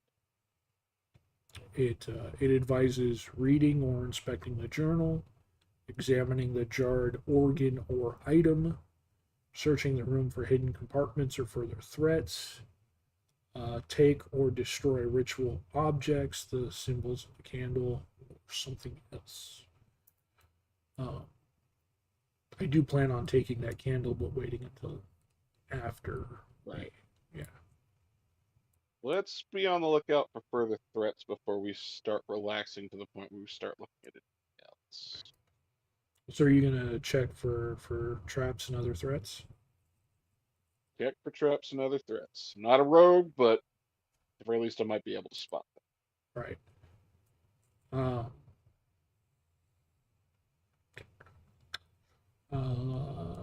So yeah, Jean is going to check for traps and other potential dangers. Frosty is going to assist by focusing Dawnbringer's light. So I will go ahead and assist you with that so you have advantage on the roll. Yes, which roll would that be that you need? Hey. What's up, superhuman perfection? I know that's you, Frug. Playing some D&D. You're laughing maniacally. Is that a good thing or a bad thing? No, just it's somebody you recognize. Oh, yeah. That's the guy that I coordinate with pretty high up in the Raid Shadow Legends. Right on. Yeah. It's like what role did you need again?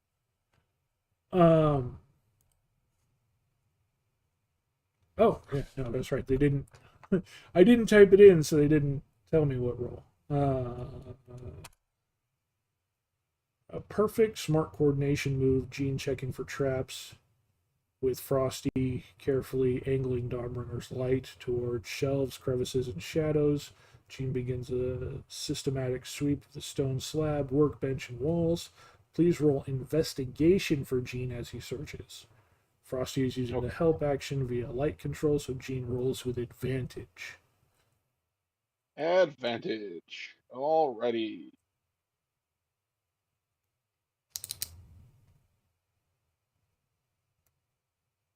Okay. 21. 21. Gene rolls 21. 1 with bonuses. Right on. 21 investigation. Excellent result. Gene's careful sweep reveals several things, and his hunter's instincts immediately recognize what most would miss. Hidden dangers and clues. The journal was trapped. A nearly invisible arcane sigil etched beneath it would have triggered a glyph of blindness. Temporary but disorienting. Gene easily deactivates it by scraping the anchoring rune with a bit of iron. The journal is now safe to open. One of the shattered jars on the far shelf contains the remnants of a blood binding glyph used to bind a soul fragment to flesh. The glass is coated in black, flaking residue. Gene recognizes this as soul wax, illegal, highly unstable. So I guess that's just an extra clue you picked up. Behind the stone slab, Gene finds a loose panel on the wall. Opening it reveals a hidden compartment with A sealed scroll case stamped with the sigil of the bone rites. A silver ring inscribed in giant, glowing faintly. A black velvet bag. Inside, a humanoid tongue perfectly preserved in wax.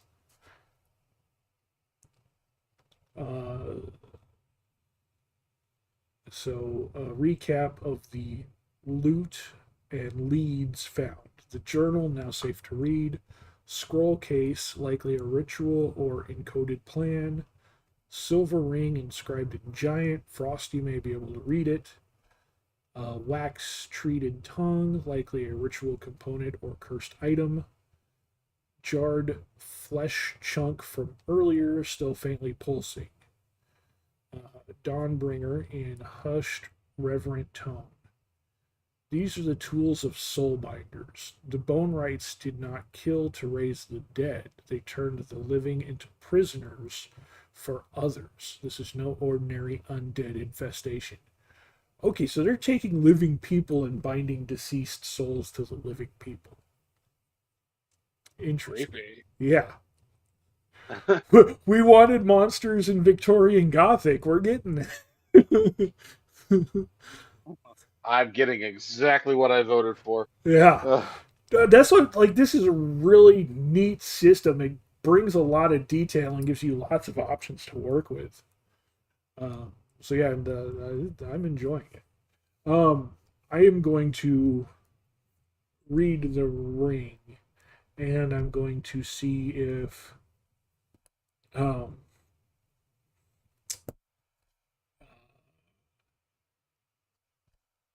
going to see if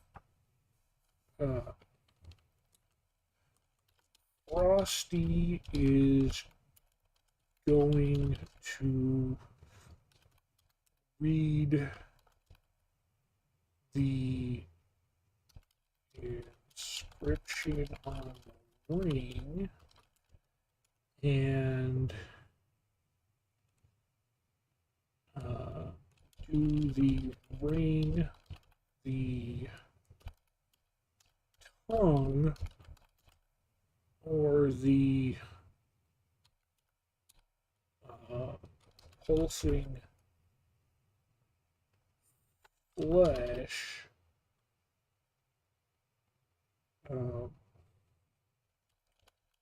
give off any magical essences. Let me double check real quick. If I remember correctly, let me check my spells. I think I have identify.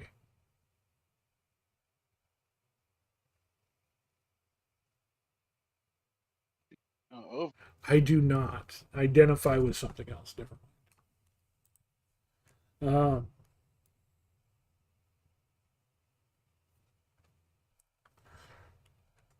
And so I'm going to read the inscription on the ring, and since I read the inscription on the ring, do I get a sense that the ring is magical or mundane?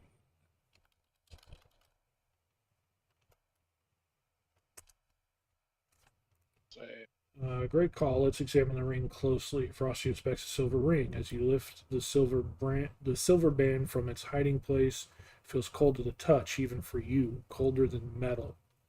Has any right to be in a musty cellar. Surface is edged with an ancient giant runes. Still sharp despite the ring's age. You instinctively recognize the script. The letters are old, dialect, but readable. The ring inscription says, "To hold the breath of another, to bind voice, not will."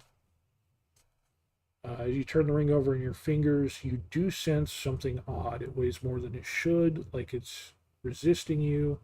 The inscription hums faintly when Dawnbringer's light gets close. The metal gives off a subtle tingle, similar to when you encountered cursed items or binding charms. To identify further,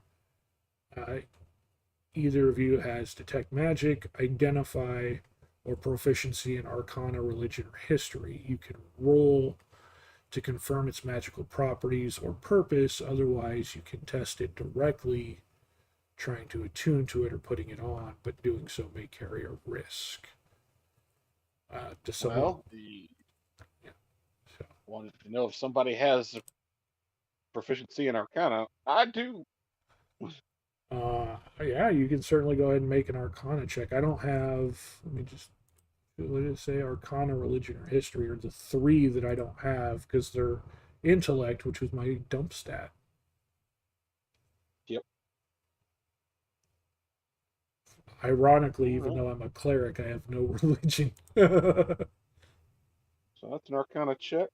11 plus 5 for 16.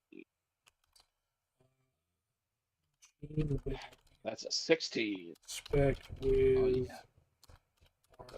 Arcana, rolling a 16 with bonuses.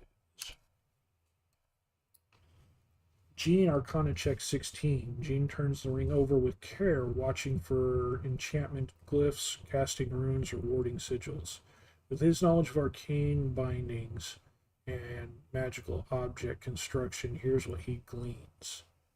Ring of the Silenced Tongue, a cursed wondrous item.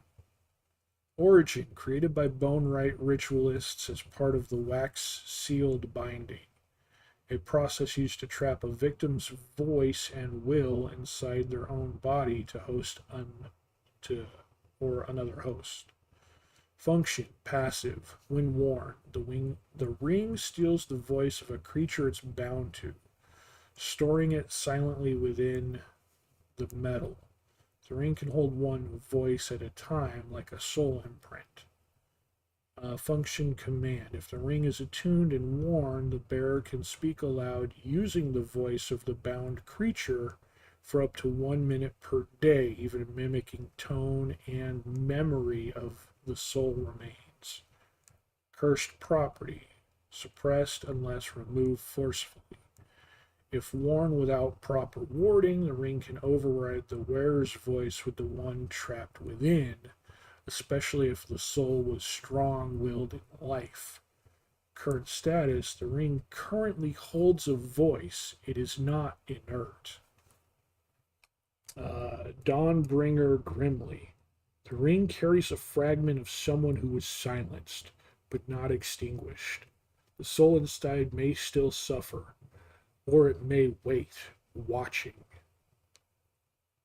We can attempt to attune and speak with the ring's occupant, store the ring for safekeeping, try to purge or free the voice using a magic ritual, or destroy it, not guaranteed to be easy. Meanwhile, we still have the journal, the pulsing jar, and the scroll case to investigate.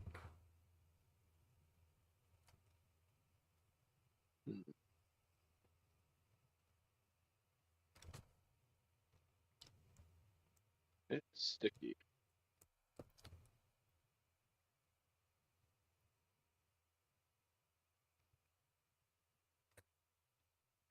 So we've got a lot of things we can do there. I'll go over my spells one more time. I don't think I have remove curse. No. I have lesser restoration, but that doesn't include curses. That's blinded, deafened, paralyzed, or poisoned. Yeah, tough call. What is Crusader's Mantle? You radiate a magical aura up to 30 feet, while on the aura you and your allies deal an extra 1d4 radiant damage when hitting with a weapon or an unarmed strike. Interesting. I have to remember that. Like, you have that as a spell? Yeah, that's a spell. Nuts. I do have Dispel Magic. We can try and destroy it. Hmm. I do have speak with dead, but that's not going to be the same thing. It has to be a dead body No, with that a won't. I don't think mouth. that'll work on this. Yeah. Yeah, at all. Um, it would be good to ask it though. We can ask it if that would work. What? Dispel magic? Whether that would work on this thing? Or we could ask it if speak with dead would work, since it's technical. Well, Oh, it's not dead though. It's a I soul fragment because it's saying it's a voice. It's something that we can yeah, already it speak has with. to be like a corpse, and it Yeah, must have the ability to speak if I remember correctly. Like, can't you can technically use speak with dead on somebody who doesn't have the ability to speak because their you know jaw or their face is damaged, but pretty sure you can't understand because they're not able to form words. Fairly certain that's how that works. yeah. It does say that they have to have a mouth. So So because this is actually a cursed object, then that would not work. well, my thinking was it was because it's a voice, but that voice is a not dead, it's a soul. Right. So that would kind of negate that. So yeah, I have the only thing I have that would possibly work is dispel magic. But the question is, do we want to do that or would we want to like just store the ring and take it with us back to headquarters or whatever, let them deal with it? I think we may end up having to take this back to HQ just due to the fact that we are not equipped to deal with it right now. Right. Uh, I say we take the black wax candle with us too, because that seems like an important ritual item. Maybe take a closer look at it before you pick it. I mean, we've already checked like everything for traps and stuff, so Oh yeah, okay, that makes sense. um, Totally makes sense. yeah.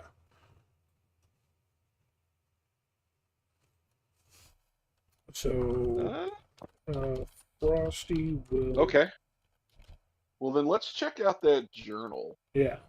So Frosty will store the ring and black wax candle in his bag to return to return uh, to deliver to the organization headquarters for further review later. Gene is going to investigate the journal.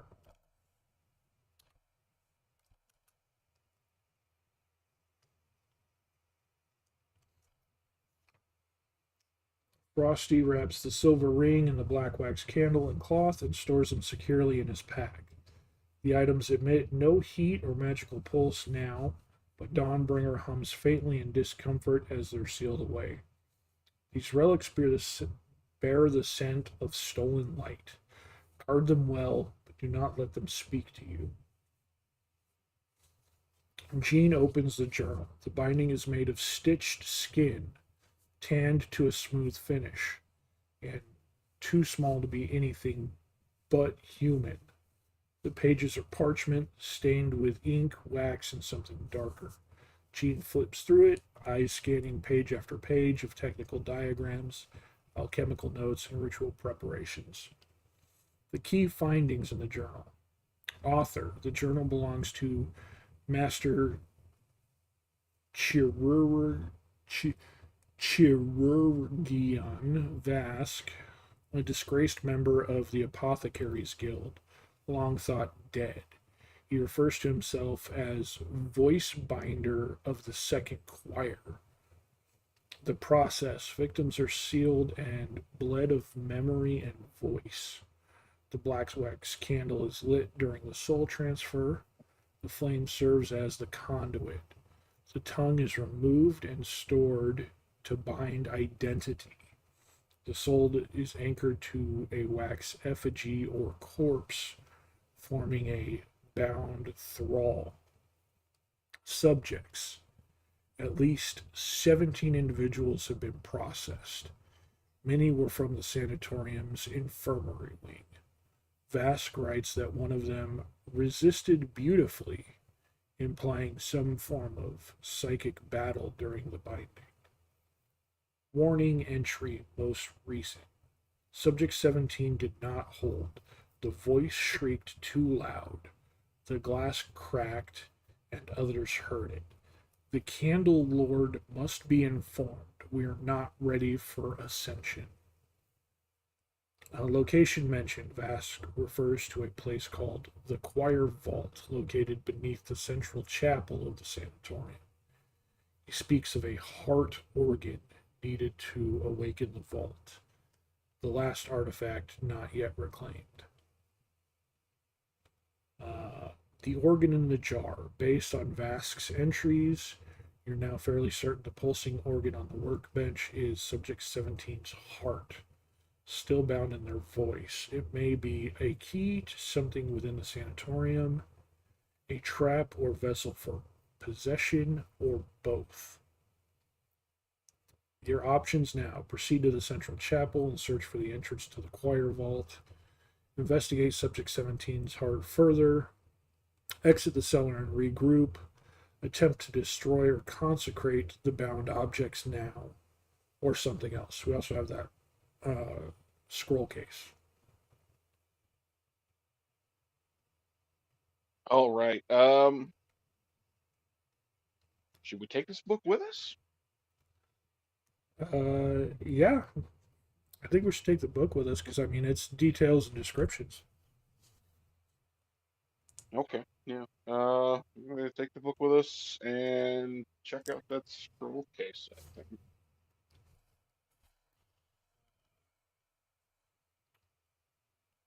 We add the journal to the pack with the other items and check the scroll case. Perfect. You slide the bone white scroll case from the hidden compartment. It's smooth, slightly warm to the touch. Too warm for the stamp seller. Sealed with a drip of black wax marked with the sigil of the bone rites. Seal is brittle and breaks easily under pressure. Inside is a parchment scroll, meticulously written in razor-sharp calligraphy and accented with diagrams, ritual circles, and chant notations. Contents of the scroll. Canticle of the Hollow Choir. This isn't just a letter, it's a ritual document, penned as both instruction and prophecy. Key details. The Hollow Choir is not metaphor. It's an actual formation of bound souls, each stripped of tongue and name, their voices stored in artifacts like the ring. When 13 bound voices are gathered in one place and ignited by a sacred flame, a black candle forged from tallow of the first victim, the choir may be awakened to sing. The choir's singing is not musical. It's described as a psychic resonance capable of unmaking minds nearby, drawing something from beyond the veil. The scroll doesn't name it, only refers to it as he who listens through wax. The choir vault beneath the sanatorium's chapel is the intended site for the full ritual. It requires the bound hearts of at least 3 choir members, at least one bearer of the sealed tongue ring, the black candle lit by voice alone, Final note from the scroll. Near the bottom in fresh ink, the Candle Lord arrives on the long night. Prepare the choir. You would know the long night is a lunar eclipse, and one is due in 3 nights' time. Dawnbringer, her voice sharpened, urgent. They mean to sing the city into madness. 3 nights. We must not let them gather the voices. So, summary of what you know so far. At least 17 people have been turned into bound thralls. The ritual is being prepared beneath the chapel. The scroll, the ring, the candle, and the heart are parts of the plan. Someone called the Candle Lord is arriving soon to complete the ritual. The choir vault is your next major location.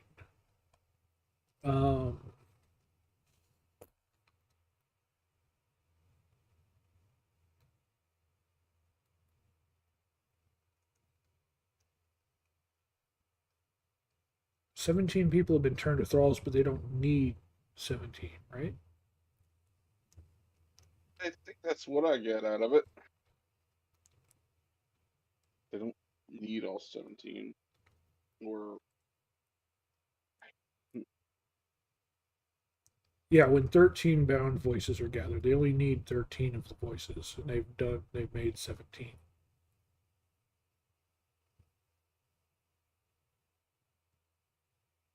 right. And what I'm getting out of that is just because we've destroyed one doesn't necessarily mean they don't still have it. Whatever they needed out of it. Right. Well, we destroyed one, but that doesn't mean Assuming. because we found the voice in the ring. So that's like, even if we destroyed that one, that doesn't mean they don't still have its voice somewhere else, or that the ring Right. we found is the voice for that one.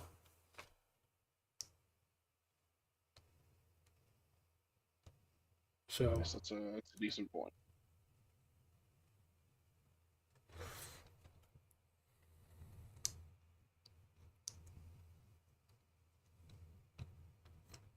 it says we can try to proceed directly to the sanatorium and chapel to locate the vault. Return topside and prepare a larger assault or alert your organization. Destroy or sanctify any of the items here. Rest or regroup briefly or something else. Um,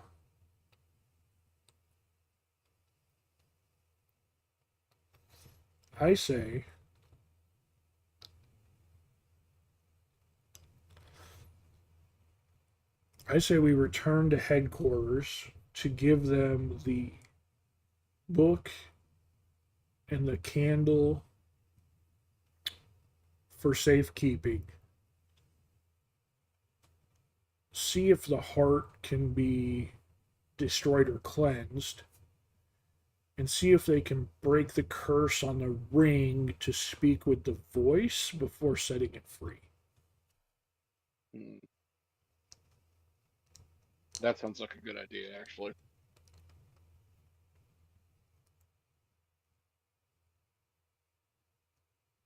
Okay.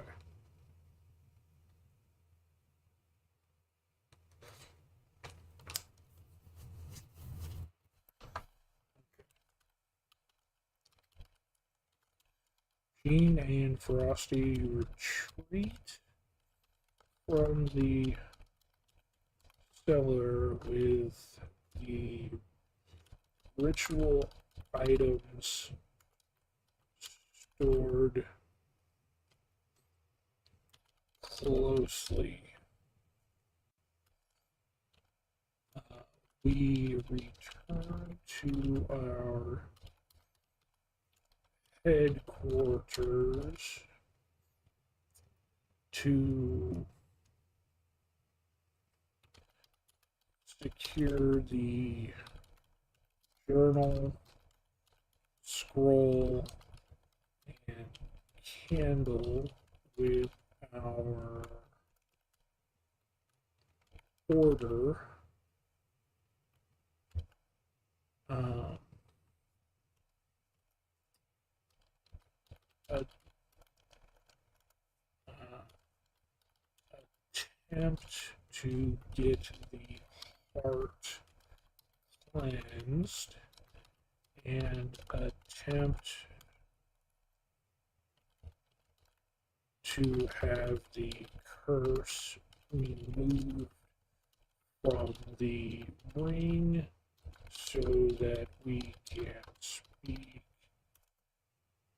to the voice within before releasing it.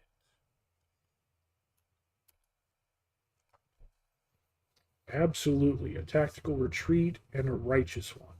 Jean and Frosty ascend from the cellar, boots echoing in the cold stone steps.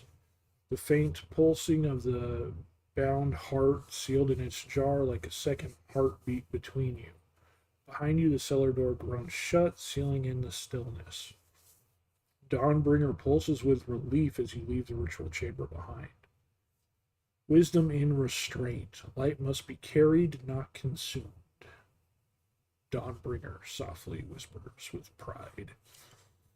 Return to headquarters. You ride through the rain-slicked, gaslit streets of Gallows Bridge, the mist clinging to stone gargoyles and wrought iron fences.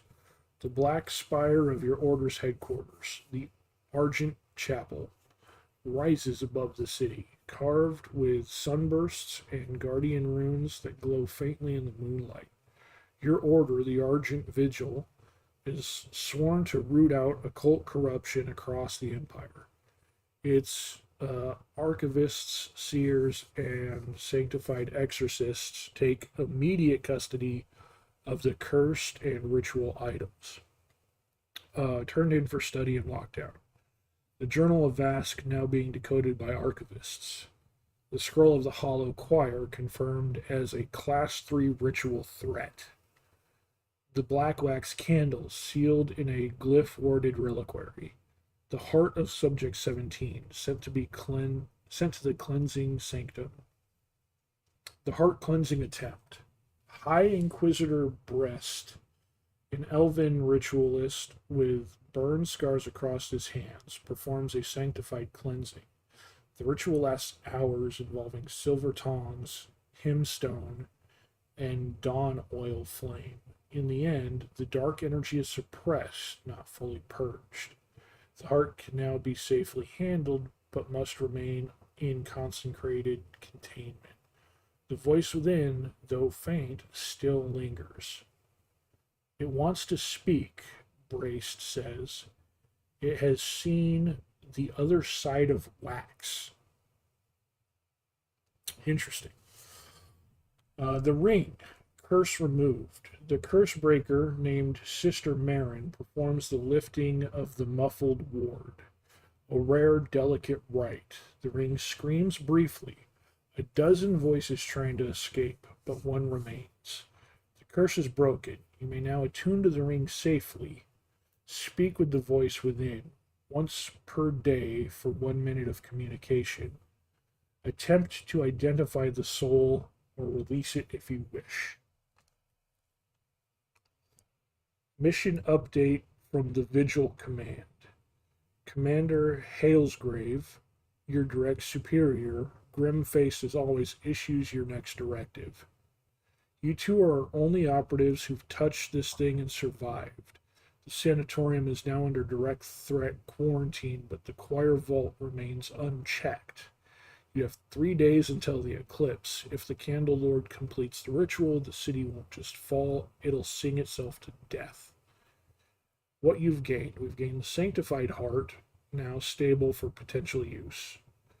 The freed sealed tongue ring can now safely communicate with its voice. Temporary access to ritual backup and holy resources. And a full long rest, recover HP, spells, abilities. You now have a clear path. Return to the sanatorium, enter the chapel, and find the choir vault. Discover who the Candle Lord really is and stop the awakening. Let me know if you wish to speak with the voice in the ring before setting out. Any specific prep Jean and Frosty want to do.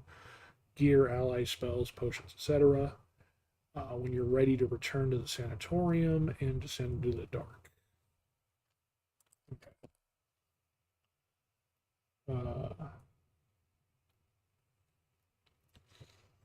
I will.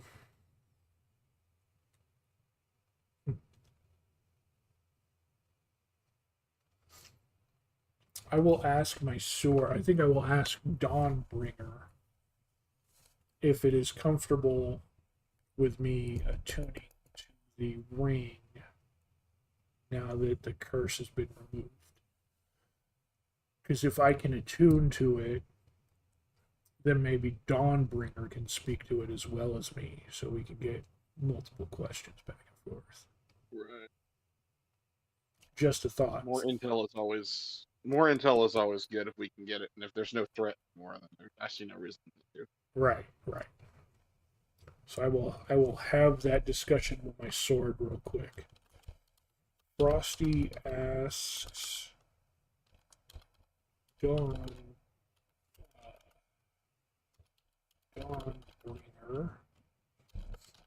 if the curse is broken on the ring, would it be safe to attune to and speak with?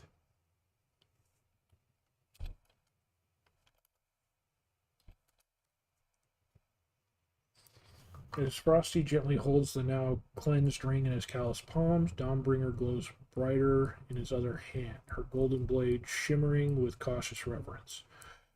She responds, her voice quiet, gentle, but serious.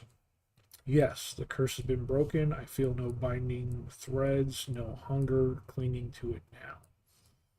What it holds is not without danger. The voice within may not be malevolent. It is marked. It remembers things that no living soul should recall. If you attune to it, you will be safe, but it will speak directly into your mind. Do not let it linger there. Listen, learn, and let it go. There's a pause. And if it lies, I will be ready. So she will hear it. If it lies, I will be ready. Okay. That's reassuring. Yeah. Yeah, the voice within may be unstable or disoriented, but not a threat. She will monitor the connection and intervene telepathically if anything feels off. Yeah, so Frosty will tune to the ring and begin to question the voice inside with Dawnbringer's assistance. Frosty breathes in deeply and slides the silver ring onto his finger. The moment the cool metal touches his skin, he feels soft but immediate pressure on his mind. Like the hush of a chapel before a storm. There is no pain, only a sensation of waiting. Then it speaks. A voice in the ring. A woman's voice, hoarse but full of aching clarity, reaches into Frosty's thoughts. Not shouting, but whispering just loud enough to be heard. Who are you? Am I still dreaming? She sounds afraid, fragmented. Her voice carries the rhythm of somebody who's been silent for too long. You have 1 minute to communicate. You may ask questions.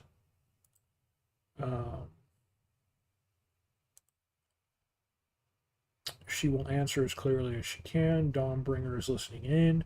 She will warn if anything about the voice feels false or corrupted. Frosty, go ahead. What is your first question to the voice in the ring?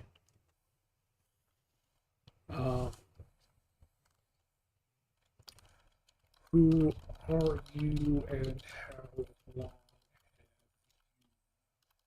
have you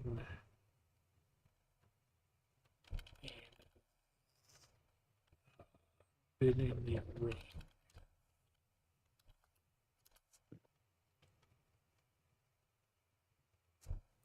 The voice shudders in Frosty's mind, fragile like a flickering candle struggling against the dark wind. I am called Elira, once a healer in the sanatorium. I was taken nearly a year ago. They silenced me, bound me here, serving as a prison, a cage for my voice and will. There's a long pause, like she's fighting to hold herself together. I remember the pain of the binding, the cold wax sealing my tongue, the screams trapped in shadow, and the candle lord's coming. He promises release, but I fear his mercy is a lie.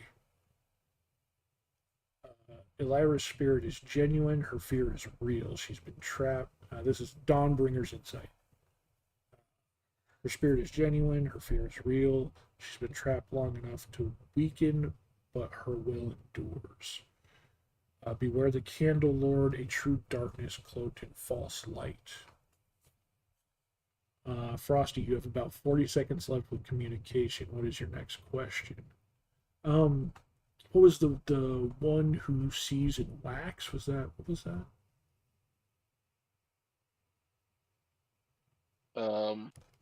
I'm scrolling back up to see. Right, yeah, I can't remember what the title was now off the top of my head. That's He something who that I would have. listens through wax. He who listens. Copy that phrase. So my next question is going to be, do you know who the candle lord is? Who is he who listens through wax? The voice inside the ring tightens, the mental presence growing more strained, as if the question stirs something deep and painful. Elira, the Candle Lord, he is a man named Malric Vass, a former cleric who fell from grace, obsessed with the power of souls and silence. He leads the Bone Rites now, twisting faith into chains. They say he communes with he who listens through wax, a dark entity beyond the veil that devours voices, memories, even souls. No one who hears its call is left whole. It is the shadow behind the choir song. The choir vault is its altar. The ritual is its awakening. Dawnbringer's warning. Elira's knowledge confirms our worst fear. Malric Voss is not just a villain, he is a herald of something far darker. The he who listens through wax may be a forgotten god or an otherworldly parasite. Oh, that took a lot of time. You have about 20 seconds left to ask anything more or end the communication. Is there anything else we need to learn? That was quite a bit of information there. They told us who the Candle Lord even was. I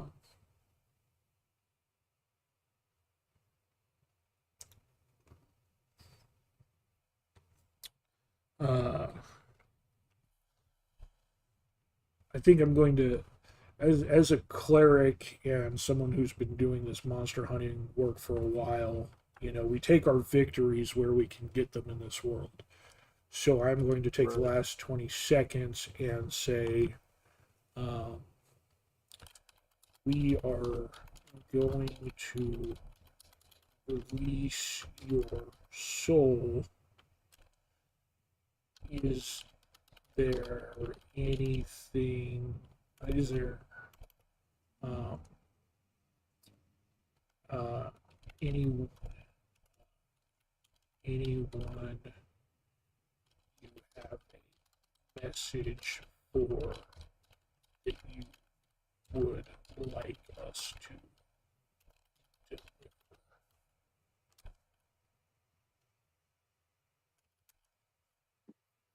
The voice softens, a bittersweet warmth threading through her tone, like a whispered prayer in a quiet chapel. Elira, thank you for your kindness. If I am freed, please tell my sister Lyria that I am finally at peace. Tell her to keep the light alive, to protect those who cannot protect themselves. and warn her. The Bone Rights have eyes everywhere. Trust no shadow. There's a faint echo of a smile in her voice now, fragile but real. May your path be guided by true light, and may Dawnbringer never leave your side. Dawnbringer's voice hums softly beside you. That promise shall not be broken.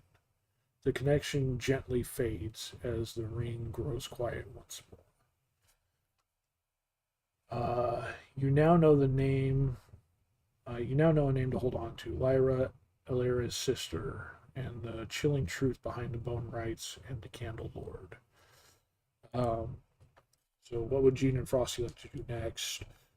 Frosty will turn the ring over to the Order to be cleansed. So Lyra's soul can be freed. He will tell the archivists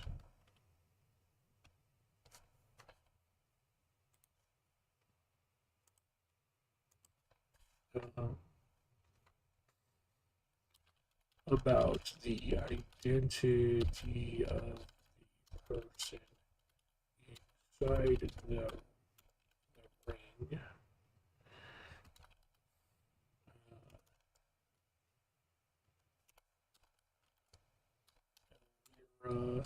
A healer from the sanitarium, and that she has a sister named Lyra. He will then give them Lyra's message to Lyria that they can track her down and deliver it.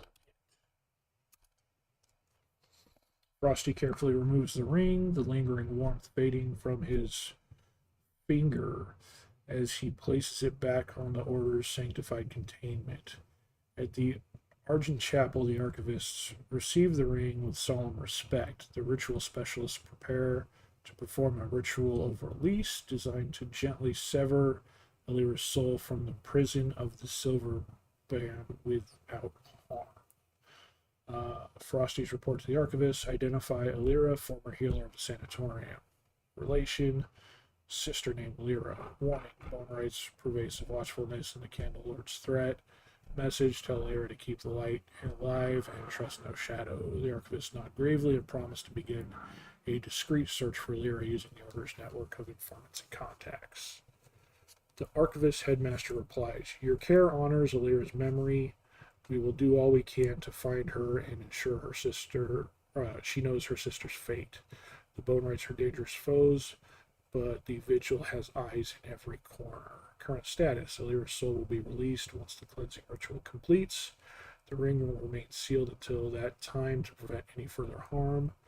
You have the backing and resources of the Argent Vigil for your next steps. Dawnbringer hums softly. One soul freed is a beacon in the dark night, but the choir still gathers and the Candle Lord waits.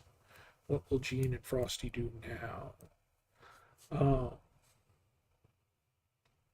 Trying to remember everything else we had. That questioning actually was kind of detailed. Yeah.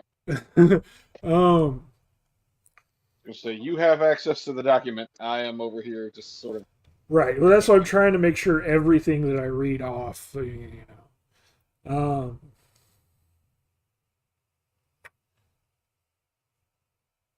yeah, so there was. So we discovered who the Candle Lord really is. We did that. All that's left is to return to the sanatorium, enter the chapel, and try to find the vault.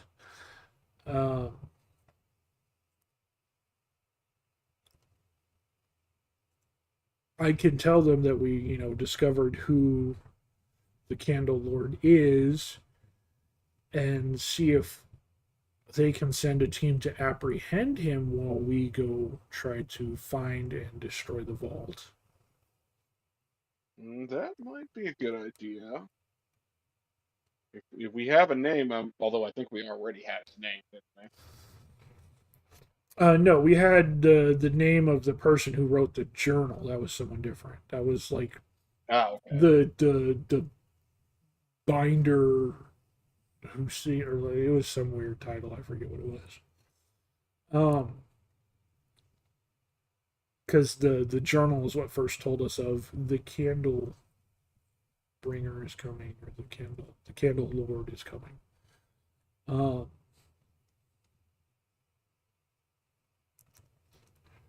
Yeah, so it says temporary access to ritual backup and holy resources.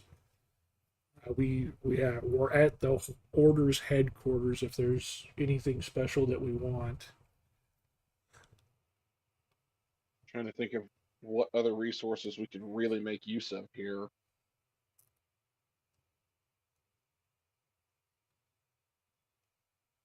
Um,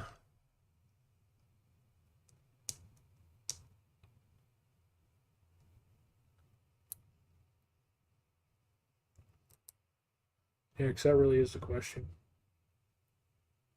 Is what exactly can we use, We already both have plus to undead weapons. Yeah.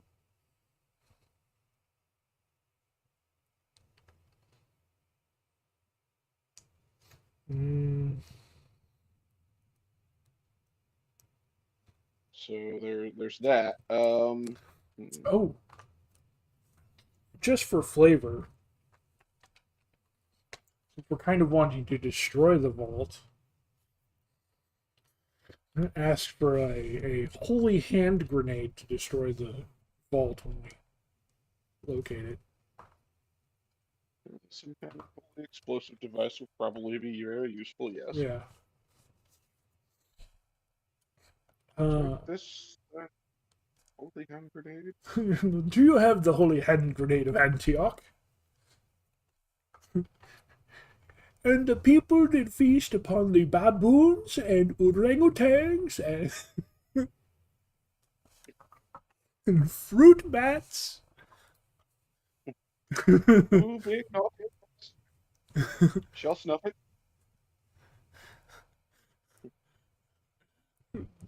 Thou shalt count to 3, and 3 shall be the counting. Thou shalt not count to 2 unless thou proceeded directly to 3. Thou shalt not count to 4, and 5 is right out. Took a nap. That's not a bad thing, Kev. Take a nap on a day off.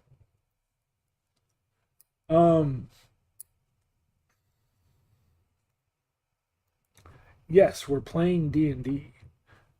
We're playing a gothic Victorian horror setting. Well, not really horror, but supernatural.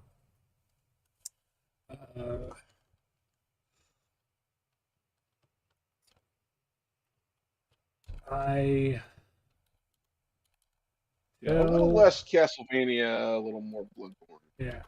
I tell our commander that we have identified the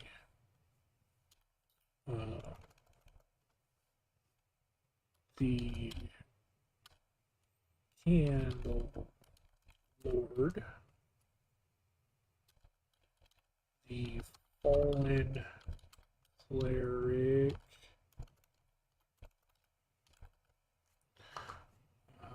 what was his name?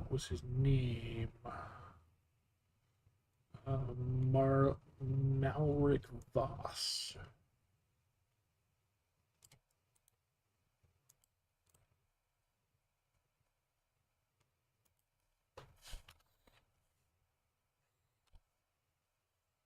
Yeah, it's fun. We're having fun with it.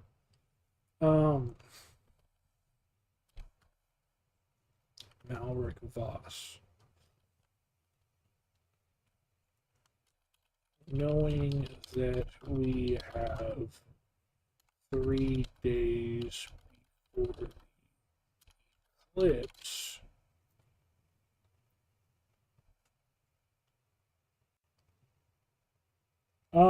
not specifically Dungeons and Dragons convention, but I have been to a number of general gaming and nerd conventions. The ones that are purely D&D conventions, they're not really conventions. They're like events. And they're usually pretty damn expensive, honestly. Knowing that we have 3 days before the eclipse, I ask the... The locons out here aren't really like specifically tailored to D&D, but they are gaming related. So. Right. Well, even like Dragon Con and stuff like that aren't strictly for D&D. When it comes to D&D, there is the Wizards of the Coast, the D&D event that they hold. That's not really a convention, that's an event that they hold. And same with like that Dungeons and Dragons in a castle, or that one they did, the Dungeons and Dragons in like the Shire Village. Oh, right, yeah. They do like on location D&D events, but they're not conventions. They have that. I want to go to that one place. They have the Evermore in Utah that is like the D&D Renaissance Fair / amusement park. Right, yeah, it's that place that has the animatronic Xanathar and all that shit. Yeah. The animatronic Beholder. Which is just bad.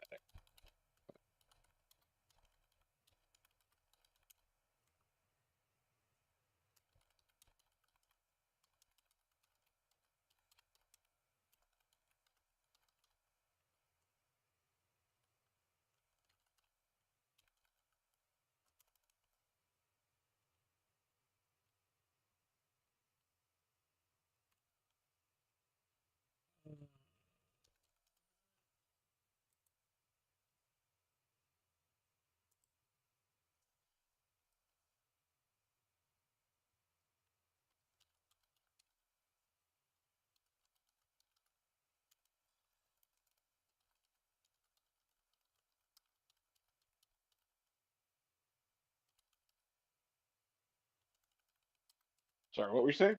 Oh no, I was reading off what I was typing, but we got sidetracked with other conversations. I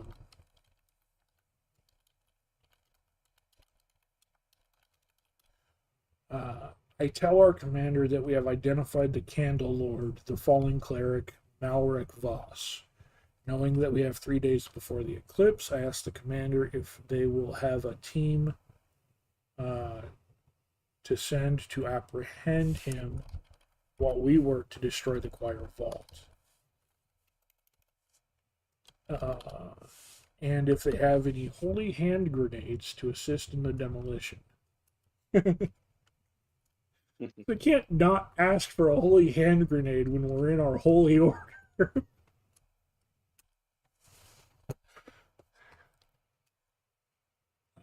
Commander Hellsgrave narrows his eyes the moment the name Malric Voss leaves your lips. He leans forward over the table, his fingers steepled, the candlelight casting long shadows across the silver-threaded map of Gallows Bridge. Commander Hellsgrave. Malric Voss. I'd hoped he was only a ghost story we told new acolytes. But if he's the Candle Lord, this is worse than we feared.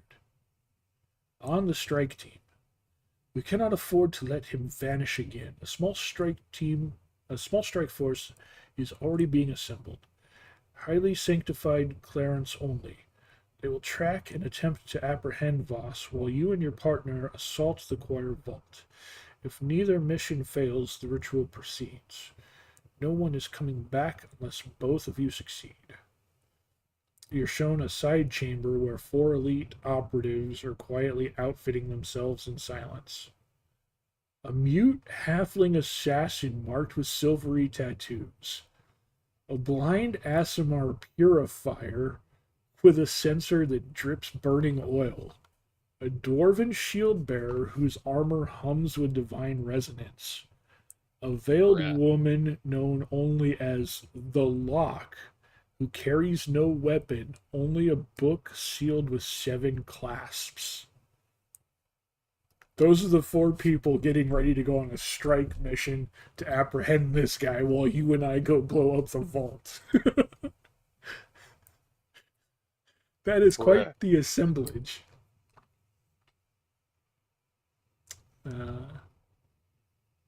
Holy hand grenades, you say? Hellsgrave actually smirks. We don't call them that. Officially, they're consecrated burst vessels.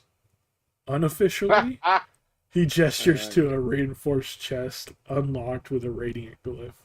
Inside are 2 polished silver canisters, each about the size of a stout apple inscribed with sunburst runes and plugged with consecrated wax. Holy hand grenades times 2.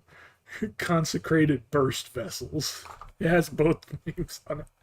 Range thrown 30 foot. Detonation delay 3 seconds. Effect Undead and Fiends. 6d6 radiant damage. DC 15 dex save for half. Creatures vulnerable to radiant damage take double damage. Effect Ritual sights on holy objects. Disrupts or shatters low to mid-tier glyphs, seals, and warded objects within 10 feet. Leaves behind a sanctified zone. Desecration fails. Minor undead can't enter for 1 minute.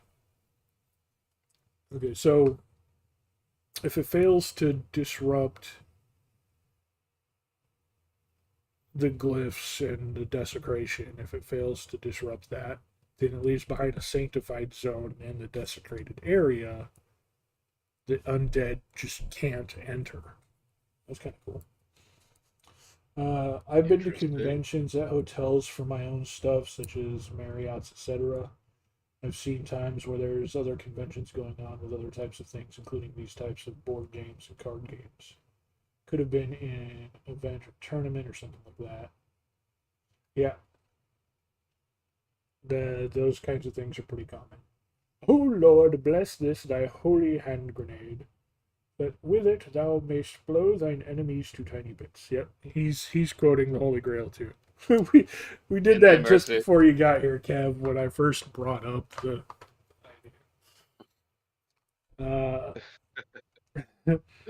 the sanctified burst vessels. Right, sanctified, consecrated burst vessels. Consecrated burst vessels. Hellsgrave hands them over.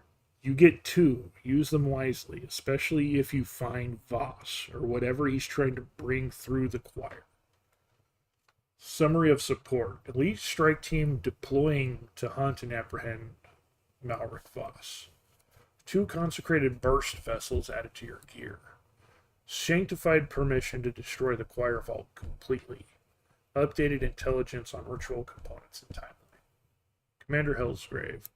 We burn this rot at the root, hunters. 3 nights till the long one. Light the way.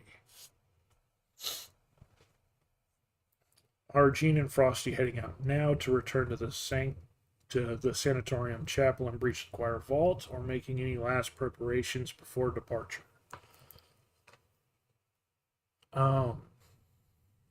If there's anything else we think we need to do before we go. I mean, there's nothing I can think of. I got my goofy ass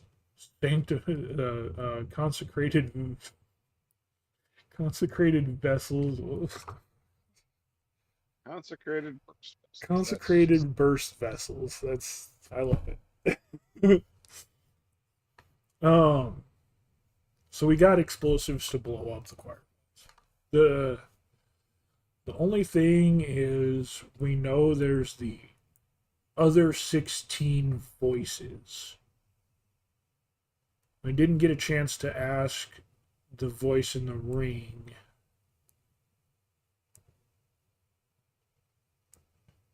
You know, who or where those other voices were.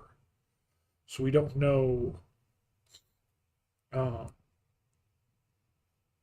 we could try to search for those. There was also the strange giggling sound of the girl up on the second story of the sanatorium. So I think we're good to head back. I don't think there's anything else for us to prepare. I think the big question is when we get back to the sanatorium, what is it we want to do when we get there?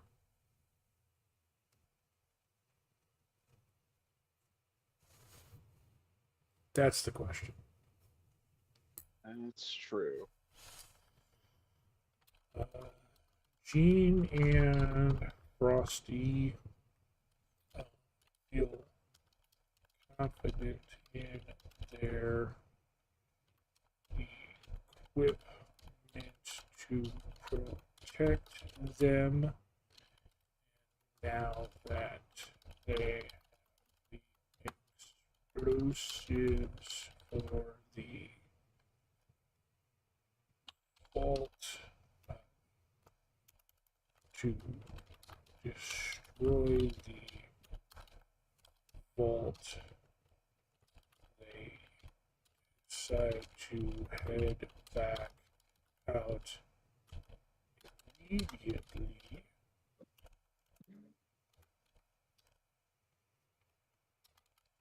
As their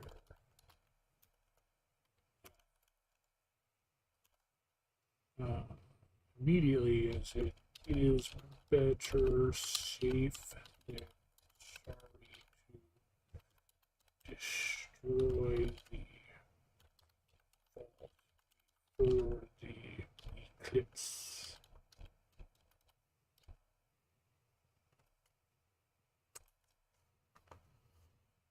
Excellent. True hunter's instincts. Strike first, strike clean, and leave nothing standing that sings in the dark. Yo, that's, I mean, we know that. Yeah. Strike first, strike clean, and leave nothing standing. That's, yeah. Yep. Strike first, strike hard, show no mercy.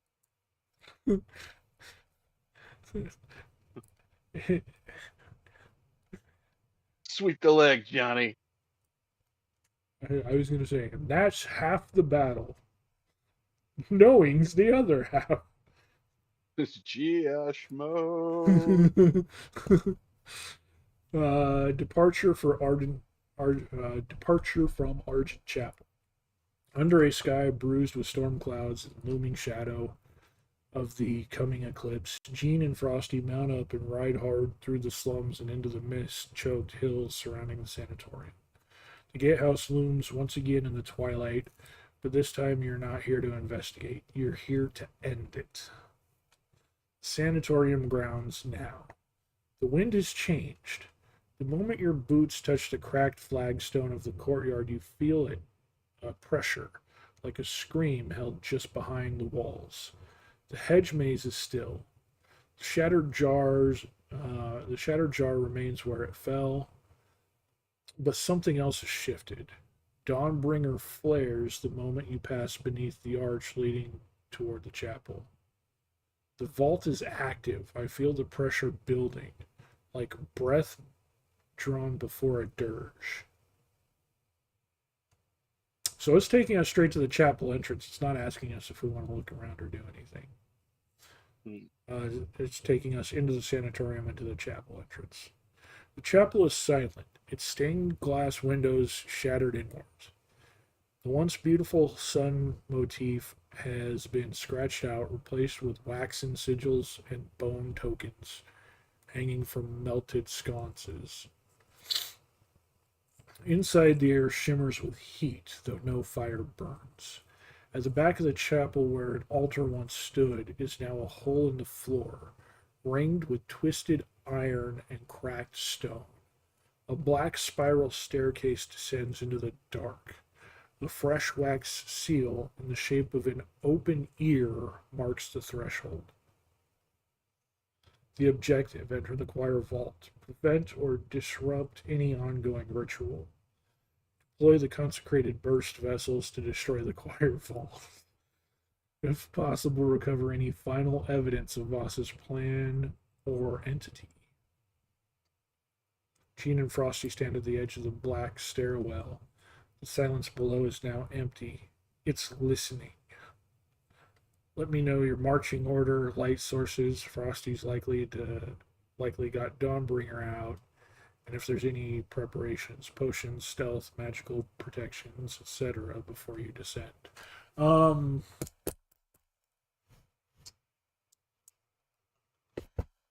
Yes. I am going to clarify with Dawnbringer, because Dawnbringer senses the vault. I clarify with Dawnbringer. She said the vault was active. I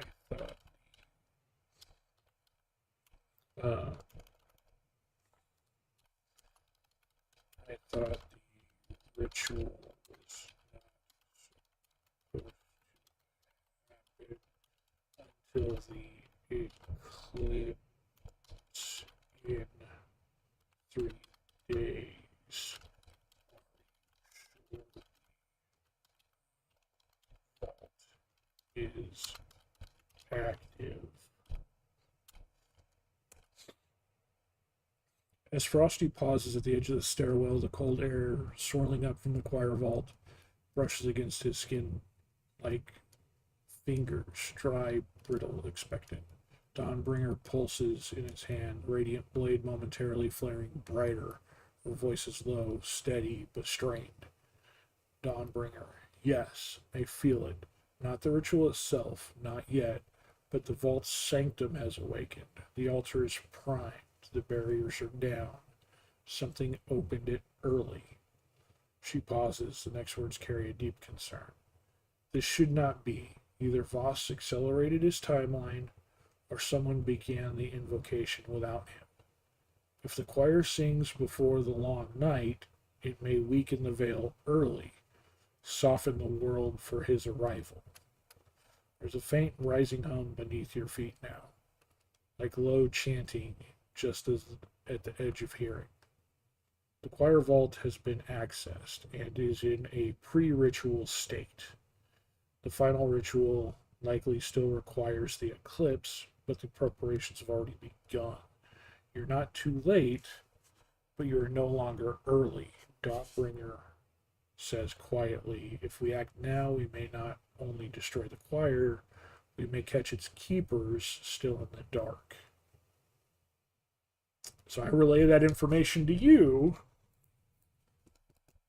You now know, okay, it is open, but it's not the actual ritual. They're attempting some pre-ritual rites to weaken things. It's just an exasperated sigh as Yeah. he racks the lever of his rifle and goes, nothing's ever stopped it. We do know there were the other things to investigate, the little girl's voice, the hedge maze, the idea that there might be more soul-bound items hidden throughout the area. Right. Do we want to try and further investigate any of that, or do we want to like jump down here and take these people by surprise? Well, here's the thing. If we go off traipsing about this place, trying to trace down every potential thread, these guys might slip away from us and just set up shop somewhere else. Right.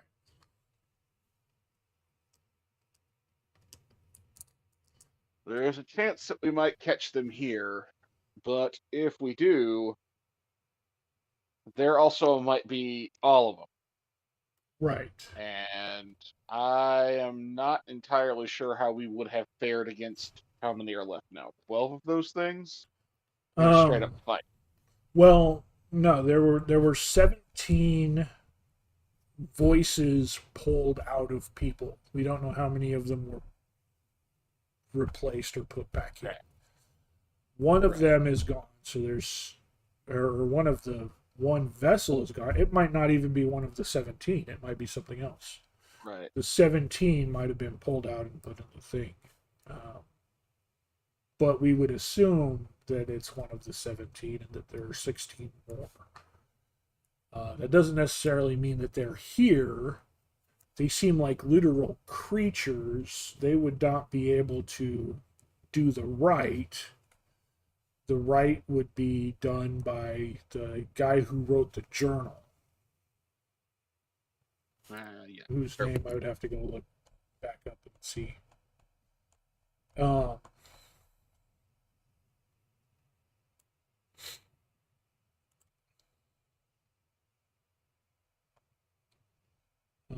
Notes from the scroll, the journal. Here's the journal. Okay, yeah. Master Churigun Vask is a disgraced member of the Apothecaries Guild. He refers to himself as the voice binder of the second choir. That's what it was.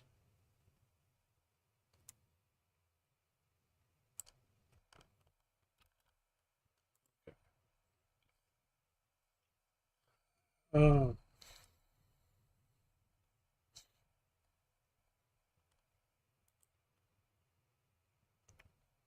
okay, so we're going down there. I take it that I'm going to take point again. I will let Dawnbringer know that she's going to have to sheath herself. I will use my goggles of night vision to go down there. That way Same. we can try and stealth.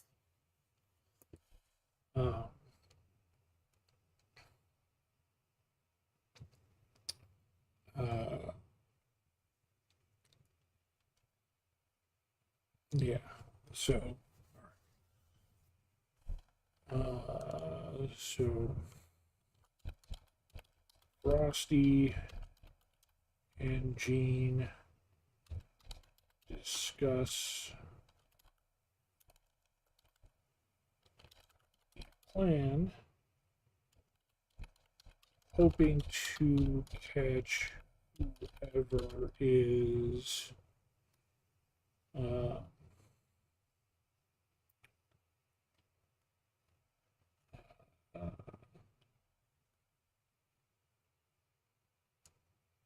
performing pre-ritual preparations.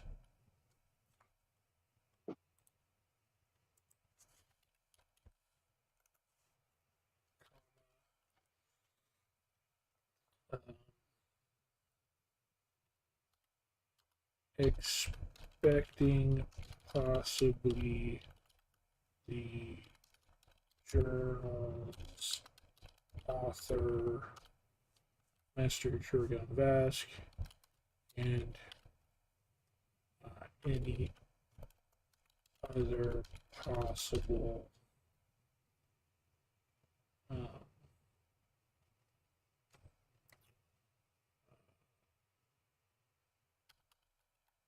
undead soul vessels like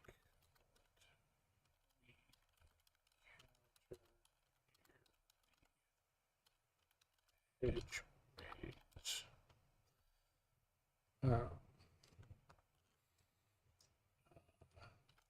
Frosty asks Dawnbringer to sheath herself, but be ready to spring at a moment's notice.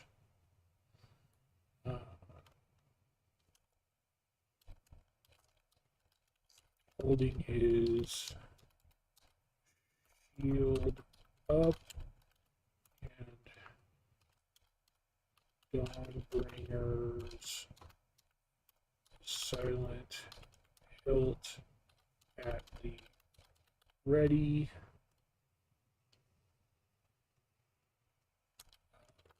Frosty takes point,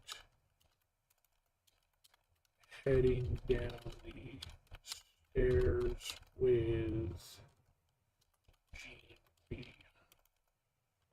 behind him, both wearing goggles of night vision. And moving stealthily and cautiously.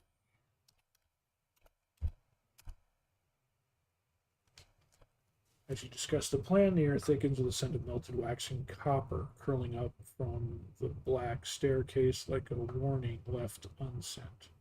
You steel yourselves for what's to come, preparing for the descent.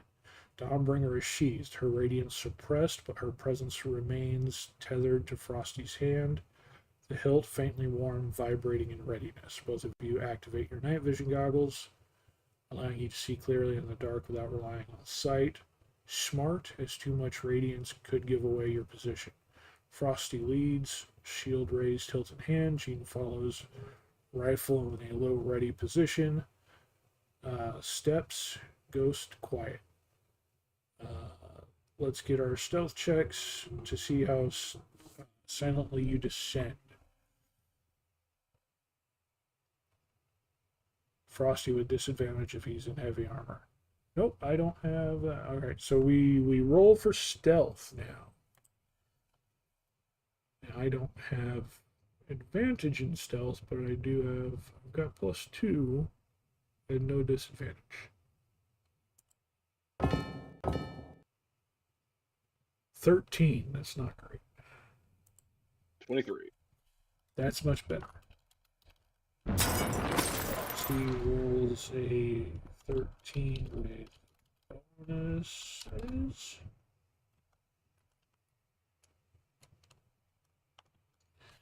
And I have a passive perception of 16. A passive perception of 16.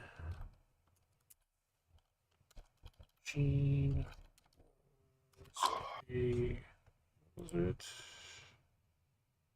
23. 23. Yeah, 23. Not bad.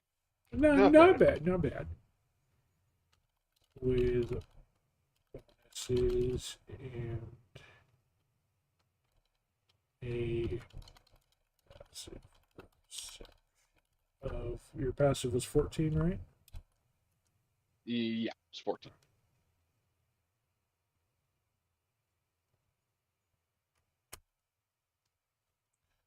Perfect, thank you. Stealth results. Frosty with a 13 is not exactly a whisper, but his steps are disciplined. The occasional creak of armor muffled under the echoing tension of his descent. Tension of the descent. It's quiet enough not to give away your position immediately, but anything keen-eared might catch the faint scrape of steel. Gene, a 23. Ghost in the dark. His footfalls make no sound. Breath even. Rifle tight to his shoulder. He could walk past a candle and leave the flame undisturbed. That's a description.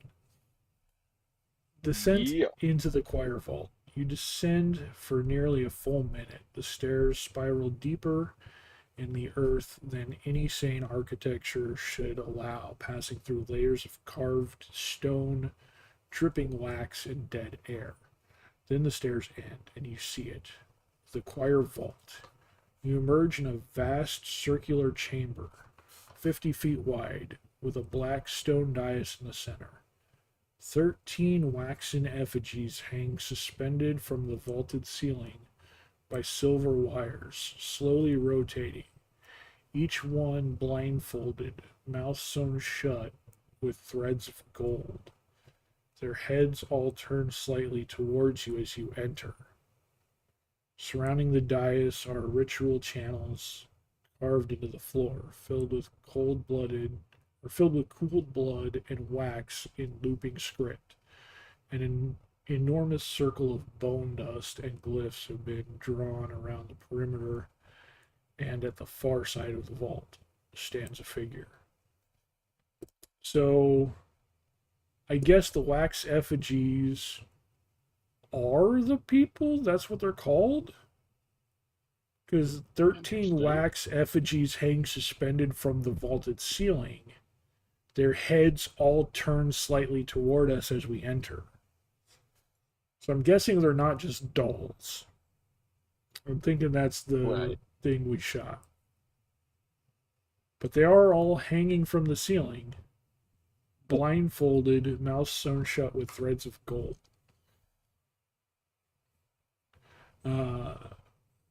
At the far side of the vault stands a figure, Master Chirurgian Vask. His spine is twisted. His once formal surgeon's coat, now a robe of stitched skin and charred scripture.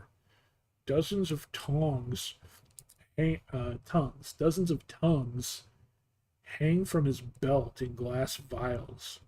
His face is partially bandaged, one eye replaced by a flickering black candle flame. Holy shit. He's facing a large ritual mirror, humming a note that doesn't echo properly in this world. He doesn't see you. You spot a black flame brazier beside the mirror, pulsing softly. A closed reliquary box on a pedestal near Vask's feet. Two waxwork thralls kneeling at the dais. So yeah, the waxwork is the thralls. So two thralls kneeling by the dais, unmoving for now. And overhead, the 13 bound souls all listening.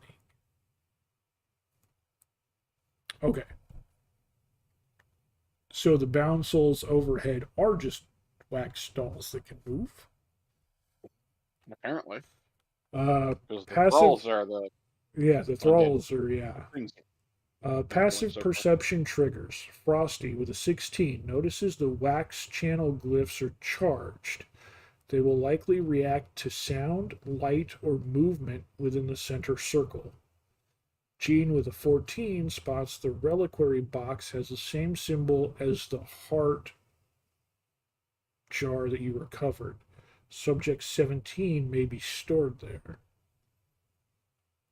You've entered undetected and have a few moments to plan before Vosk or the thralls detect your presence. Would you like to attempt a surprise attack on Vask or the ritual? Try to disrupt the circle or disable the glyphs silently. Throw a consecrated burst vessel now and detonate early. Or attempt to speak or distract. I mean, I kind of have a plan. I kind of have an idea. Do you have an idea? I do. Does that idea involve counting to 3? No, it does not. I picked those up specifically with the idea of destroying the thing. Although we could do that if you want to, but I have a feeling that they will notice them landing at their feet and run. My thought was we're down here silently. What if you take aim at Vosk's head and with my shield of throwing, I smash the mirror he's chanting into so he can't complete his ritual? Okay. Yeah, sure. I can do that. I mean, that's my tactical thought. I'm open to ideas. We have a second to... So I've got a thing here. A thing, okay. Doesn't really matter how far away I am as far as long range. I don't suffer any penalties from it because I have the sighted condition using hunting rifle. Right.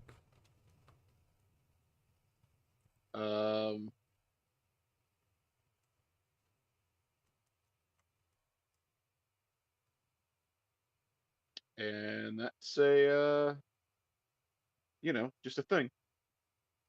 So I don't have to worry about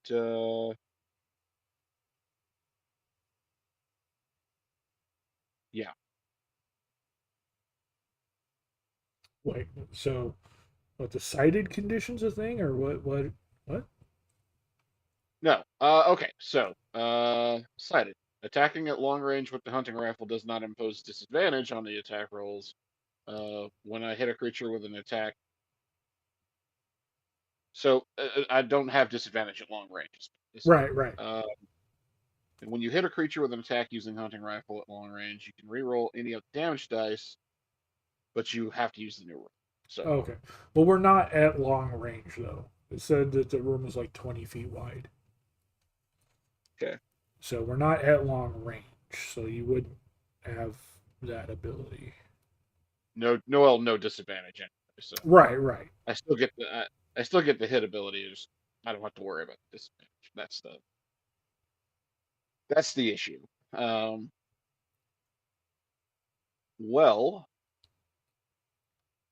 yeah, I could sight in on them easily enough. Okay, so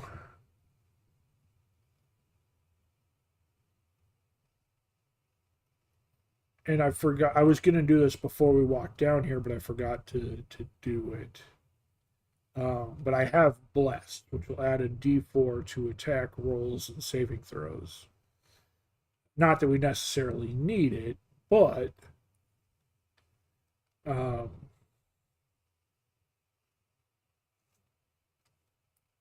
I can cast that on us before we attack.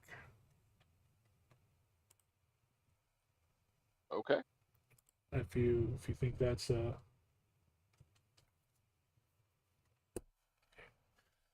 so If that's not going to reveal us, I mean, it should it well. I mean, anything we do going into the circle will reveal us. Standing where we are, it says that it shouldn't. Like unless we're specifically loud. right? It was saying that any noise within the circle that they have created there will alert them. So, Yeah. There's a thing I should have done before we got down here too. Actually, now that I'm thinking about it, I should have cast concealed shot on myself. It is a cantrip that I have. okay, what's that do? A ranged weapon you touch is made supernaturally subtle. For the duration of this, you may make a ranged attack using the weapon, or excuse me, for the duration when you make a ranged attack using the weapon, the weapon or ammunition you are using becomes invisible while in flight. I have no idea how it would be doing that. Uh, and the weapon becomes silent. If the weapon produces smoke or light, the spell suppresses these effects. The weapon or projectile you're using becomes visible again after the attack hits or misses. If you are hidden and the target is 80 feet or further from you, the attack doesn't reveal location, which is not important now, but just for future reference. It's good enough. Yeah, that's cool, but I mean, yeah. Given that No, we're it's a spread thing. about to shoot everything right now, I don't know how. Yeah, not useful now. It's like Right, I said, it's a thing I absolutely should have done before we right. So I'm completely going to go ahead spent. and cast Bless on us, and we will launch our sneak attack. Um, Yeah, sure. all right. Standing at the base of the stairs, Frosty is going to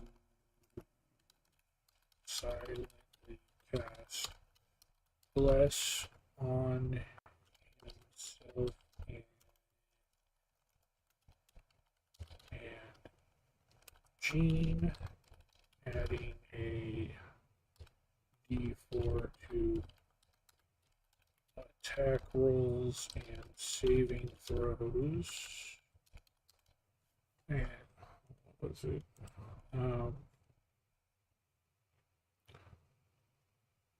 to attack roller saving throws.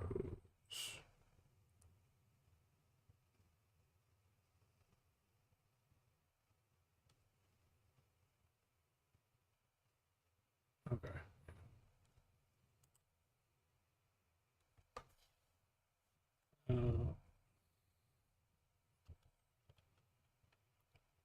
For the next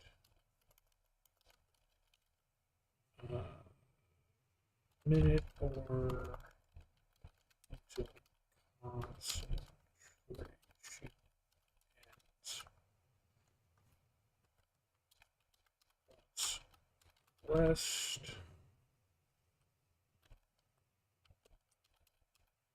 Gene will take aim with his rifle and shoot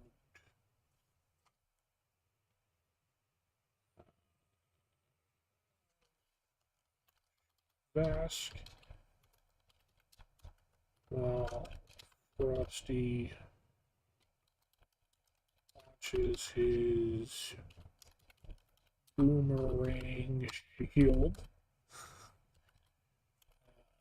That I'm so glad I have that now. And the mirror Vask is chanting into in order to disrupt the ritual.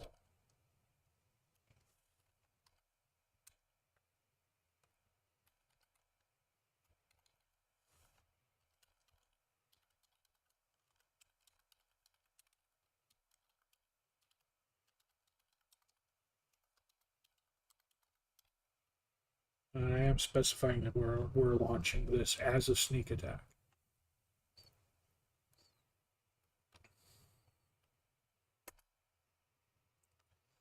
Beautifully executed, a coordinated strike at the heart of the ritual. Step 1, silent blessing. At the stairwell's threshold, Frosty lowers his head, lips moving without sound. Magic flutters gently, wrapping around both him and Gene in a faint shimmer of divine favor. Bless active, duration 1 minute, 1d4 to attack rolls and saving throws. The glyphs remain inert. The bound souls move above, sway slightly, listening. Step 2, surprise assault. The hunter strikes.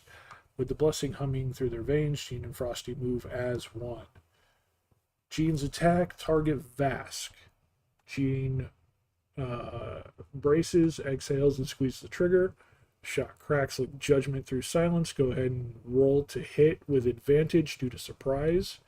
Add 1d4 from Bless. Don't forget, if Vask is undead or a fiend, the radiant bonus applies. Frosty's attack. Target the ritual mirror. Frosty's arm arcs back and he hurls his boomerang shield with practiced power toward the mirror, aiming to disrupt the ritual focus. Roll an attack. D20 plus proficiency plus strength plus bless. Include damage if it hits. All right. So we'll resolve both attacks and rolls of the surprise round. Let's give them to me. And we'll see how Vask and the Choir Vault respond to your ambush. So it says roll the attack and roll the damage, and it will let us know if we hit and do things. Okay. Well, that is a. You said +4 to attacks? Or D4. a D4. A D4. Okay.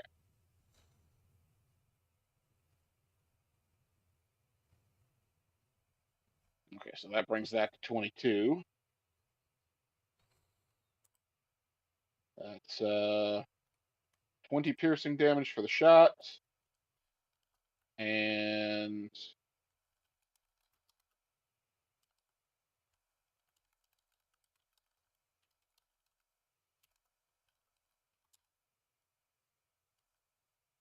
Second D10.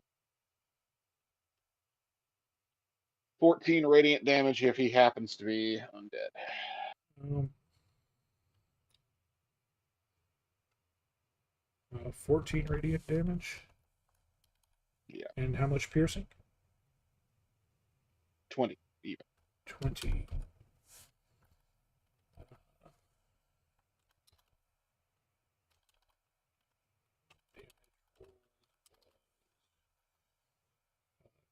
20 piercing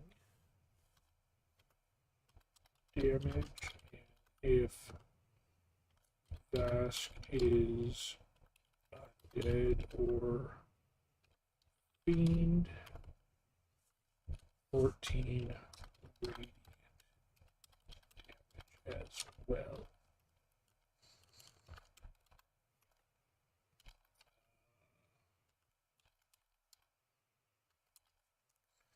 Okay, so for this one, I roll. It doesn't actually give me the attack roll. In D&D Beyond, like it does with the others, so I just have to roll a d20, which is right there.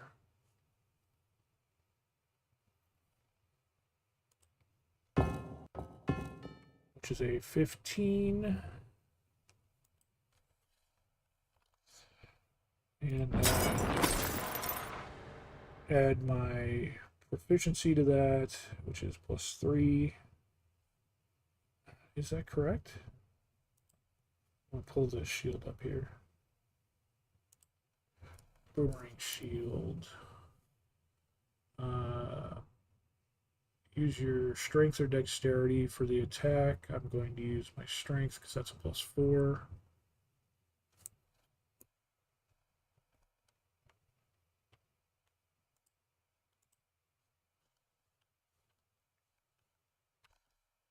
Or if you're proficient with shields, you're proficient with attacks made using the shield. So I have my proficiency bonus to that too. So +3.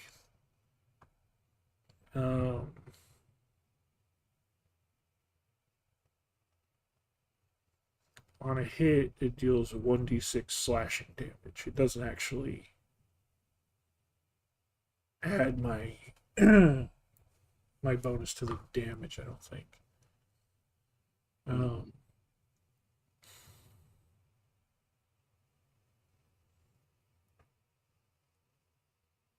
Yeah, a ranged weapon attack. So d20 plus strength plus proficiency. On a hit, it just deals 1d6. So, okay, so 22 to hit.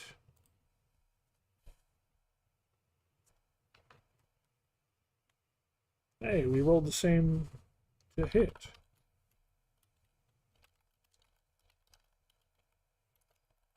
To hatch to hit with bonuses.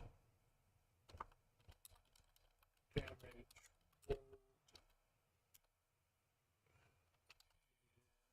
is a d6. 2. Fuck. Rolled is 2 slashing damage to the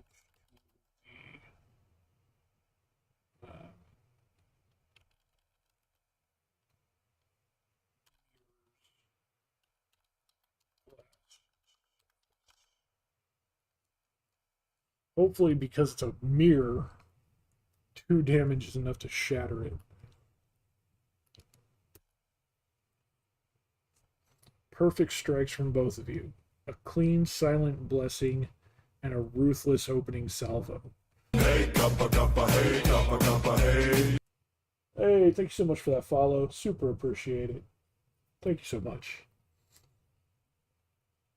Let's... What?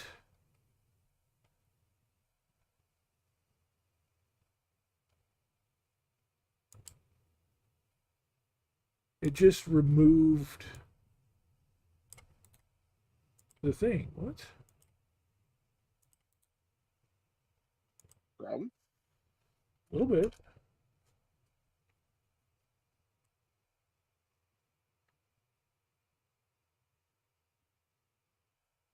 It just removed.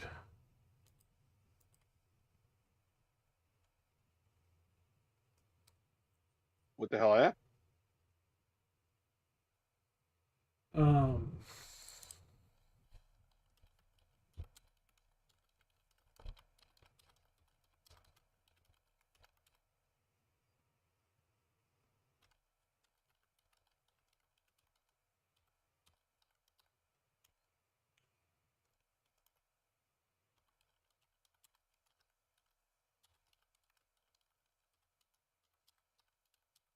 the whole message resolving the our move just like it was sitting there perfectly fine, then it just erased itself and said this may violate our usage policies, and that message is gone with just the error box now.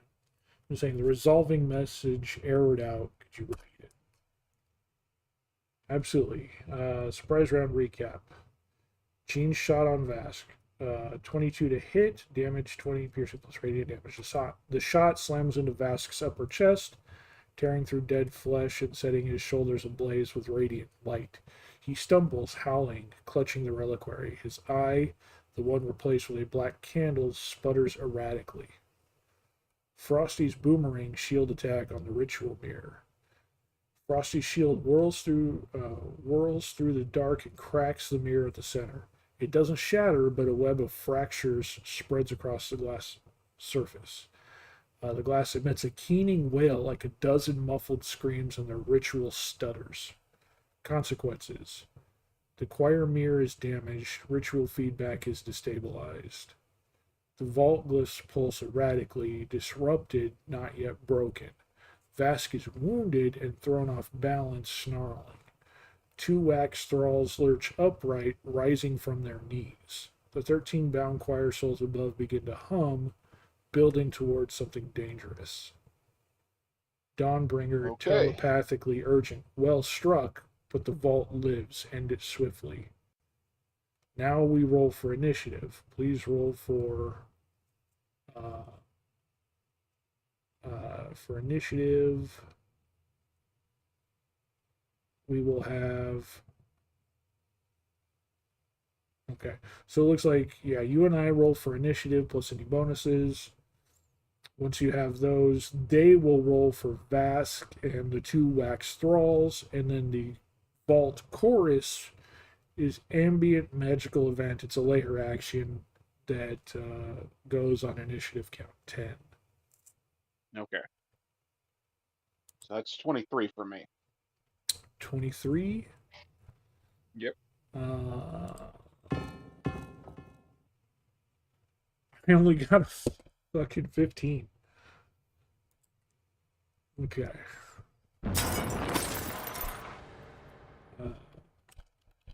Gene rolls a 23 initiative, and Frosty rolls a 15. What was that 2 for? What? I see a damage roll of 2 at the end. Oh, that was my shield. Okay.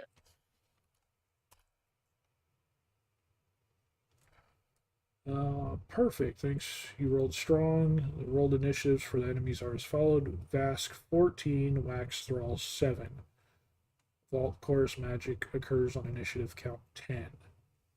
So initiative order, round 1 is Gene, then Frosty, then the Vault Chorus Magical Surge event at 10, then Vask, and then the two Thralls. The Vault trembles, the glass-eyed Thralls rising, and Master Vask glares through cracked bandages with hatred and panic.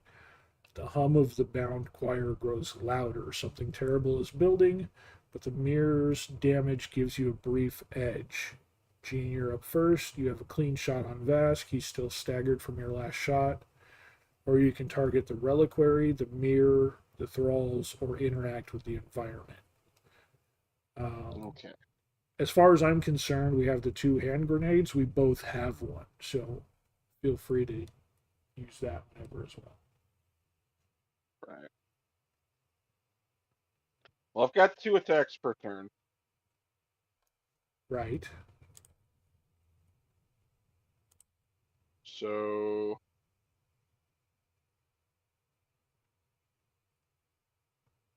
let's say, should we try to burn this guy down first, or I mean, could I potentially? I'm all for aiming him down. Yeah. Okay.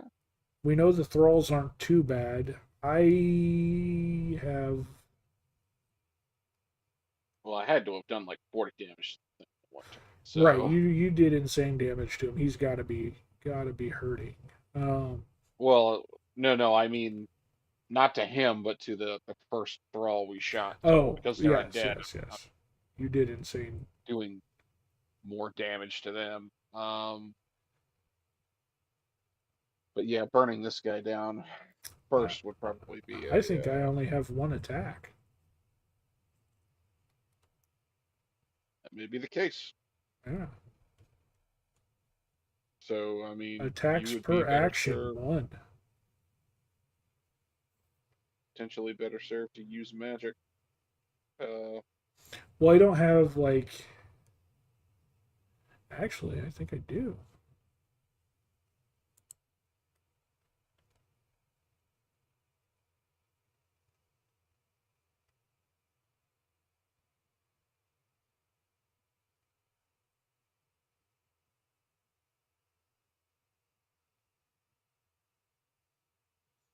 Ooh, I mean, I'm a cleric. I have turn undead. Well, it's Oh yeah, you do. seer undead. Yeah. Huh. So I can rush forward and just release that.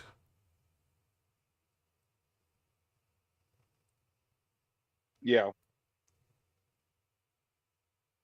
but let's not also forget if we're within 10 feet of each other, um,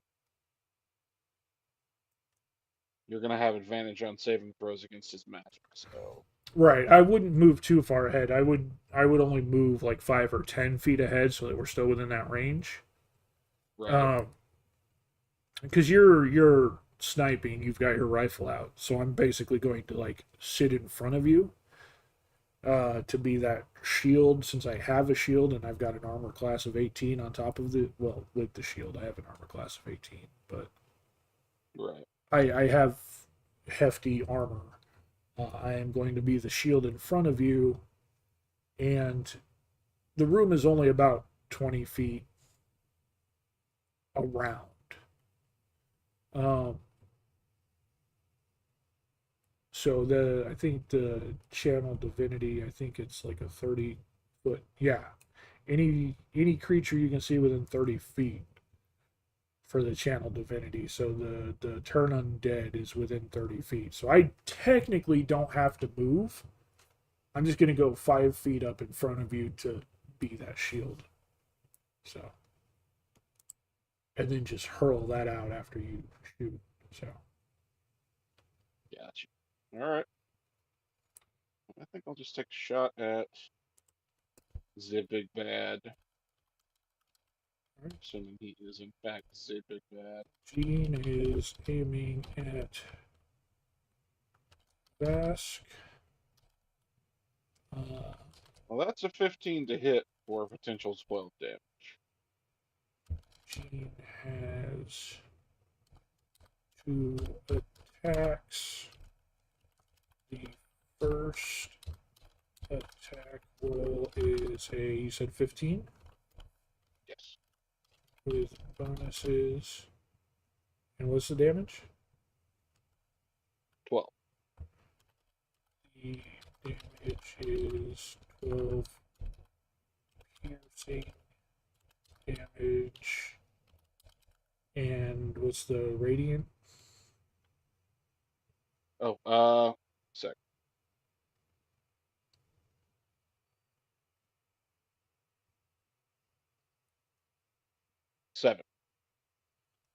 7 radiant. Alright. And then, what is the second one? Okay.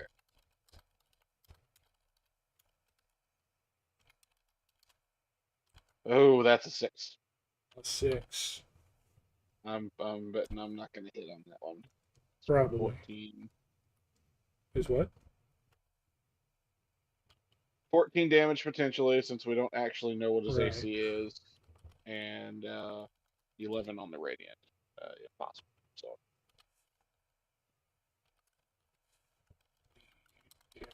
Is 14 piercing damage and 11 radiant.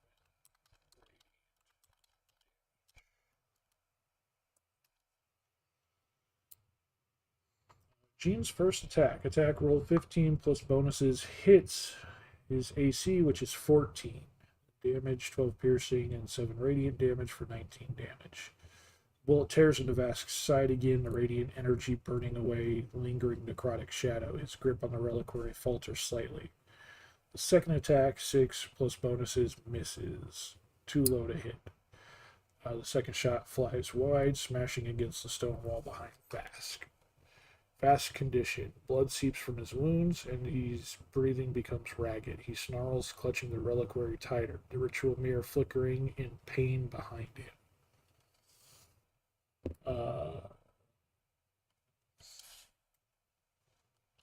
Frosty steps forward 5 feet.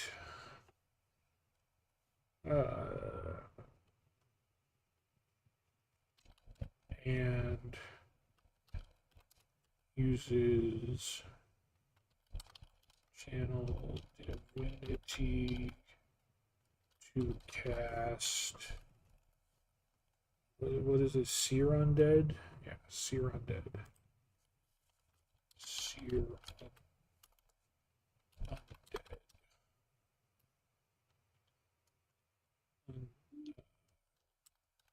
Catching Vask and both.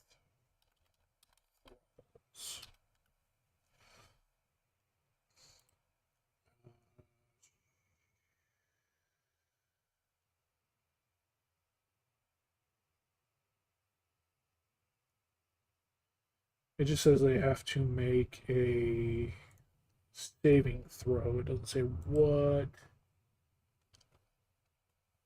saving throw.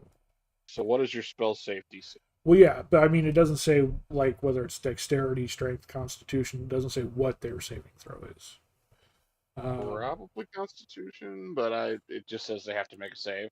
It just says they have to make a save. Yeah, my save DC is only 14. Let me see here. I think I should still be the GM of this game. Action. Let me take a look at your sheet. DC 14 Wisdom saving throw. Wisdom. Okay, that makes more sense. Okay, yeah. Okay, so it is Turn Undead, but it's upgraded to Seer Undead because of my level. And so it's describing the difference between Turn Undead and Seer Undead. Oh. Gotcha. So Turn Undead, if they fail, they're frightened and incapacitated for 1 minute. And it tries to move as far away from you as it can on its turns during that minute. Whereas Seer Undead is straight damage, which is going to be 3d8 radiant damage.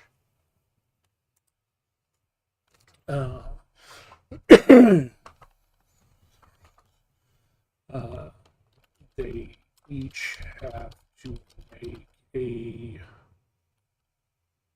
DC 14 Wisdom saving throw.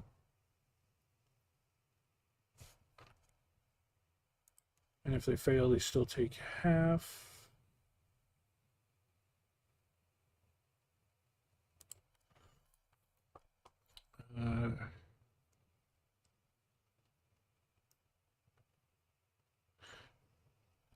It also says that the damage doesn't end the turn effect. So they still also get the turn undead effect as well. Right. So they would also be afraid of me. So, me.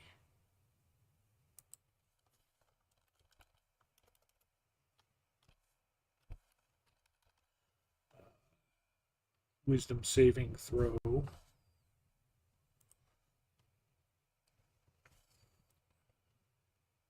Wonder if you can have this thing generate the stat block for these monsters. I mean, yeah, you can. Interesting. I didn't know if it was like already using stat blocks that were already made, or it was just like generating them at random, or Right. Okay, so it looks like there's no. It's sucker save. There is no half for this one. Any undead that right. fails the saving throw takes the damage. There's no half damage for success.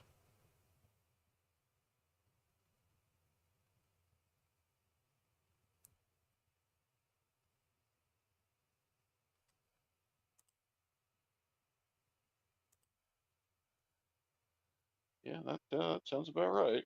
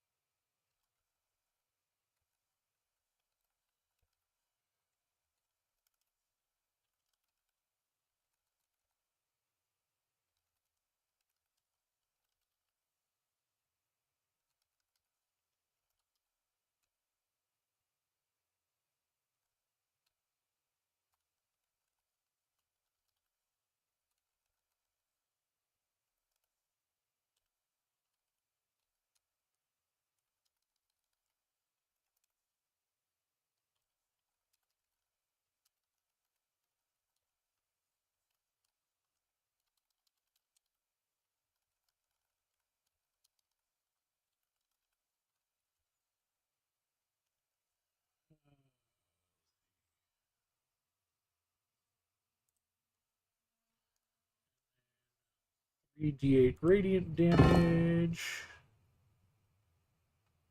7, 4, 4, 15 radiant damage.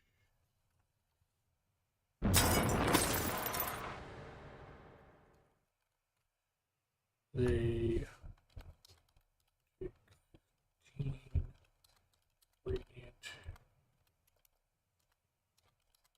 damage and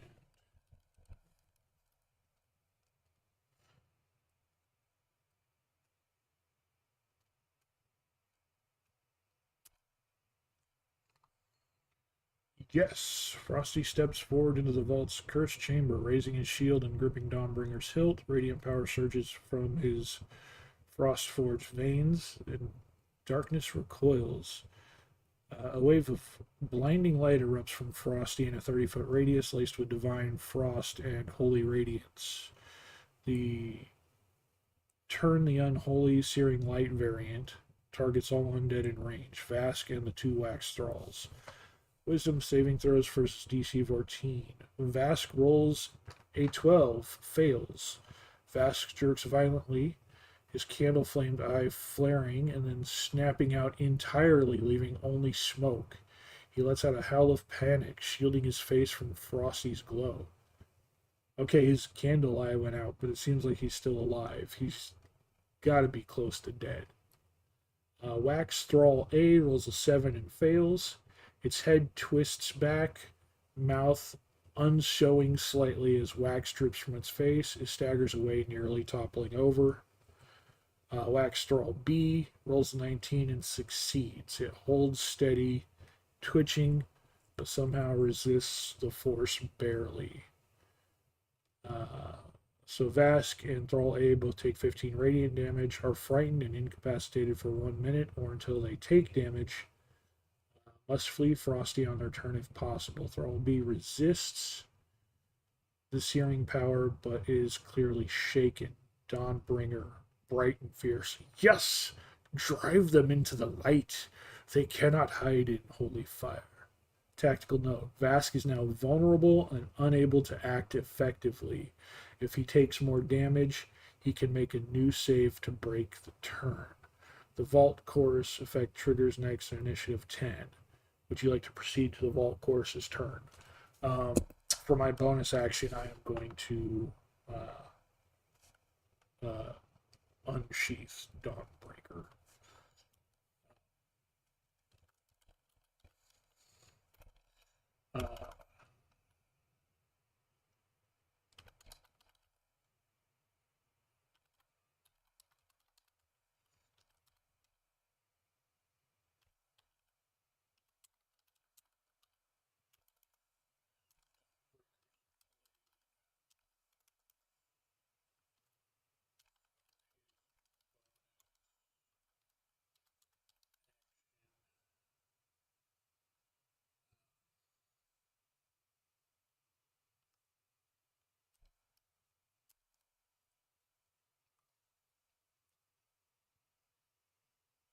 Perfect. That will amplify the holy pressure in the vault even further. Bonus action, Dawnbringer ignites. As Frosty completes his searing invocation, he raises the hilt, and with a whisper like sunlight slicing through fog, Dawnbringer flares to life. A blade of golden radiance erupts forth from the handle, casting a 15-foot light of dim, 15 foot beyond that. The vault's shadows hiss and pull away from it. The cracked ritual mirror vibrates as if in pain. Dawnbringer rising with purpose. Let the dark see what it fears most. Now we move to the Vault Course. Initiative count 10. Vault Course Magical Surge. The 13 bound souls hanging overhead have begun to hum in dissonance. One by one, their mouths sewn shut with gold thread begin to rip open, and sickening wet sounds. A wave of psychic discord pulses outward from the dais. Effect. Everyone in the vault 30-foot radius make a DC 14 charisma saving throw or suffer.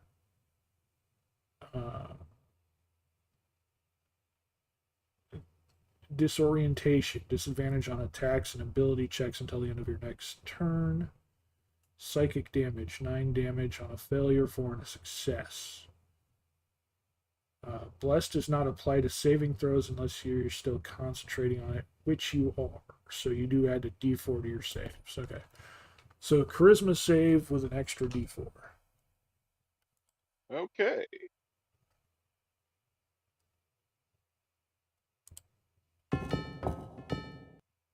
So that's with a plus d4. So that right now is currently a 13. And ooh.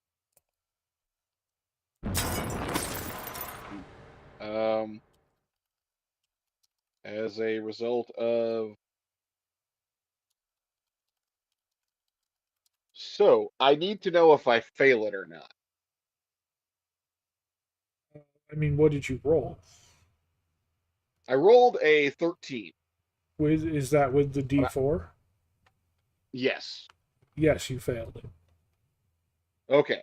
So, if I fail an intelligence, wisdom, or charisma check, I can expend one of my risk dice to add 1d8 to that roll, potentially turning it into a success. Okay. So I now expend the risk die. Doesn't say I have to expend a reaction for this. It just says I can do it once per turn. So, right.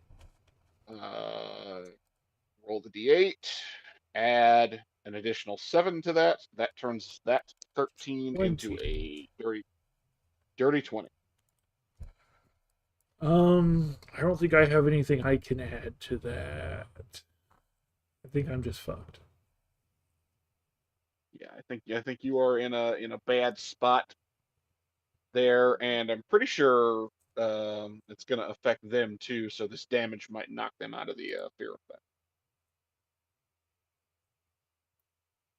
unless they're just immune to it. So that I don't know. Yeah, I don't have any. I suppose the DM will just tell us. uh, Yeah, I don't have a way to help you, unfortunately, on this no, no, one. I don't expect. I was just looking to make sure I didn't have any sort of channel divinity or any sort of anything I could use to boost I'm that. I'm bas- I'm basically sort of like a cross between a ranger and a fighter here. So No, you're good. I'm yeah. Honestly, I'm surprised I only have the one attack action. I Um, actually think clerics get a bunch of additional attack actions. I think that's why a lot of people multi-class in fighter for that. typically, yeah, but I went war domain. I would think the war domain would get that, but I guess not. I don't know. You'd have to look at the actual like class sheet Right, and see if there's anything coming up for that. because it could be Read ahead something on they it. just get later. Yeah, but, yeah, I got nothing. I've failed that one. Uh, Tease a bummer. yep. So I take 9 psychic damage.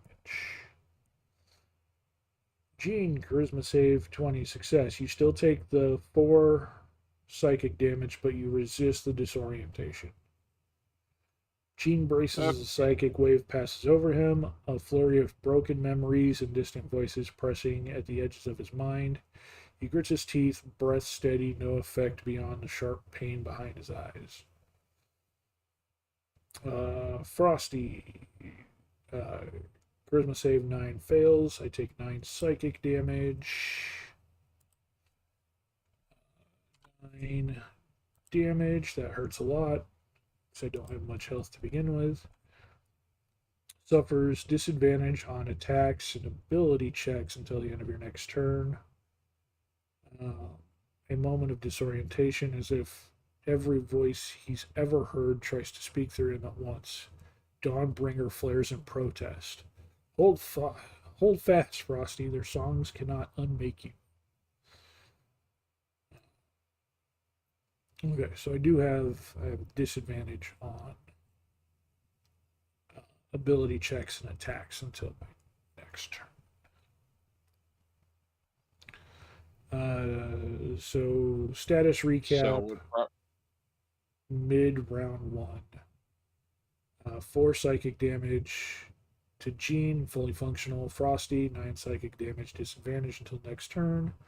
Vask, 49 damage taken, frightened, incapacitated. Thrall A for 15 radiant damage, frightened, incapacitated. Thrall B, unharmed, active, and resistant. I don't know what that means.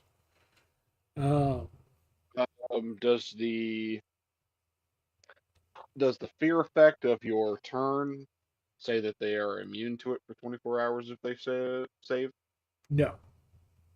or something like that? Okay, just ask. Um,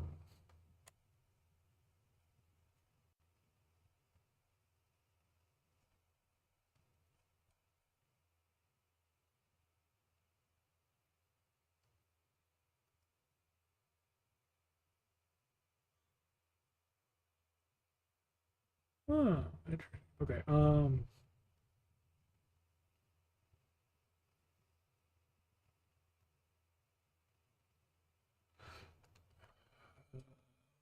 Uh,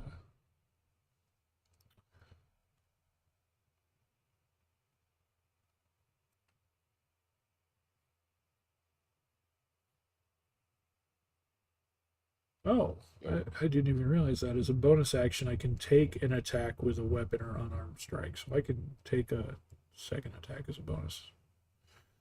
Um, Oh,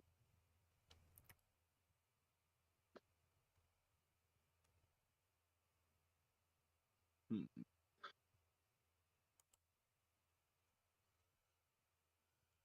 uh, no, it doesn't say they're immune for 24 hours. Just that if they take damage, then it ends. Right. They get knocked out of the fear effect, basically. Yeah, I get it. I get it.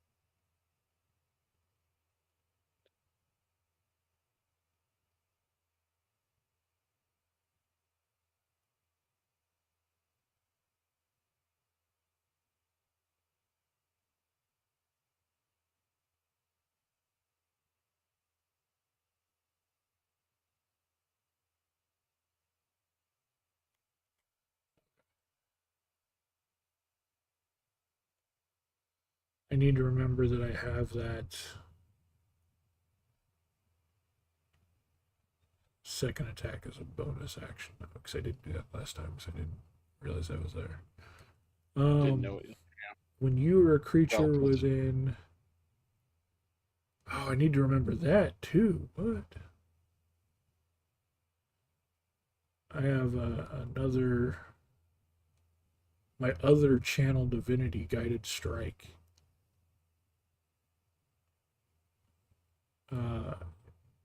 When you are a creature within 30 feet of you misses with an attack roll, you can expend one use of channel divinity to give that roll a +10 bonus. When you use this feature to benefit another creature, you must take a reaction to do so. So I could have used my reaction to let your second shot go through earlier. Okay. Well, I also have something for that actually that I forgot to do because I'm not familiar with this class.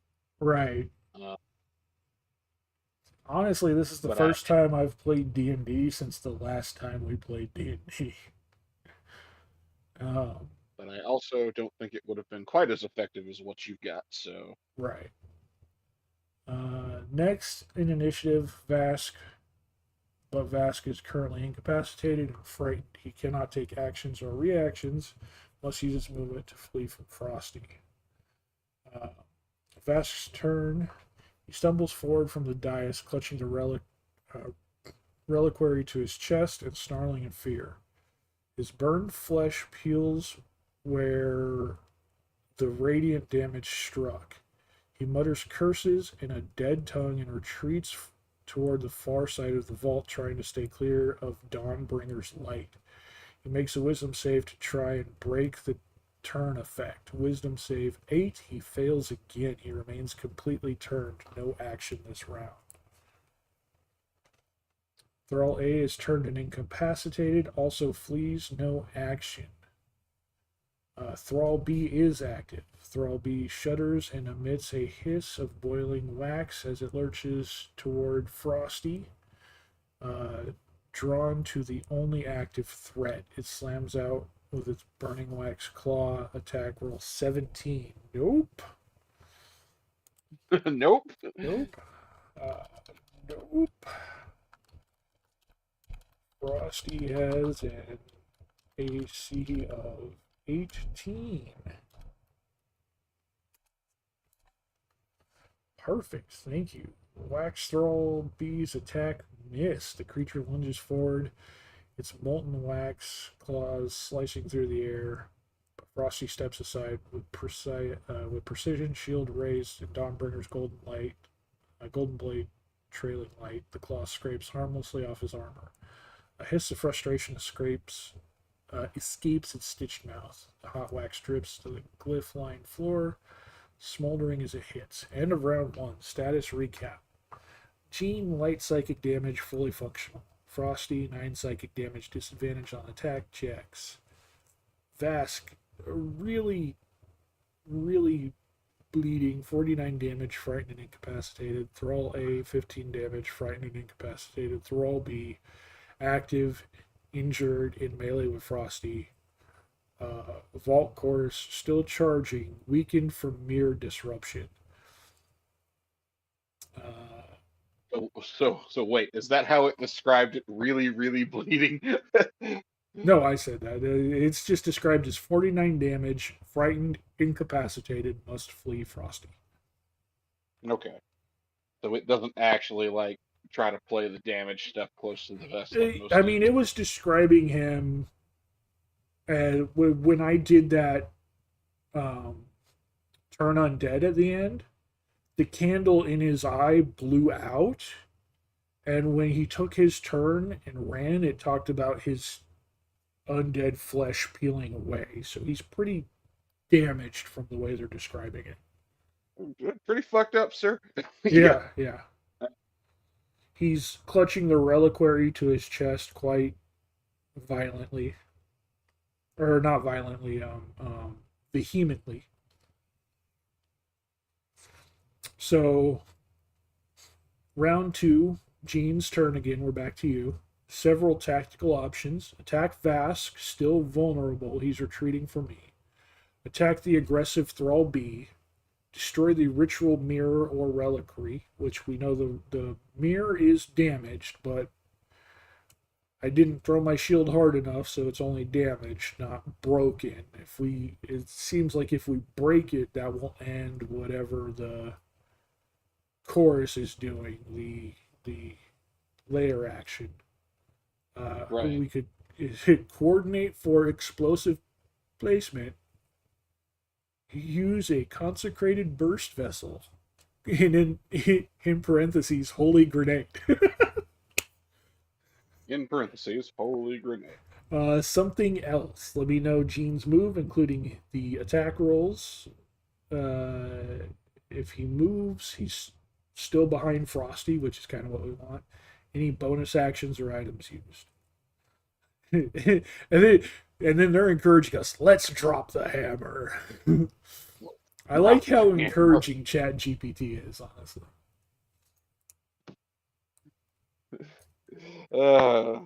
By drop the hammer, do you mean first thou shalt count to 3? I mean, it does say that's an option, so. It's 6d6 radiant damage is what they said. We don't have any idea what kind of blast radius these things have, do we? It told us. I think it said 10-foot radius.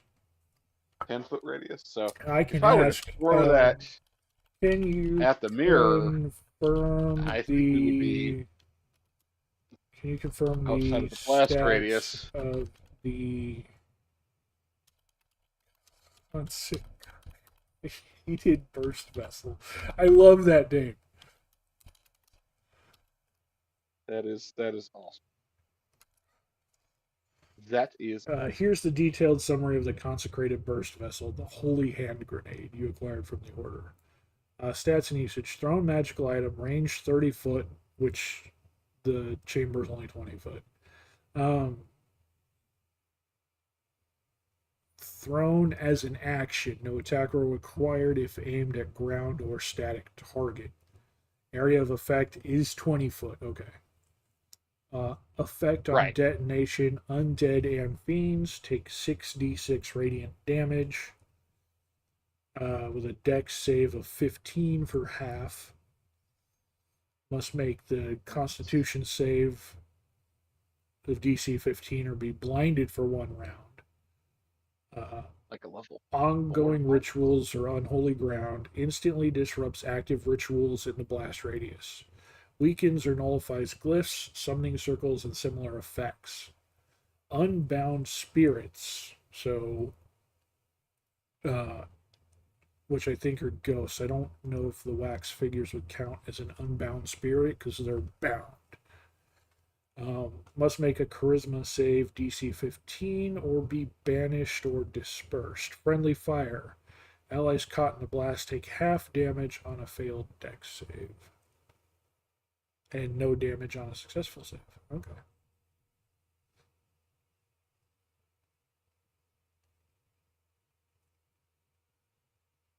So it's just a question of, do I want to risk us getting caught in this?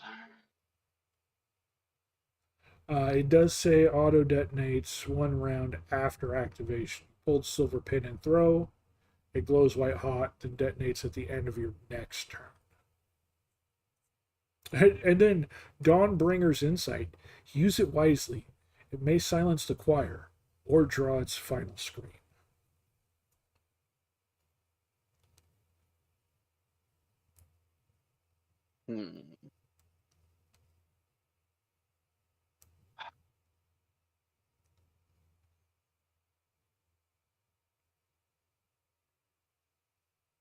I mean, I can definitely see this being a way for us to get out of this issue. I mean, it's definitely for us to destroy the ritual site. That's why we brought him. As far as other stuff beyond that, I mean, we have it. It's 6d6 radiant damage to the thralls and Vask, which may or may not be more than what you're already doing with your 2 rifle shots. Your rifle shots, when you hit them, are insane. Yeah. Only by virtue of the fact that he happens to be undead too. Right. Apparently. Well, yeah, I mean, they're counting it as undead because a soul has been pulled from undeath into these bodies. That's right, No, Wish. right, yeah. That's right, Wish. Rifle. Moose is a gunslinger with a holy rifle, and I am a cleric with a holy lightsaber. And a boomerang shield. An elegant weapon for a more civilized age.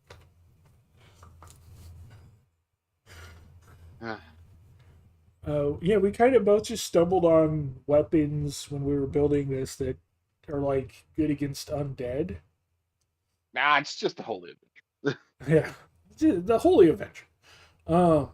Yeah, we when we picked weapons, they happened to include bonus damage to undead, and so we asked for a story that was horror, monster. We said we were monster hunters in the story. We asked for a high fantasy, Gothic Victorian London setting, and that our characters were seasoned monster hunters, and it just happened to put us up against undead creatures. So we're having fun lighting things on holy fire. Since we just both happen to have holy weapons. And we have 2 holy hand grenades, also known as consecrated burst vessels. 2 consecrated burst vessels. That's a throw attack, right? Or it says there's no attack roll if you throw it at a stationary object. So if you throw it at the mirror, there's no attack roll. You just throw it there. To hit. Okay.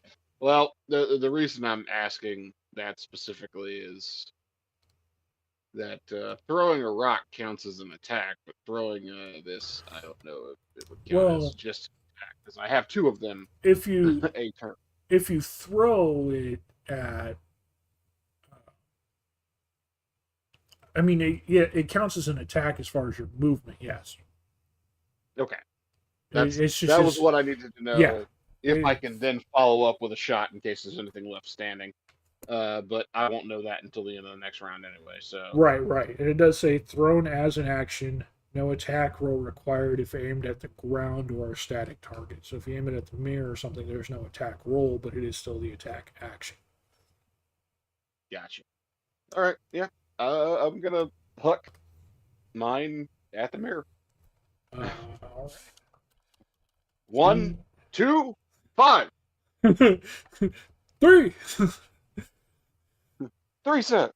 3. Gene is tossing a consecrated. Spelled that wrong. Consecrated burst vessel at the meteor war. Perfect. Gene acts decisively. Gene tosses the consecrated burst vessel.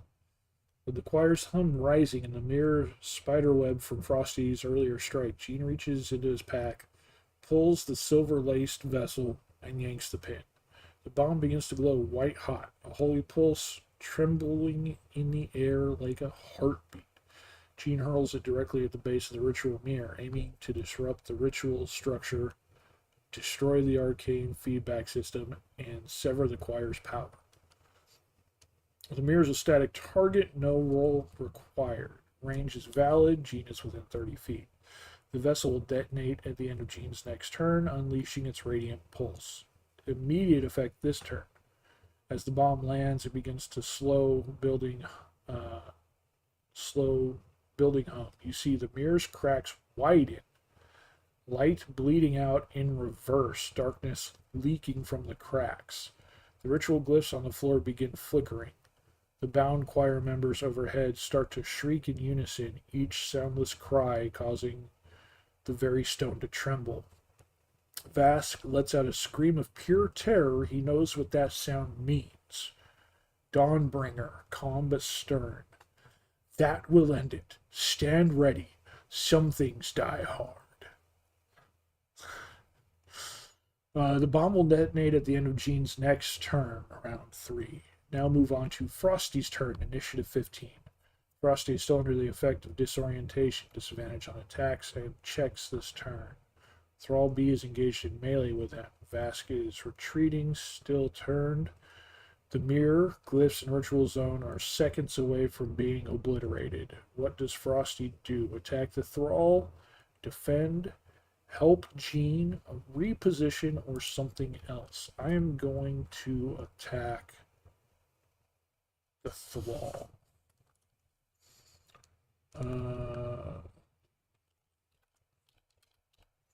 Frosty is going to attack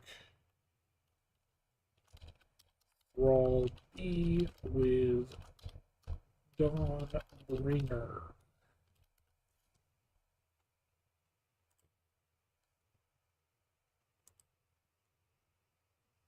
I have a +9 to hit, but I have disadvantage. Is there? Yep, right there.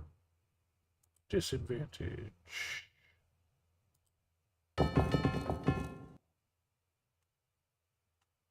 2 + 9 is 11. And I'm going to use my Channel Divinity to add +10 to that for 21. Nice. I rolled an 11 with bonuses. I will use my last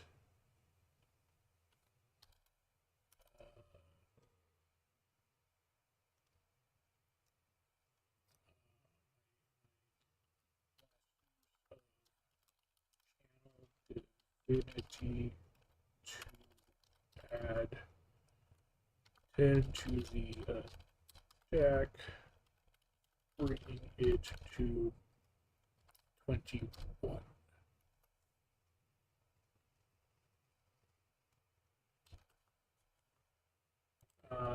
The sword's damage.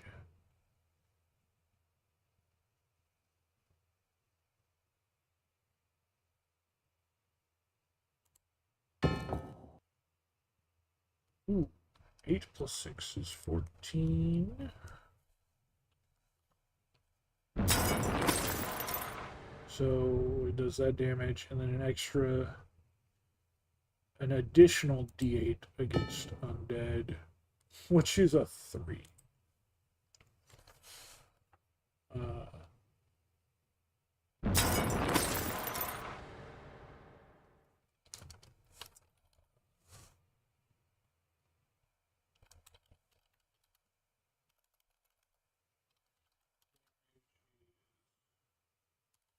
14 radiant damage with an additional 3 radiant damage to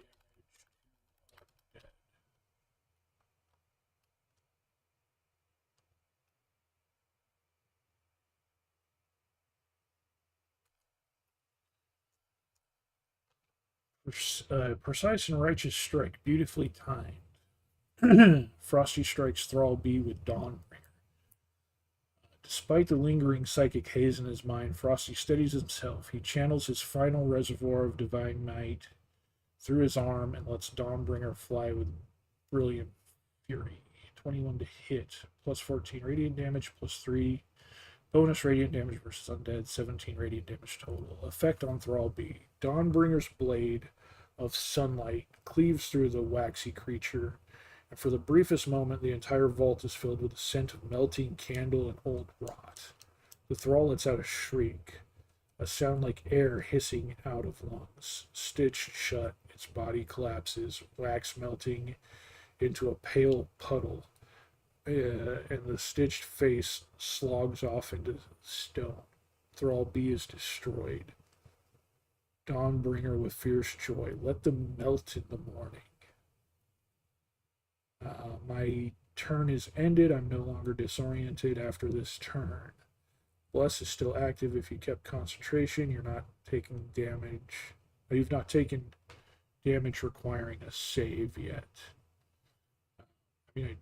Well, the vault begins to tremble harder. The ritual is blasting. I do have a bonus attack.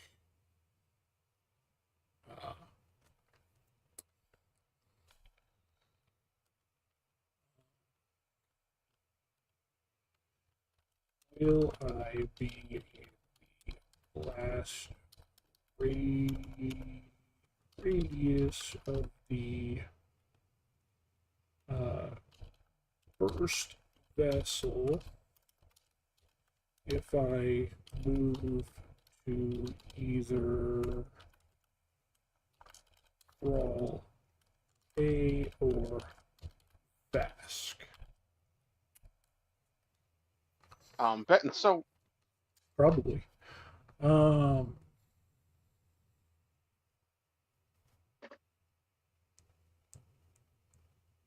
The burst radius 20-foot sphere, detonating location on the base of the ritual mirror, center of the Isle Dais. Radius spreads 20 feet in all directions from that point. Far wall, ritual mirror, burst vessel ended here. It's actually like giving me kind of a diagram. Oh. If you approach Thrall A is likely still within 15 to 20 feet of the mirror, barely inside or just on the edge of the blast radius. If Frosty moves to melee range with Thrall A, he would almost certainly be in the blast radius. If you approach Vask, Vask fled from Frosty during his turn undead, meaning he is now 20 to 30 feet away from the mirror. Moving to Vask would likely place Frosty just outside the blast radius. So I can go after Vask and not be in the blast radius. Interesting. Okay. I would think the opposite. Conclusion. Yeah, going to Thrall A, likely within the blast zone. Going to Vask, likely outside the blast zone, safe. If your goal is to avoid the explosion, moving toward Vask is a safer tactical option.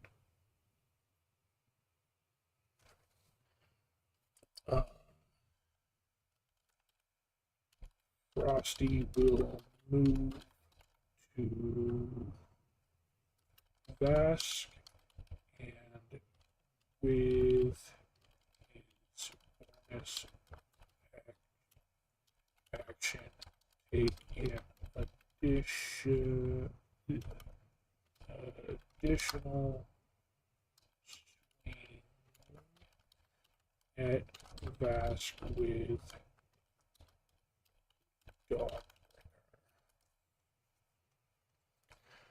Frosty surges forward, the light Dawnbringer carving through the thick vault air as he closes in on the terrified figure of Master Vask. Frosty moves to engage Vask. With his boots slamming onto the cracked ritual stone, Frosty charges to the edge of the dais, staying just outside the coming blast zone. Vask stumbles awake, clutching the reliquary, his eye socket still dark from the failed ritual. Bonus action attack. Target Master Vask, undead, still frightened and incapacitated. I do still have disadvantage on the attack. Was active, but it ended at the close of your last turn, so you attack normally. Okay. Because I took my action that cleared the disorientation, so the bonus action is a normal attack. Technically incorrect. But... Yeah, technically incorrect, but sure. I won't disagree with our AI dungeon master. They're counting it at the end of the attack, so 19.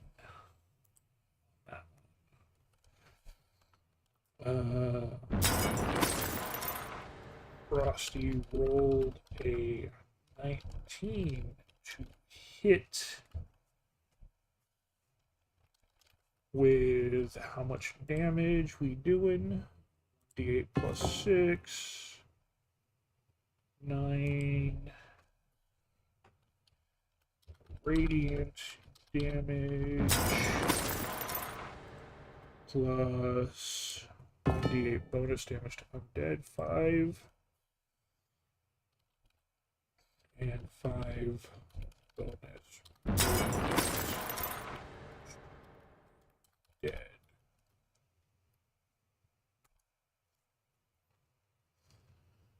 That's a devastating blow and exquisitely timed. Attack roll 19 hits. Damage 9 radiant plus 5 bonus radiant versus undead for 14 radiant.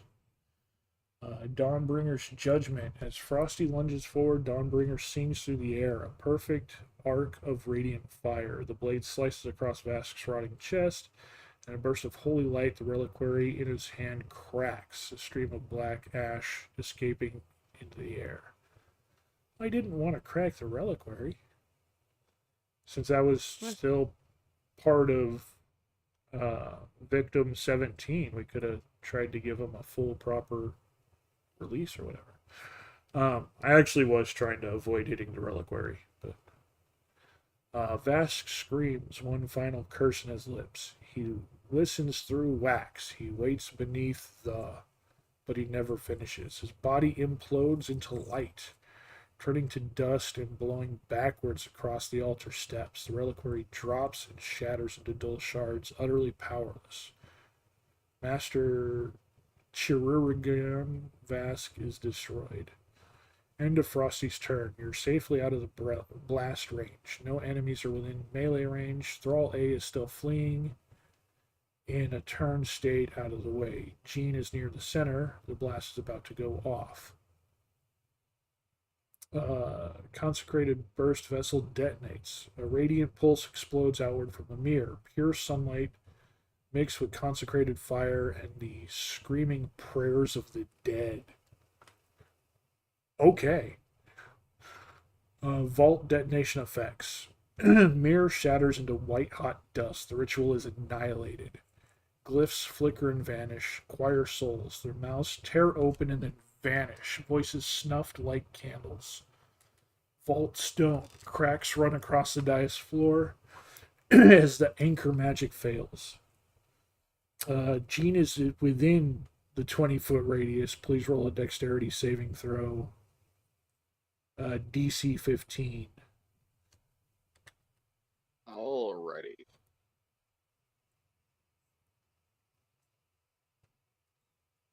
And then you still have bless up? I do. Okay. So D4 to your save. All right. Well, we're gonna do this again. Maverick Spirit, which is gonna give me an additional D8 to this. Okay. So with a base roll of 11, an additional 4 from your bonus, an additional 2 from my bonus, that's 16.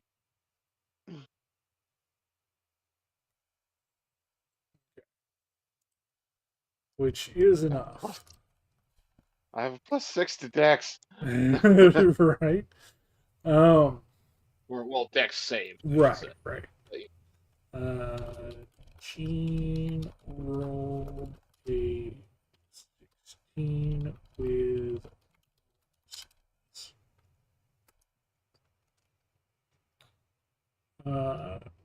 Jean succeeds on the dexterity saving throw and takes half damage. Please roll 6d6 radiant damage and let me know the roll. Okay. 6d6. Where is the d6? Right there. 1, 2, 3, 4, 5, 6. Lots of twos. 24. Jesus Christ.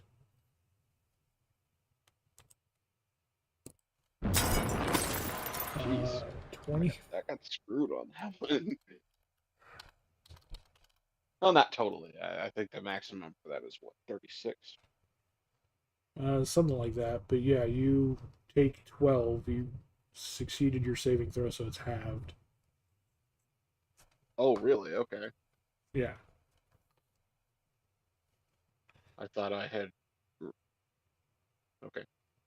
For some reason, I thought I had read that allies don't take damage on that if they succeed in the roll. That's that's what they made it sound like, but when it said to roll for damage, it said roll for half. Okay. So, the burst of radiant energy obliterates the ritual mirror and glyphs, ending the choir vault's sinister power. When Master Vask destroyed, the thralls turned and fleeing, the vault collapsing in light and cracking stone. The haunting choir's whisper falls silent at last. Dawnbringer's voice rings clear and warm in Frosty's mind. The darkness flees before the dawn. We have done well, Frosty, Jean. The Candlelord's shadow will wane with this day. What would you both like to do next? Rest and tend to wounds, search the vault's remnants, return to the order with news. I can certainly heal both of us. Just gonna say, heal us up and let's fucking loot this place. Right.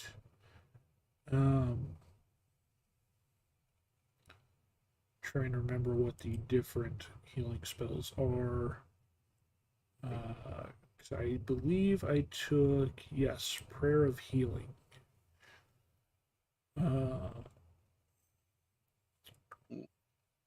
Which is only 2d8. I can upcast it and do 3d8.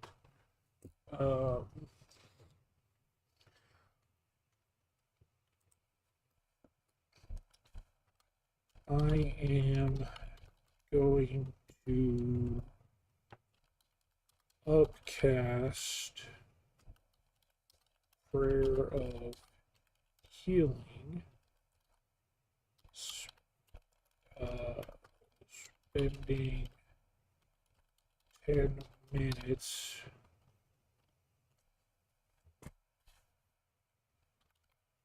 to heal both. I am Frosty. It doesn't know which one is me. Frosty is healing both himself and Jean for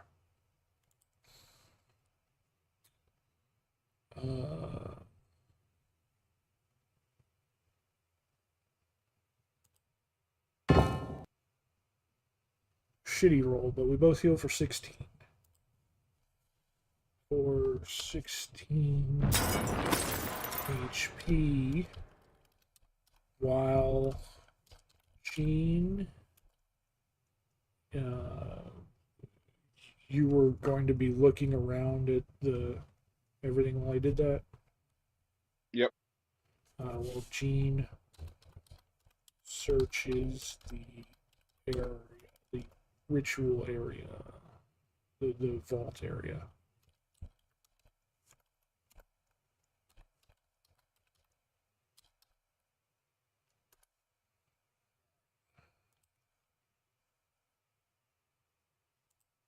So you heal up 16.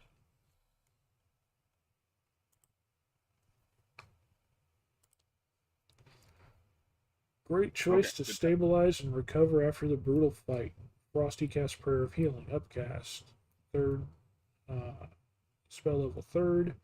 Healing 16 HP. Frosty and Jean.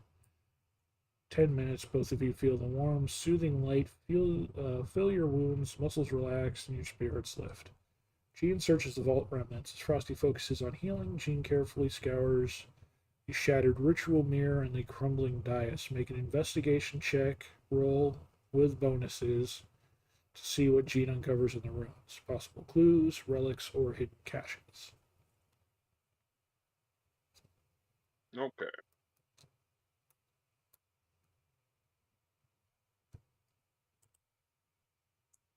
That is a 13.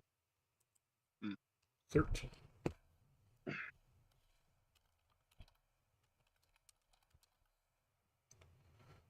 Gene rolls a 13 and investigation. And are we staying relaxed or alert during the search? Are you alert? I'm Pretty guessing alert. you are. Just in case anything else spooky decides to jump out. Right.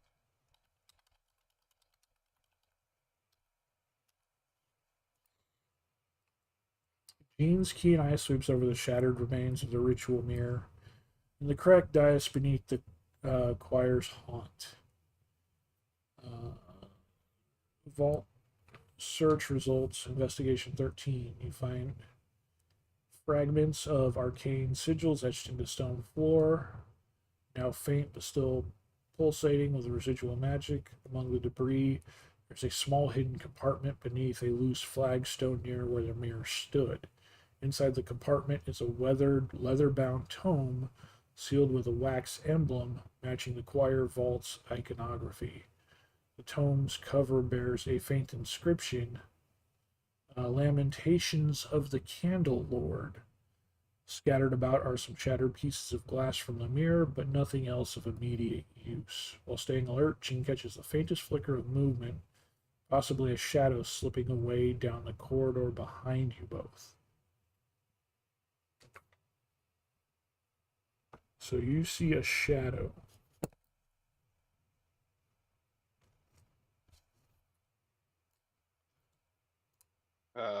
Okay.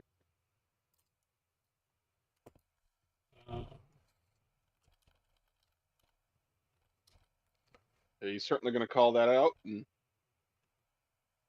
if we're held up, he's off in pursuit. You're going in pursuit? Thank you. I was going to try and take a perception check around the vault after the prayer of healing was done. He's definitely going to call that out. Right. Hey, did you see that? I did not. Around the vault. Before him and Jean dash after the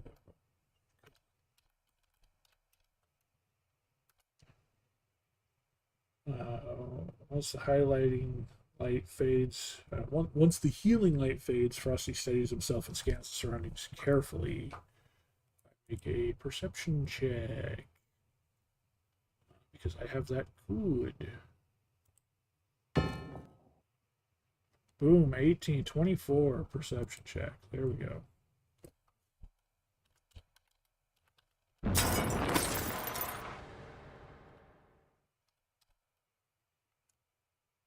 Once Frosty checks, Jean will get ready to dash after the movement, depending on what Frosty spots.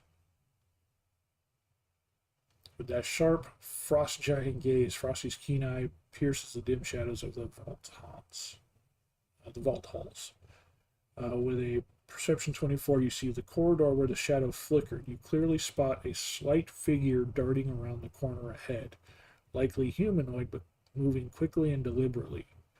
The figure pauses just long enough to glance back, catching a glimpse of you both before slipping into a side passage leading deeper into the asylum's catacombs. You also notice faint flickering candlelight emanating from the passage, suggesting either a torch or candle-born ritual is underway. Oh, I was trying to look all around the vault. I guess I don't see anything extra around the vault. Jean, you're poised to dash after the fleeing figure. Frosty, do you follow fast behind, or do you want to set a trap or do anything else before pursuit? I'm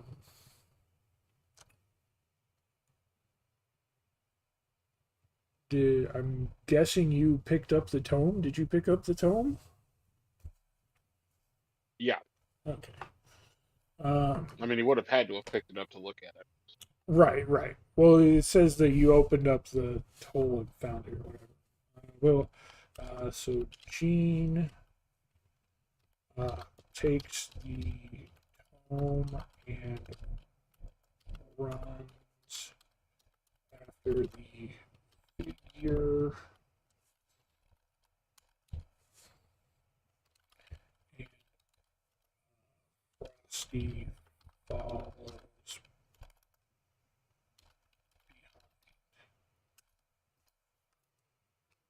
Got it. Gene snatches the tome and bolts down the corridor, Frosty close behind, Dawnbringer's hilt glowing faintly to light the way.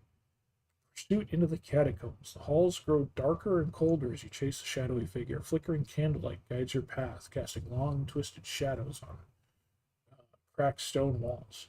You hear faint chanting echoing ahead, low, urgent, and fragmented.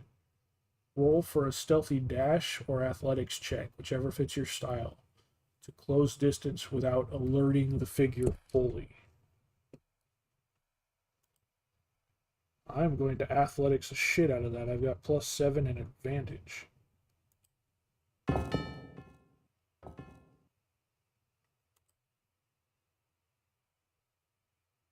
Oh, I gotta.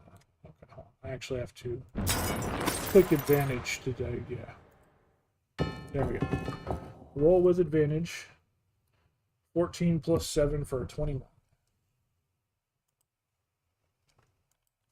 You're running up. Not being stealthy. I think I'm gonna try to be a little stealthy about this. Well, it and fail says this. either stealthy dash or athletic checks to close the distance without alerting the figure. So with athletics, I'm moving silently with my athletics. I'm not. That's an 11. 11. And that was stealth. Mm-hmm.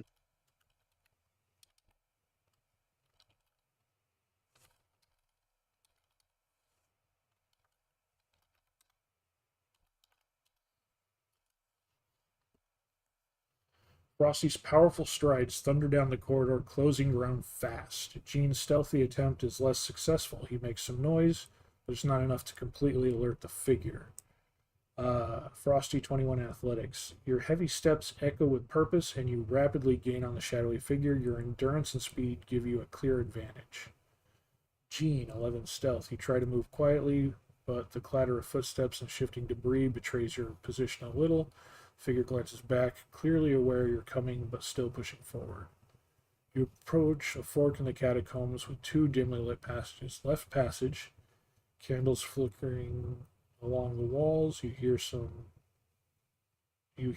chanting there. Right passage, the air feels colder, with a faint metallic scent, possibly blood or rust. Do you split up or stick together?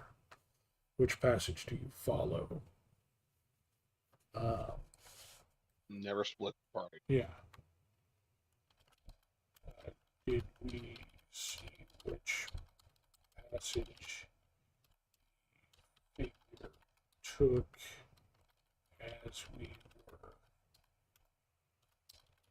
gaining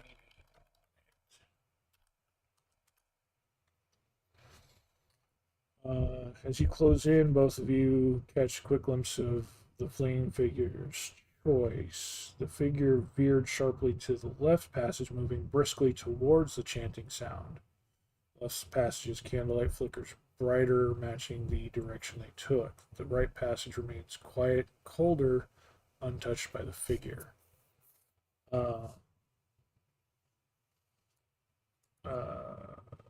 So you're both following the figure down the left corridor toward the flickering candles and chanting. What do you want to do as you approach? Slow down to listen, prepare for combat, something else.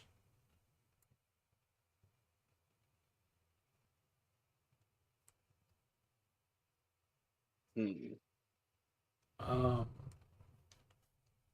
with my athletics, I had a lead on you. I think.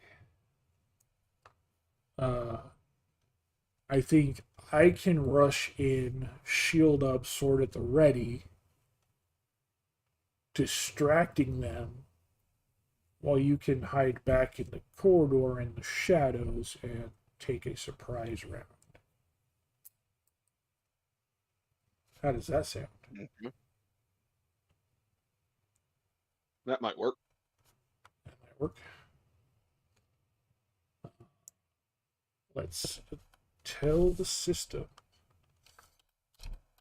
Frosty in the lead with his athletics roll will continue full force,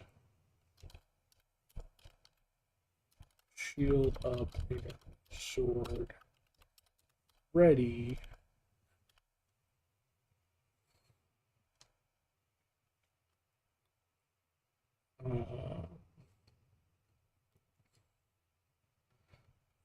Shield up and sword ready. Frosty will take action from whatever is in the next room while Gene slows down and stays in the shadows of the hallway, or the shadows of the passage, ready to take a surprise round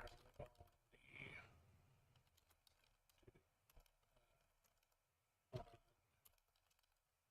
the distracted targets.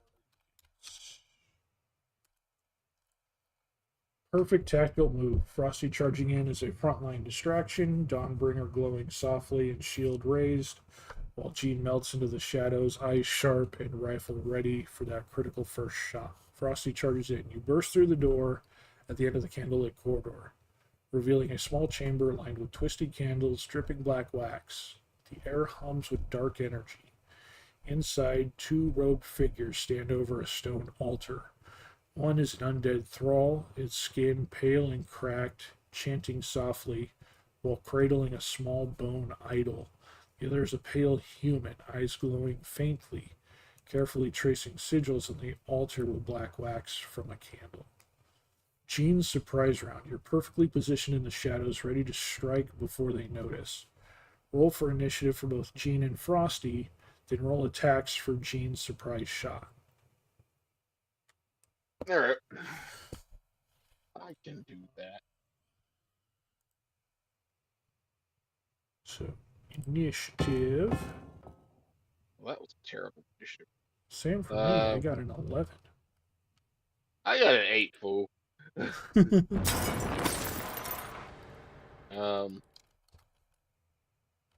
But at least I'll have the surprise round. So that's, if it's a full round, 2 attacks. I'm going to shoot the undead thrall first. You said you rolled an 8 initiative? Yeah.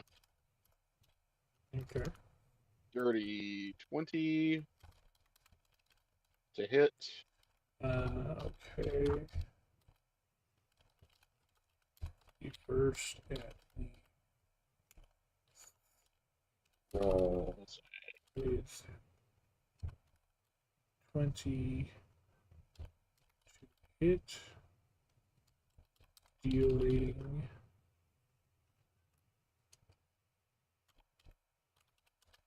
Okay, that was 16 piercing for the base damage, and 12 for the radiant. 12 for the radiant. Yep, that's first shot. Okay. Second shot is a 19 to hit. And is that against the thrall or against the other guy? You know what? It's gonna shoot that other guy. Okay. Switch targets. Go for the other. guy. Against the pale human. You said it was how much to hit? 19. 19 to hit. 20 for the piercing damage, and 20 piercing. 14 radiant if that happens to be undead as well. And 14 radiant damage if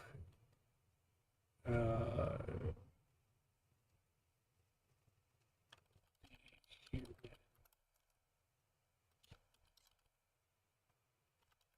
figure is dead. I don't think it is, but we'll see. Since it clearly said human. But you hit hard and fast. Let's break it down. Gene, surprise round. Hidden in the gloom of the corridor, Gene steadies his magical rifle and breathes slow. 2 shots, 2 targets. Ah. It did it again. This content may violate our usage policies. Yeah, just ask for the rundown again. Yeah, I'm going to. Possibly because of the violence. I don't know. Maybe.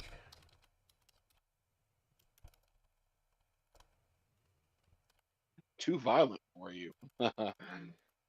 Yeah, you should go for it. Combat result. Message. Errored out.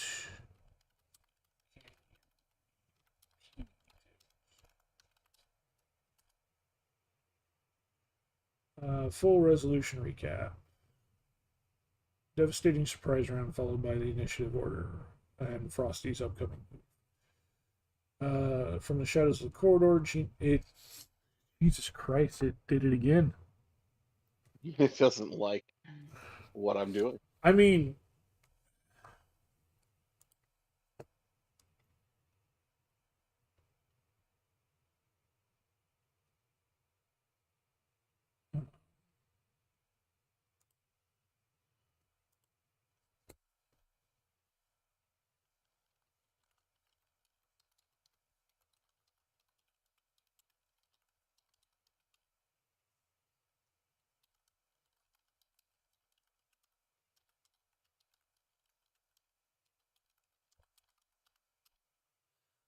let's try this. The message errored out again. Could you recap it more generically?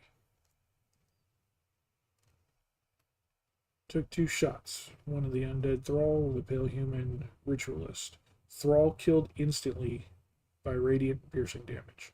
Ritualist hit hard, over 30 total damage, revealed to be a fiendish creature with wax-infused body. Oh.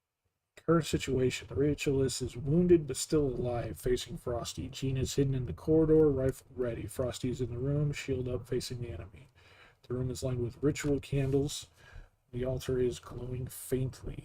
Ritualist skipped due to surprise. Frosty, your turn. Jean next. How many spell slots have I have?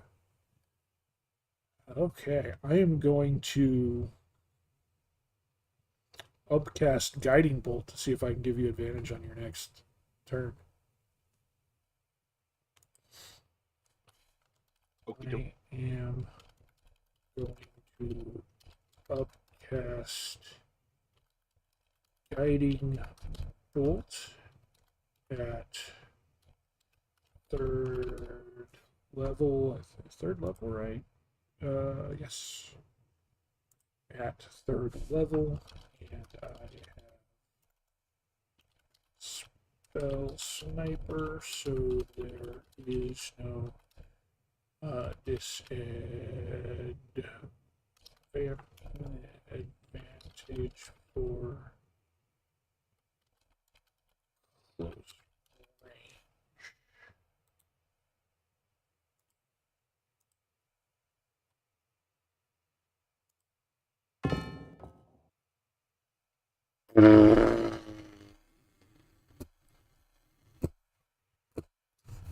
Rolled an 8. That's fantastic. Glad I didn't have disadvantage.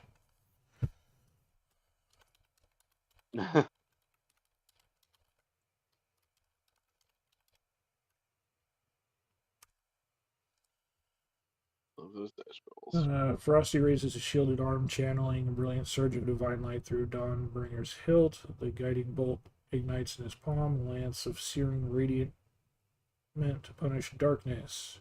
Attack roll 8, miss. As the radiant energy arcs out, the Wexbound ritualist, still reeling from Jean's bullet, instinctively flinches to the side. The bullet scorches past, blasting to a section of the wall behind him, leaving a melted gouge in the black wax candles nearby. Dawnbringer telepathically, gentle but firm. Even light can miss its mark, Frosty, but the next will not. The ritualist snarls, reforming some of its melted flesh with a wet hiss. He's still standing and preparing to retaliate. You're now toe to toe with him unless you move. Would you like to reposition or stay engaged? If not, we move to Jean's turn. I think for my bonus action.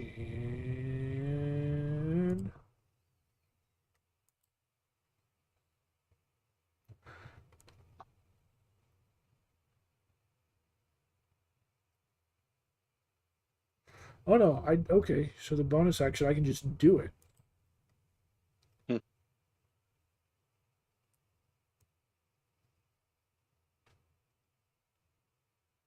So I don't need to hit. Okay, so that's what I wasn't sure of. The war priest bonus attack, you don't have to take the attack action beforehand.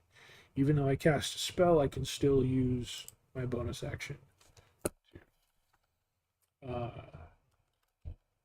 Frosty will use his bonus action to attack with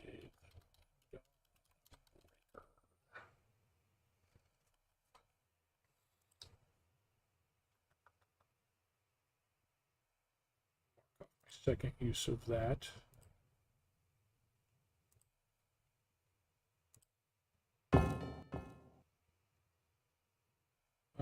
Better, a 15.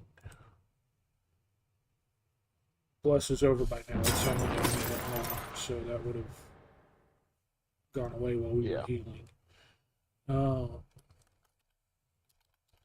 Frosty rolled a 15 to hit.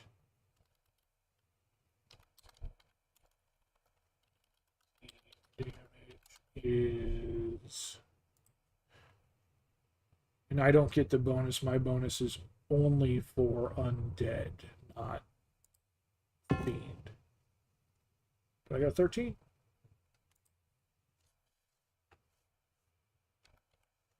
Damage.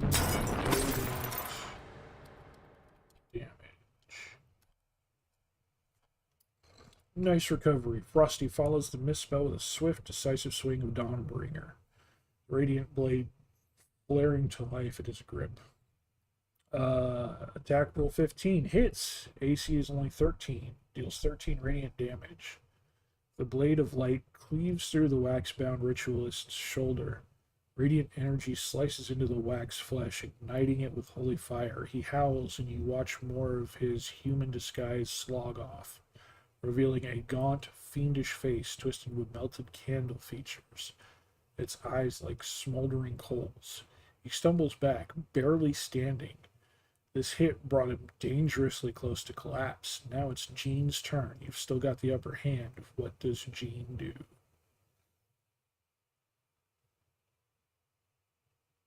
Oh, I mean, what else would I do? Click, click, bang.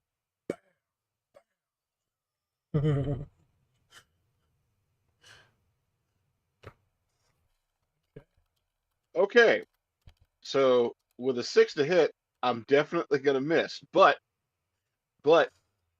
there's a thing that I can do. Okay. It is called. Let me see here. I can find it again.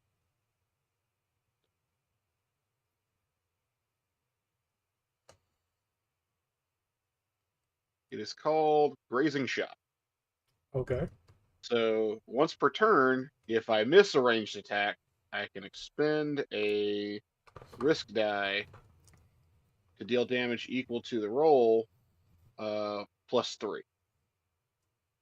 It's the same type as damage dealt by the weapon, and the damage can be increased only by increasing my ability.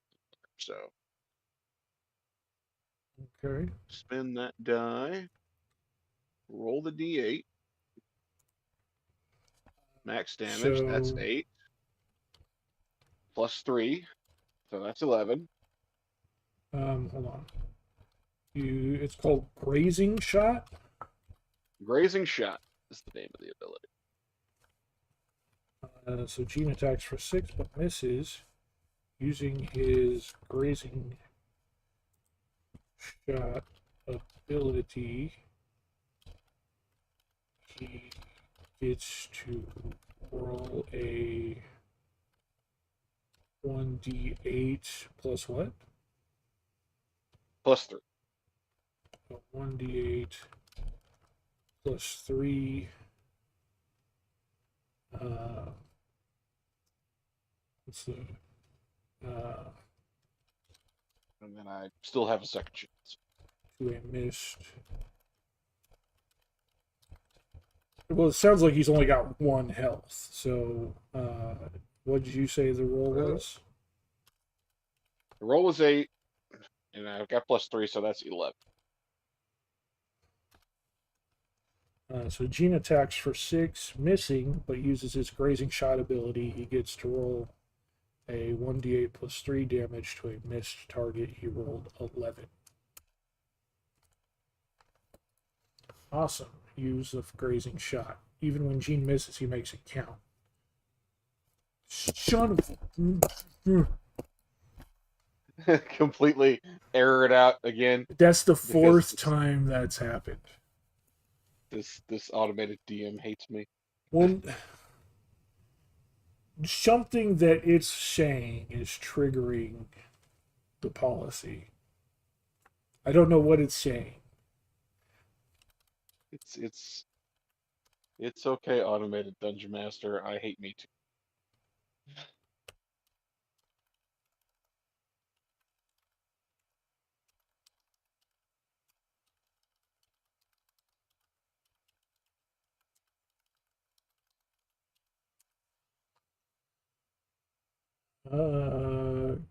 Combat recap. Frosty missed, but with Guiding Bolt, but Dawnbringer hit for 13. Gene missed his shot, but with Grazing Shot still did 11 damage. The damage was enough to finish off the wax-bound ritualist. The ritualist is dead, the body melting into wax and fading. The chanting stops. The altar dims and the room falls quiet. The ritual appears broken. You've cleared the chamber. Would you like to investigate the altar, search the room, or return to the order with the recovered tome? Let's investigate this room too. We will investigate this room as well. Is there any sign of the figure we followed? Was the figure the thrall or the wax fiend, or was it someone else? Smart move. Time to confirm what you just walked into. The chamber is now eerily quiet, lit only by the last flickers of black wax candles. You check for clues. Disturbed wax, footprints, anything to explain what the figure you pursued. When the scene cleared, you piece it together. The figure you chased was indeed the wax-bound ritualist, the one Gene shot during the surprise round. The undead thrall was already here, assisting in the ritual. The figure's fiendish resilience and magical disguise made it hard to identify at a distance, but once his body melted down, his wax-slick cloak and subtle trail matched exactly. The person you saw was the ritualist fiend attempting to finish or protect the altar before the eclipse. What you find in the room, investigation optional. No roll needed for basic info. Deeper rolls if you want to press further. The altar is now cracked, but not fully inert. Faint magic still lingers in the grooves of the wax-lined runes. The black wax candles are each marked with the same seal you found on the candle from the cellar.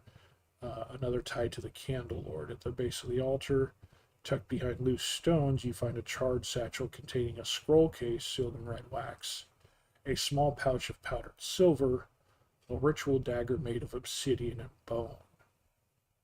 Would you like to examine those items more carefully, try to dispel or study the altar's remaining magic, or take anything to the Order archives?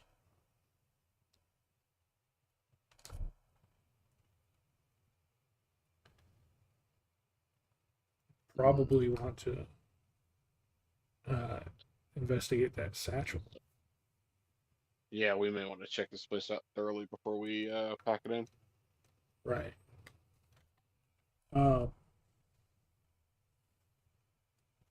Yeah.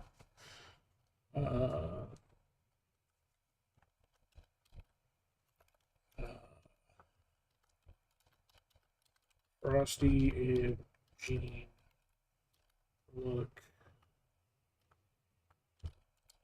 closer around the room with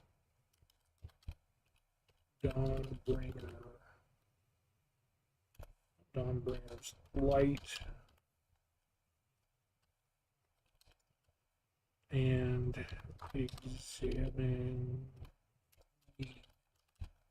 the items in the satchel.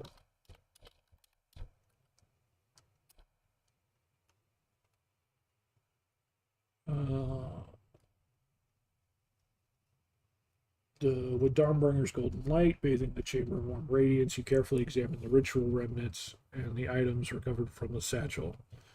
The scroll case sealed in red wax. The wax seal bears the symbol of the candle, pierced by a thorn crown, unmistakably tied to the candle lord.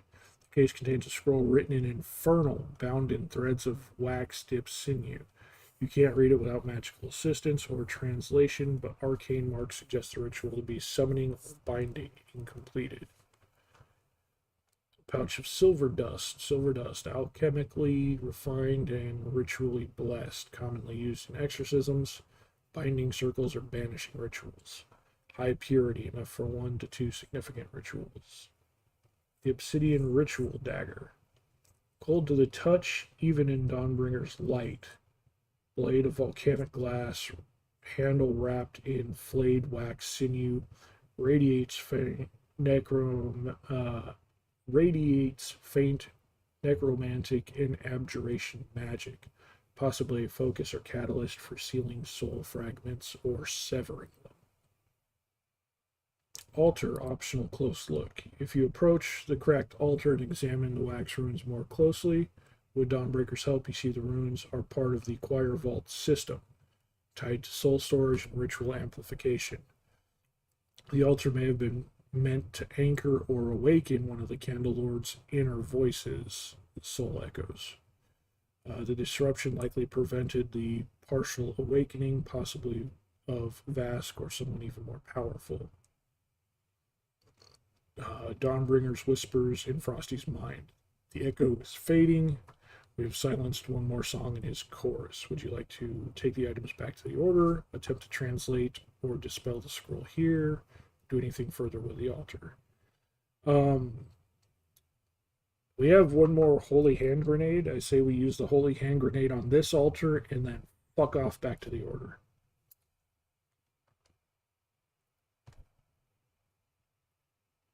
With these new ritual items. And that's where we can end it today. What say you, Master Gunner?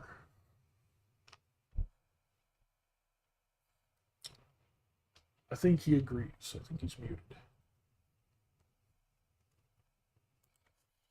All right.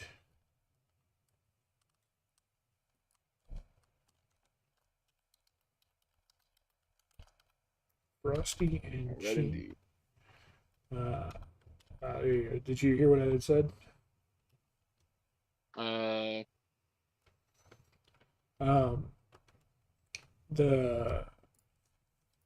they told us what the ritual items in the satchel were for, and Right, got that part. yeah, it told us the altar was another part of the choir vault system, meant to Right. strengthen one of the inner voices, probably Vask or someone else. My suggestion, so we disrupted it, we prevented the partial awakening. And it says that that voice is silenced. So what I had suggested is that we still have our second holy hand grenade. I say we toss that hand grenade at this altar and then fuck off with the new ritual items back to our order headquarters, and that's where we can call it for today.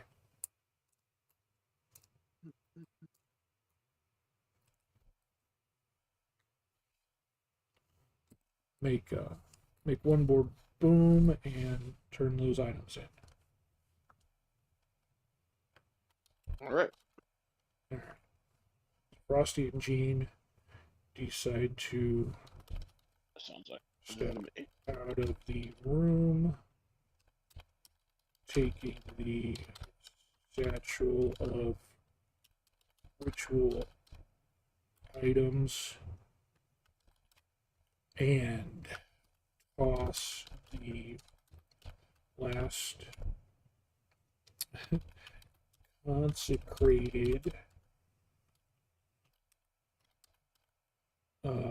consecrated burst vessel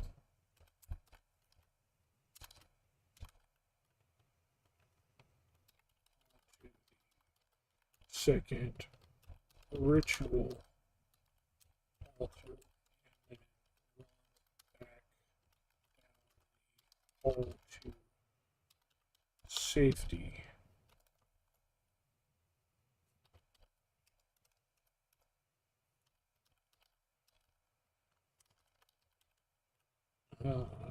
After the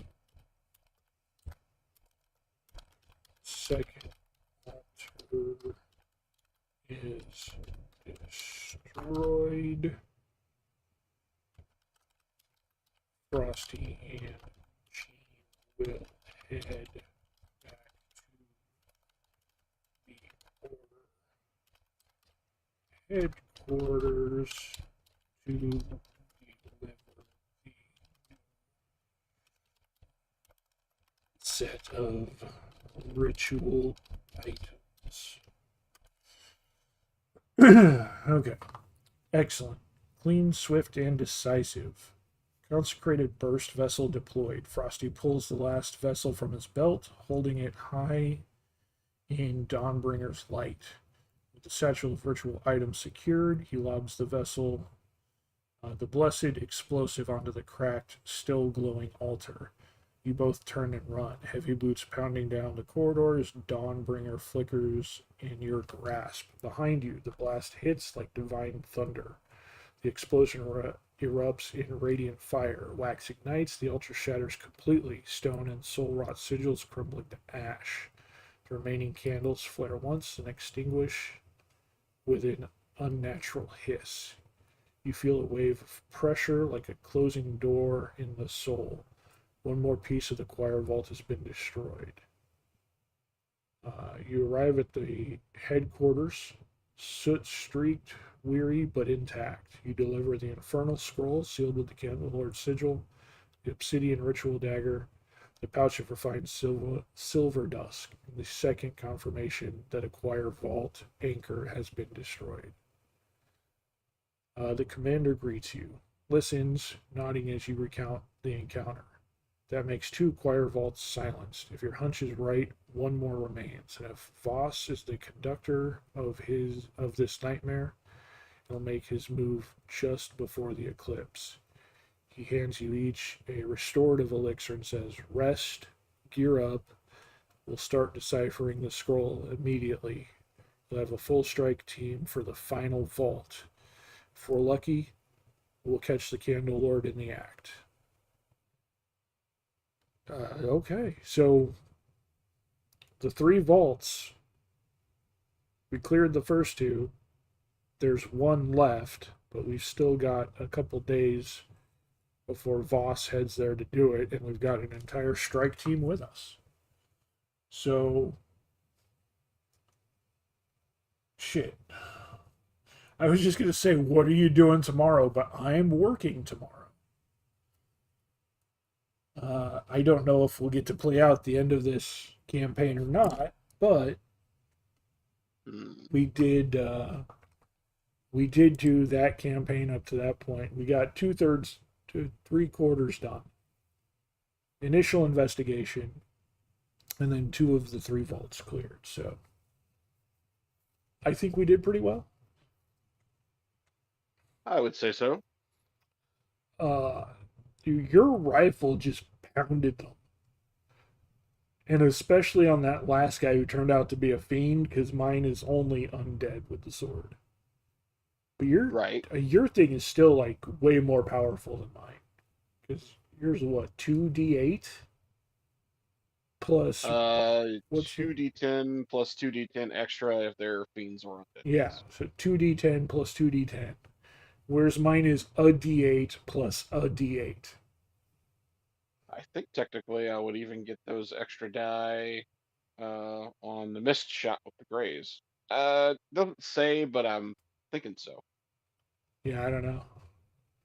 I mean, it sounds like grays is only the one thing. It's a way to scrape some extra damage out of a missed shot, yes, but right.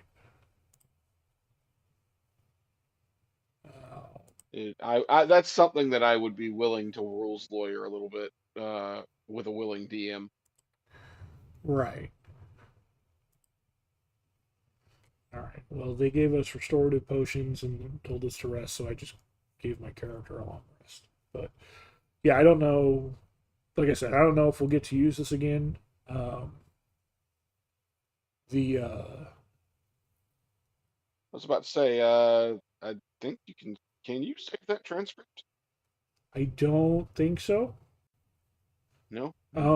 If you keep it active, you can to a degree, but like I'm not signed into ChatGPT. I don't have an account for ChatGPT. This is literally just me on their basic website. So if I were to create an account, I know it would save. Right. I don't think it will. I don't think it will This has save. been very, very interesting, and I can see myself doing this as a DM, possibly to like steal bits of it. Right. Well, see, that's what I mean. Like, it's also fun. Like, when I did it solo, I didn't have anyone else, so it was just me and ChatGPT running through a game. And right now, it's just me and you with ChatGPT running through a game. So if there's only like 1 or 2 people, and you still want to do some sort of D&D or some sort of event or something like that, then this is an excellent way to take advantage of that. I think there were a few things like I let them take away my disadvantage when I should have still had it on the bonus action attack, but like there were 1 or 2 mistakes like that kind of came through. Right. But for the most part, it's really consistent and really dead on. So it does a really good job of coming up with a story, running with it, and fleshing everything out as you go. I'm glad we got to have combat this time because, like I said, the first time I didn't. I just social deduction and literally just intimidation checks and persuasion checks my way through the entire storyline. But that was fun. But this getting to do both of those was even better. So. Oh yeah. Yeah. It was. Now that I've seen what it can do, I mean, there are certain limitations, and of course, it's not totally familiar with the system, nor does it have a. That's a bit too congratulatory, I'd say. Well, I mean, it's like you can. I guarantee you can say be more adversarial Like it's right now. I was just like, hey, can you run a campaign for us? And so it's super friendly. Like, hey, yeah, good job. You did great. That was awesome. And you know, when we did do, oh, unfortunately, that was a miss. That you know, it's like it's uh, Yeah, I get it. yeah, but that's just how I Chat GPT totally. is in general. It likes to, from my experience of messing around with Chat GPT, that's how it likes to chat and interact in a kind of Right. natural manner to try and seem more natural. Uh, you could definitely tell it to say, you know, be more adversarial or ramp up the difficulty. I told it we were It's level the kind. 5, and some of the Yeah. things that it hit us with were kind of tough. You know, I took 9 damage from the psychic blast. You took 12 damage from the grenade. We took damage in big chunks when it hit us, but we didn't tell it that we were using holy weapons of go fuck yourself. So Right. we Yeah. we kind of returned the favor. The this is the kind of thing that I kind of wonder if um about running it in the different AI systems just to see how each of them handles something like this differently. How would Right. Grok handle this? How would Gemini handle this? How would I don't know any of the others off the top of my Yeah, head, but I really don't know any other. I mean, I know of Grok and Gemini, and I think Microsoft is still messing with Cortana somewhere. I don't know. right, they're not calling it Cortana anymore, but yeah, Right. it's Um, but yeah, no, I don't know what other things are out there. I know there's a lot of like the character generation AI, but that's entirely different. I don't think that would work yeah. for it. Um, go find the character generation AI for Silver Veil and try and play D&D with it. See what happens. I can't believe Necro didn't raid with you. What the hell? Eh,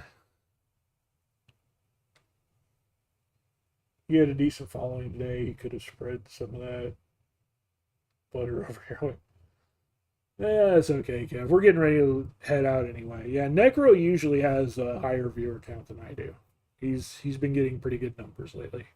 He's been getting up into the teens, whereas there was for a while where I was hitting pretty high numbers, um, but that stopped because in order for me to hit those numbers, like everybody has to be here. Wish has to be here. Pence has to be here.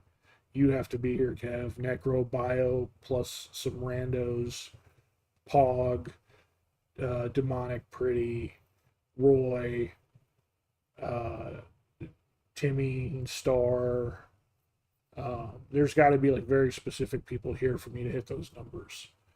And I did notice a lot of times I stream in the day like this. Yeah, no, I know you're here now, Wish. I just mean like in order to break into double digits, I have to have everybody here. Um, I did notice that when I was running later at night too, like if I was running at like 8 or 9 o'clock at night, uh, there was a downtime between about 5 or 6 p.m.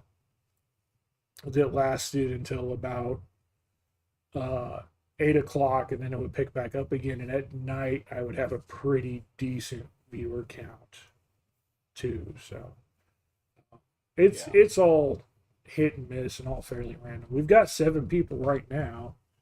That's enough to raid. Who do we even have on right now? I'm not even sure. Yeah. Um, I'm seeing that Necro is still live.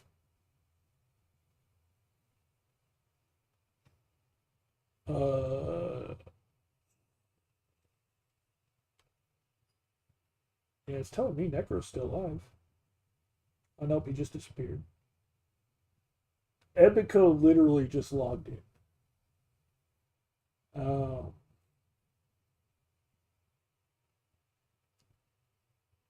We could.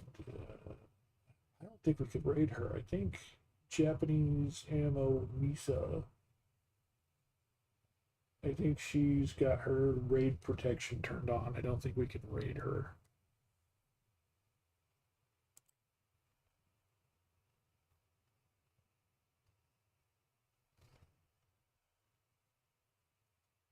Yeah, no, the only person online we could raid would be Ebico or Joe Cat. Which Joe Cat is working on a resource pack for Minecraft, and Ebico is just chatting. You guys want to watch a VTuber or a Minecraft? Well, I guess Joe Cat's also a VTuber technically. We got two VTubers for you. Like Or do you just want to? I'm trying to be one. Damn it! Right, right. No, I'm just asking Chad if they want to go watch a VTuber or just not read. I don't think most of them care for VTubers. Like Ebico style VTubers or any of that stuff. Yeah. Yeah. Doug's streaming.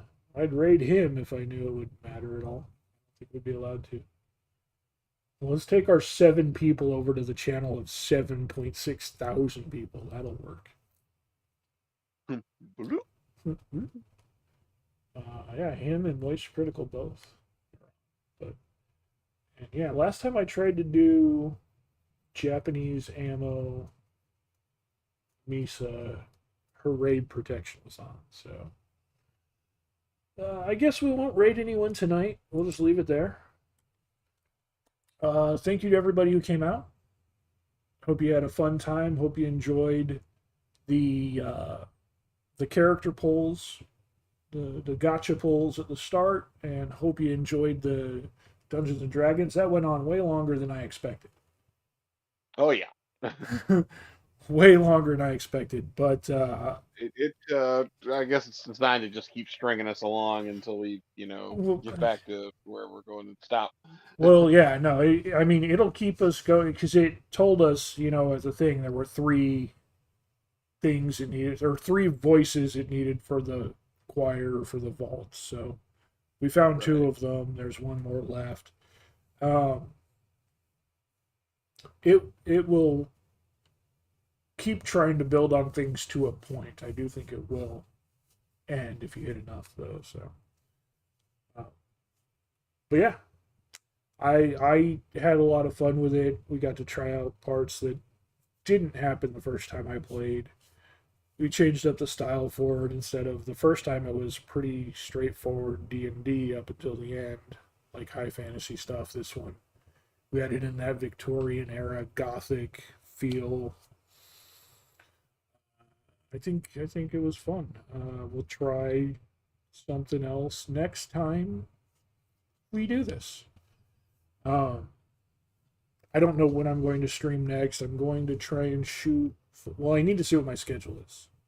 I won't get my work schedule until tomorrow. Once I do, I will add some days to the Twitch calendar. So look out for those. Yeah. Hope you all, like I said, hope you all enjoyed it, had fun, maybe enjoyed D&D. Maybe will join me for D&D sometimes. Because it's ChatGPT, it's chat based. We can do that with chat. Wish, you want to play some D&D in chat? Kevin, you want to learn how to play some D&D? We'll do that. But yeah, thank you everybody for coming out. All the chatters, all the lurkers. We got a new follower today. Super appreciate it. Love you all. We'll see you next time. Bye-bye. Oops out.